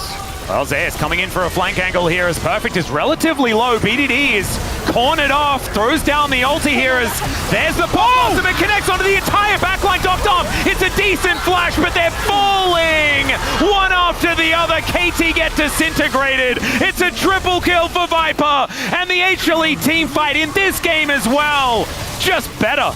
Delight just finds his way in. Peanuts causing a ruckus, distracting BDD, and then Nico finds the angle, finds the knock-up, and delivers a swift blow to KT. Oh man, once again, it was close until it was over. It's kind of what it feels like. In the last game, I guess it felt a little closer because there were Hextech Souls being thrown around and weird stuff that was happening, but oh man, that was a backbreaker if ever I've seen one. Like, Peanut gets the flash from BDD with the ult and the flag and drag, and the team is like moving over, like we have to peel. Our Victor's so important, he's threatened, and Delight slides in and hits 4 here, gets the follow-up route, and Zeka, Viper, and Zeus just move in and churn everyone. It's perfect, and KT just weren't prepared for that. Oh my god. Just gorgeous. And Viper just able to walk in and kill everyone. Man, people play hundreds of games of Nico hoping for ults like that. That is just like dream scenario. Reminds me of Carrier just the other day, as look at that. Yeah, the gold graph was a flat line until it was just a trough. HLE moving into a huge advantage now. 10 seconds until the next dragon. With Adakan as well, that's going to answer a lot of those experience issues that they were having. As BDD with teleport should be able to at least get this tower back towards the top side, but the dragon is not something that KT are going to be fighting for. It's just going to be taken here by Viper. No real response. 3 items already done for this Kai'Sa, and Doctor's ability to have fun in this series is over. It's just not a thing anymore. I mean, he is just under 2 levels down. Zeus is also 2 levels up. Those XP leads are just crazy. It's only BDD who has an XP lead still. Oh, no. You said his fun was over. I'm looking at it. Yep, we're watching it end. As now Wei might be the one that's struggling, but the Mega Cone is going to get the rest of KT out of dodge, and Inspire going to help give him the movement speed to survive. But you can see, I mean, it's fear that's driving KT right now. I mean, that's something KT are still good at. The comp is good at running. That's a good They're doing point. a lot of that right now. Not so much good at fighting in this position, so they will run away, but their base will be forfeit, at least that tier 2 tower. Yeah, not going to be able to defend that one.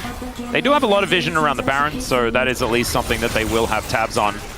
But a 6,000 gold lead out of nowhere, and all of that money is now going to get spent. And we spent a lot of this game talking about Zeka having a rough time, missing cannons, and like hasn't really been very impactful. He's 2-1-5. Yeah. He's almost got 3 items complete. This Orianna is going to be able to do the Orianna things. It's not like there is a big hole in the mid lane or anything like that as the dust settles. All right. I mean, it's not over. KT can find themselves a miracle fight as well, as long as they protect BDD. Spirit Visage is at least done here for Cuz. We're getting towards item number 2 on Perfect. But it's a 7-2-5 Kai'Sa. 3 items complete. Yeah. Gonna have an arm guard so soon. And I just think that Viper might be too good. I mean, the one thing is that he doesn't have... There it is. Yeah. I was gonna say, he doesn't have a Seekers, he doesn't have a Zhonya's.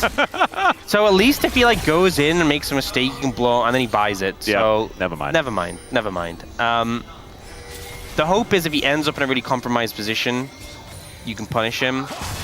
I think it's just the matter of protecting BDD and Dokdam and looking for an overstep for maybe the light and getting those resets on the Arcane Storm. BDD is still very strong. He is still 3 full items. This Victor does do damage. Surviving that initial engage, though, that's going to be the big question. And stopping them from doing Baron, which is going very fast, is also a question. Well, they need to try and get Jhin into position here. It's just gone. Yeah, I don't think they're going to be able to do anything to answer this. They do set up the curtains, but Delight, we'll see whether he moves on over. He's going to look for the opportunity. Dokdam only gets 2 bullets off. As the Baron was taken, Perfect tries to get in there, but there's the Cataclysm onto BDD. They know exactly who to target, but the flash out is immediate, and Peanut is in a lot of trouble, but there goes Dokdam. No answer. Wei is just going to get exploded, and Viper just walks towards BDD. Zaya stands in front. It's another triple for the Kai'Sa, making him double-digit kills here in this game. And Perfect's just going to get run down. He'll just be a quadra-kill hit. Never mind. It is, in fact, Peanut that locks down the ace. And that's a clean one. Baron's now in tow, and I think HLE just end the game. Yep, I don't think there's much you can do in this situation. No one left to defend apart from Wei spawning in 5. I mean, Dokdam's up in 10. Can they even hold? They're so strong, so far ahead. I mean, it's at least 2 inhibitors. You know, it's maybe that base doesn't die right now, but it's metaphorically dead. Yeah. The game is somewhat concluded, as that's always a little bit troll when the back animation is triggered by the clone. As all right, let's check it out one more time. Dokdam, I mean, he had to just open the curtains to see what was going on in that Baron pit, because otherwise they'd have no way in. Yeah. You know, the ult on the Victor immediately forces the flash. But at this point, you know, look how much damage Peanut soaks and is able to flag and drag out again. Viper flies in, one-shots the Karma, basically. And Viper can play with such confidence with the stasis backup. Yeah. He just kind of dives in and they just don't do enough damage to him at this point. And he really just tread through. He walked over to Wei and then supercharged towards the Victor, and then he was in range before they could even see him. So if we have a look at it here, and then supercharge, and my goodness, the Trundle just exploded. It looked like he wasn't even trying to kill the Trundle, he just incidentally died. Yeah, it's like an accidental, whoops, he's dead. All right, Deadly Flourish is at least going to slow down Zeka momentarily. But KT, I mean, it's metaphorically over. Now it might be really over. Shockwave going to connect on top of Delight. That was cute ball delivery system. As the inhibitor goes down goes both of the carries. So KT completely out of damage. Now, Zeka might be dead because there is, of course, Nexus turrets, but maybe he's just capable of ignoring those as well. As even Zeka with 2.5 items is running the show here, and Wei and Cuz just have to watch as their Nexus explodes. HLE looking so good here in this game against KT. Even though the early game was okay, this man on your screen right here just decides sometimes that games are over. Yeah, I think ultimately there's still some question marks around HLE, but there is not a question mark around their team fighting. They're 5v5s when they're locked in, and especially around the bot lane, pretty insane. I think Delight was finding some crazy flanks in both of these games. Yeah. And Viper, there was like, you could always, I mean, it's rare to find even like singular mistakes, but like there was that gank bot where like he overstepped. Yep. And that was kind of it. It feels so limited.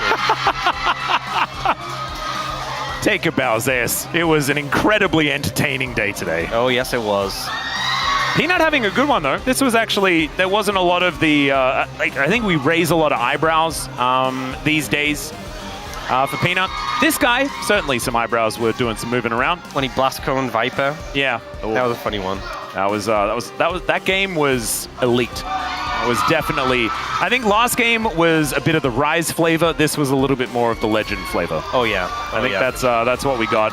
At least some proof that this is indeed the Legend group between HLE and KT. But if you are a KT fan, it's all right. You know, you don't have to win to be happy as a KT fan. At least I hope, because otherwise you'd be sad. There's still more chances to get your fated upset. And also, look, you went on the road to MSI on a hot streak, and look what happened there. Yeah. That's not what you want to do. Do you want to go in the playoffs on a hot streak? I don't think so. You want to peak at the right times. That is exactly how the LCK works.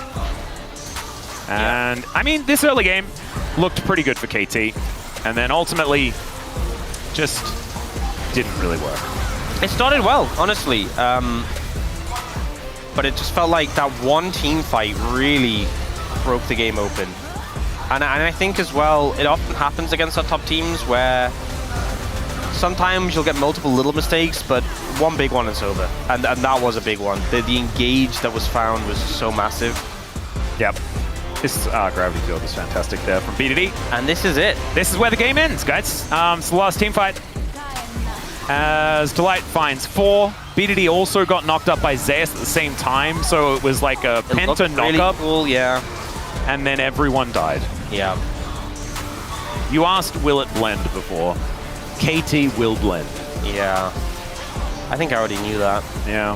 There's been a few examples this year. You are correct. Yeah. But sometimes it's good to have these things confirmed. Yeah, it's good to watch it happen, right? It's satisfying. Still blend. That's why the videos are there. Like sometimes they say, will it blend? And you kind of know the answer already, but you still want to watch it. Yeah, it's like a brick. Yes, sometimes it will. Will it? I don't think a brick will blend. Wouldn't it just turn into powder? It depends how strong your blender is. Yeah, this is. I think like a typical kitchen blender is going to blend a brick. Oh, right. Okay. I think that's on the not blend. I don't think a typical kitchen blender could do that. No. Unless they've upgraded them. I haven't really what sort of blender did you have in your for a while. What blender did you have? My blender's pretty good, actually. You have an upscaled. Yeah, it's pretty good. You have blender. a brick it's blender? Not a brick blender, though. Have you tried it? No, I haven't. How would you know then? If you haven't tried to blend a brick, how would you know that whether it can blend a brick or not? I feel like I'm going to get in big trouble with Cherry over this. Yeah, so I was going to say, my wife would not like this conversation one bit. Don't worry, babe, I'm not going to be blending any bricks. It's a nice blender. We can still have smoothies. Viper, he was the blender, and Dr. Arm didn't do a whole lot of damage in this game. Viper's going to pick it up. It's a pretty comfortable player of the match in this one. Undying on the Yunara, 20-0, I guess, as far as the KDA. How is that now? I feel like he's racking them up. He wasn't really one of our contenders when we went into this round of play, and now he very much is. I think he's on like 4, at least, maybe 5. He's now equal second, which is kind of hilarious given the fact that Chovy is double the points of second place, basically. He's been racking them up. Yeah, the when in doubt Chovy has been striking. Yeah. It is definitely a thing. Man, this day, after game 1 of our first series, I was ready for 6. And instead, we just get 4? I feel kind of robbed. Yeah. It also felt a very 6-game day. Right? Yeah. Even the vibes were very 6-game. Yeah. Sometimes I guess it is just a little bit cleaner than you expect. This last series, I think our first one was a little bit crazy. This one was very clean because of this guy right here. Time for the interview with Viper. Thank you very much, guys. This is Seer for the POM interview translation. We're here with Viper on the side of Hana Live Esports. Congratulations. Thank you. Every time Hana wins, the POM is Viper, and this is your 4th consecutive POM. How do you feel? Of course, getting POM always makes me happy, and getting another victory today makes me just as happy, and I hope that we can just keep it up. It was a 2-0, but the games were very back and forth. So what was tricky about facing KT? No, in the first game, the enemy jungler Kaz did an early gank in the bot lane, so I think that's what really caught us off guard. I think we really wanted to focus on, sustaining and just not dying early during the game in the following game as well. And we got Viper's first Yunara game, and you were facing Dokdam's Aphelios. And as someone who has a deeper understanding of Aphelios, what did you focus on in this matchup? I feel like we just have to play around when Aphelios doesn't have flash, so you always have to go in and get that pick every time his flash is down. And I feel like this matchup, Yunara is actually a pretty good pick. Yeah, in game 1, the enemy Aphelios was quite fed, making the teamfights more challenging. But it looked like you guys are always checking what weapon Aphelios was using before opening teamfights. So who was making these calls? Everybody looks for that teamfight angle, and today, especially, Pina was actually the one who was proactively making these calls. And then everyone moved together to follow up with those calls. And in game 2, it went pretty similarly to game 1, where you were slipping away early but then turned it all around. And since an AD carry's role is crucial the longer the game gets, do you usually have faith in yourself to carry late game? I feel like as long as I am able to scale, I felt like there's no way we can lose. We would win no matter what. And even after winning, your team always speaks of room for improvement. But Viper, you are just doing so well. So what are you looking to improve? Well, to be honest, there's a lot of different aspects. But I feel like we have been underperforming lately, and we had a lot of mistakes in-game, like the gameplay and also communication issues. So we try to make sure that we remember all those mistakes to make sure that it doesn't happen again. And Viper, you are so close to reaching 500 LCK games. And you're doing so well, showing us what it truly means to be a veteran. So what are your goals in the future? I actually didn't realize that I was close to 500 games, and I feel like I haven't really been playing that long, but I've been on a very long journey, and I hope that I can keep this up and keep on being consistent and show you guys great performance. And your next opponent is T1, who's actually right behind you. What is your mindset for that victory? That getting that win is really important. And I feel like we actually lost our last match against them so helplessly. So I want to make sure that we show up differently this time to get that win this time around. And that's the end of the interview with Viper, and back to the space. Thank you.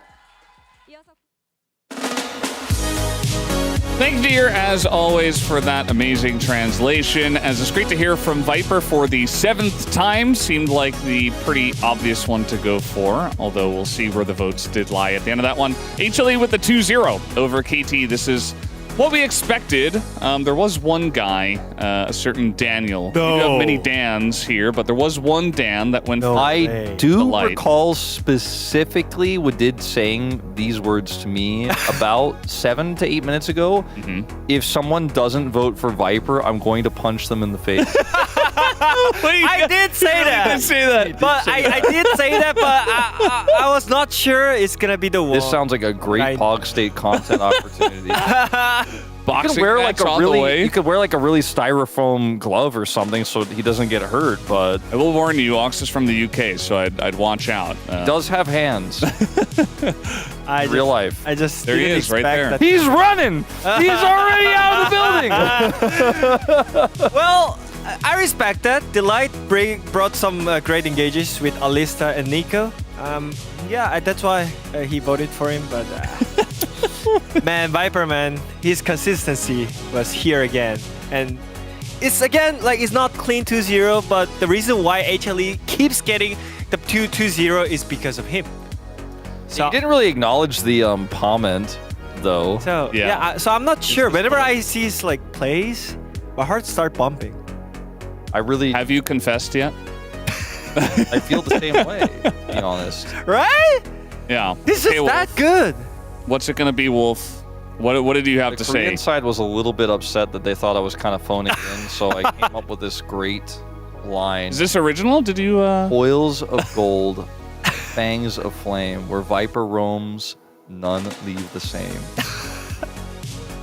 All right. Cool. Wolf's original comments. Think about it as you will. Go home, you know. Sure. What is it?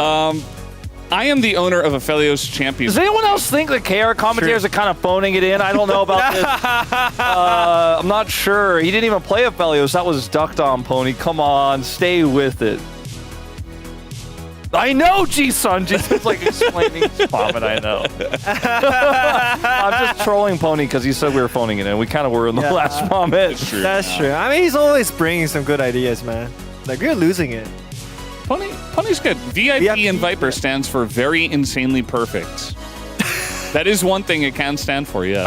I did like self-own myself by saying I really wanted to just do the same VIP ER Viper pommet that I did last time. But there's been so many Viper poms. Like, how do you actually be creative anymore? I mean, this is a cool idea from Helios.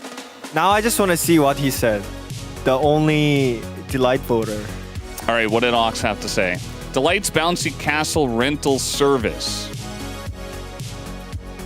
Exclamation mark, yeah. Also, every word is capitalized. What did he mean by that? Well, it's because it's a rental service. Like, it's a proper noun, so it needs to have capital letters. I guess yeah. so. Yeah, that makes sense.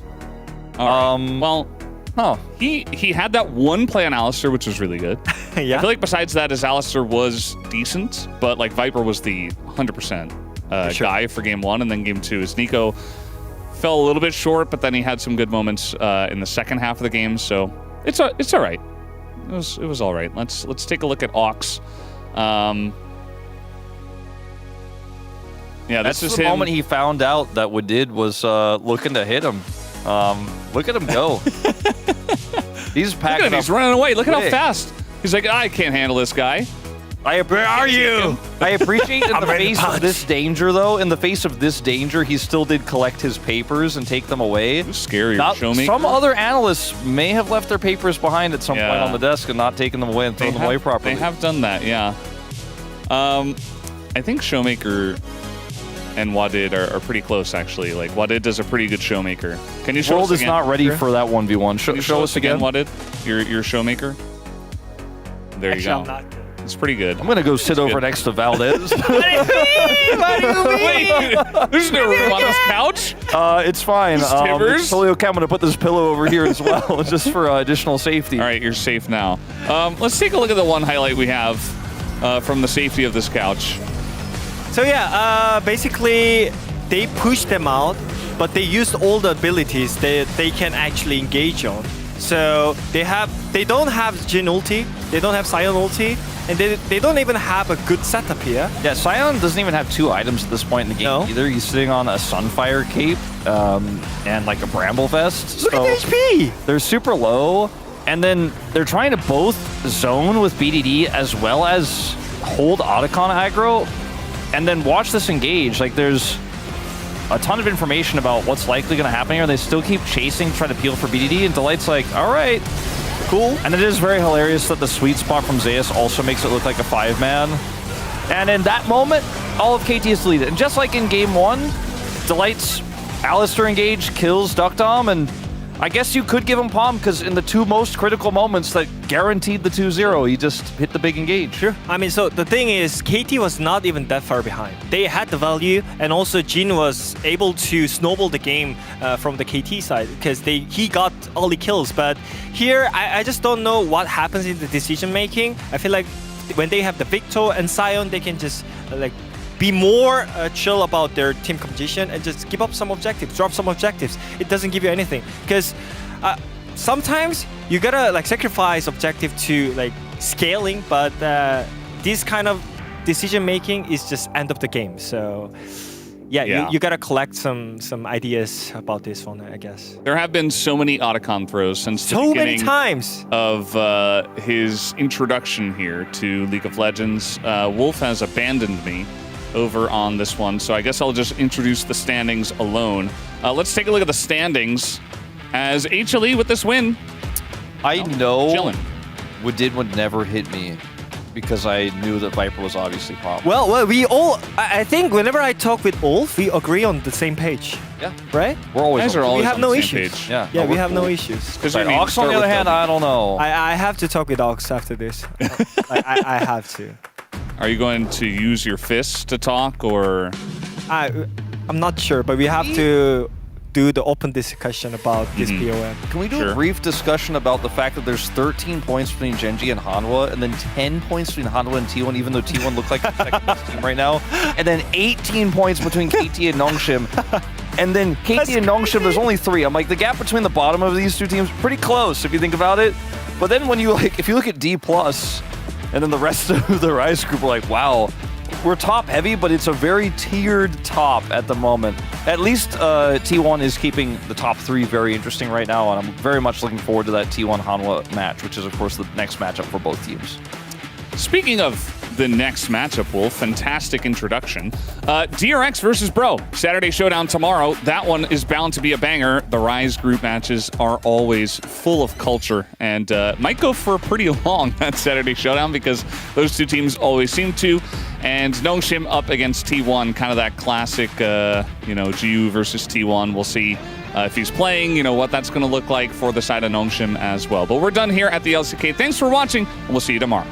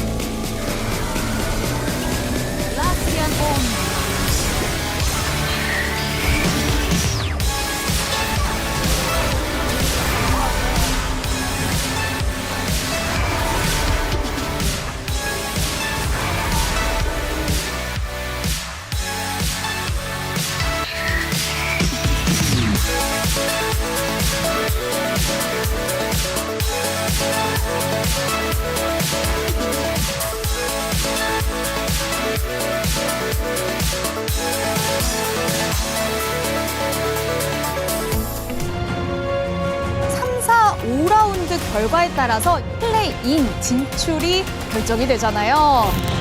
그렇다면 그 안에서 서로를 잡아먹으면서 몸을 키워야죠. 테디도 복귀한 이후로 매판 너무 잘해주고 있어요. 은맨이 멈출 기세가 아니에요. 지대! 여기서 살아남기 위해 오늘도 열심히 싸우는 그 팀들이 있어요. Doesn't kill me, makes me stronger.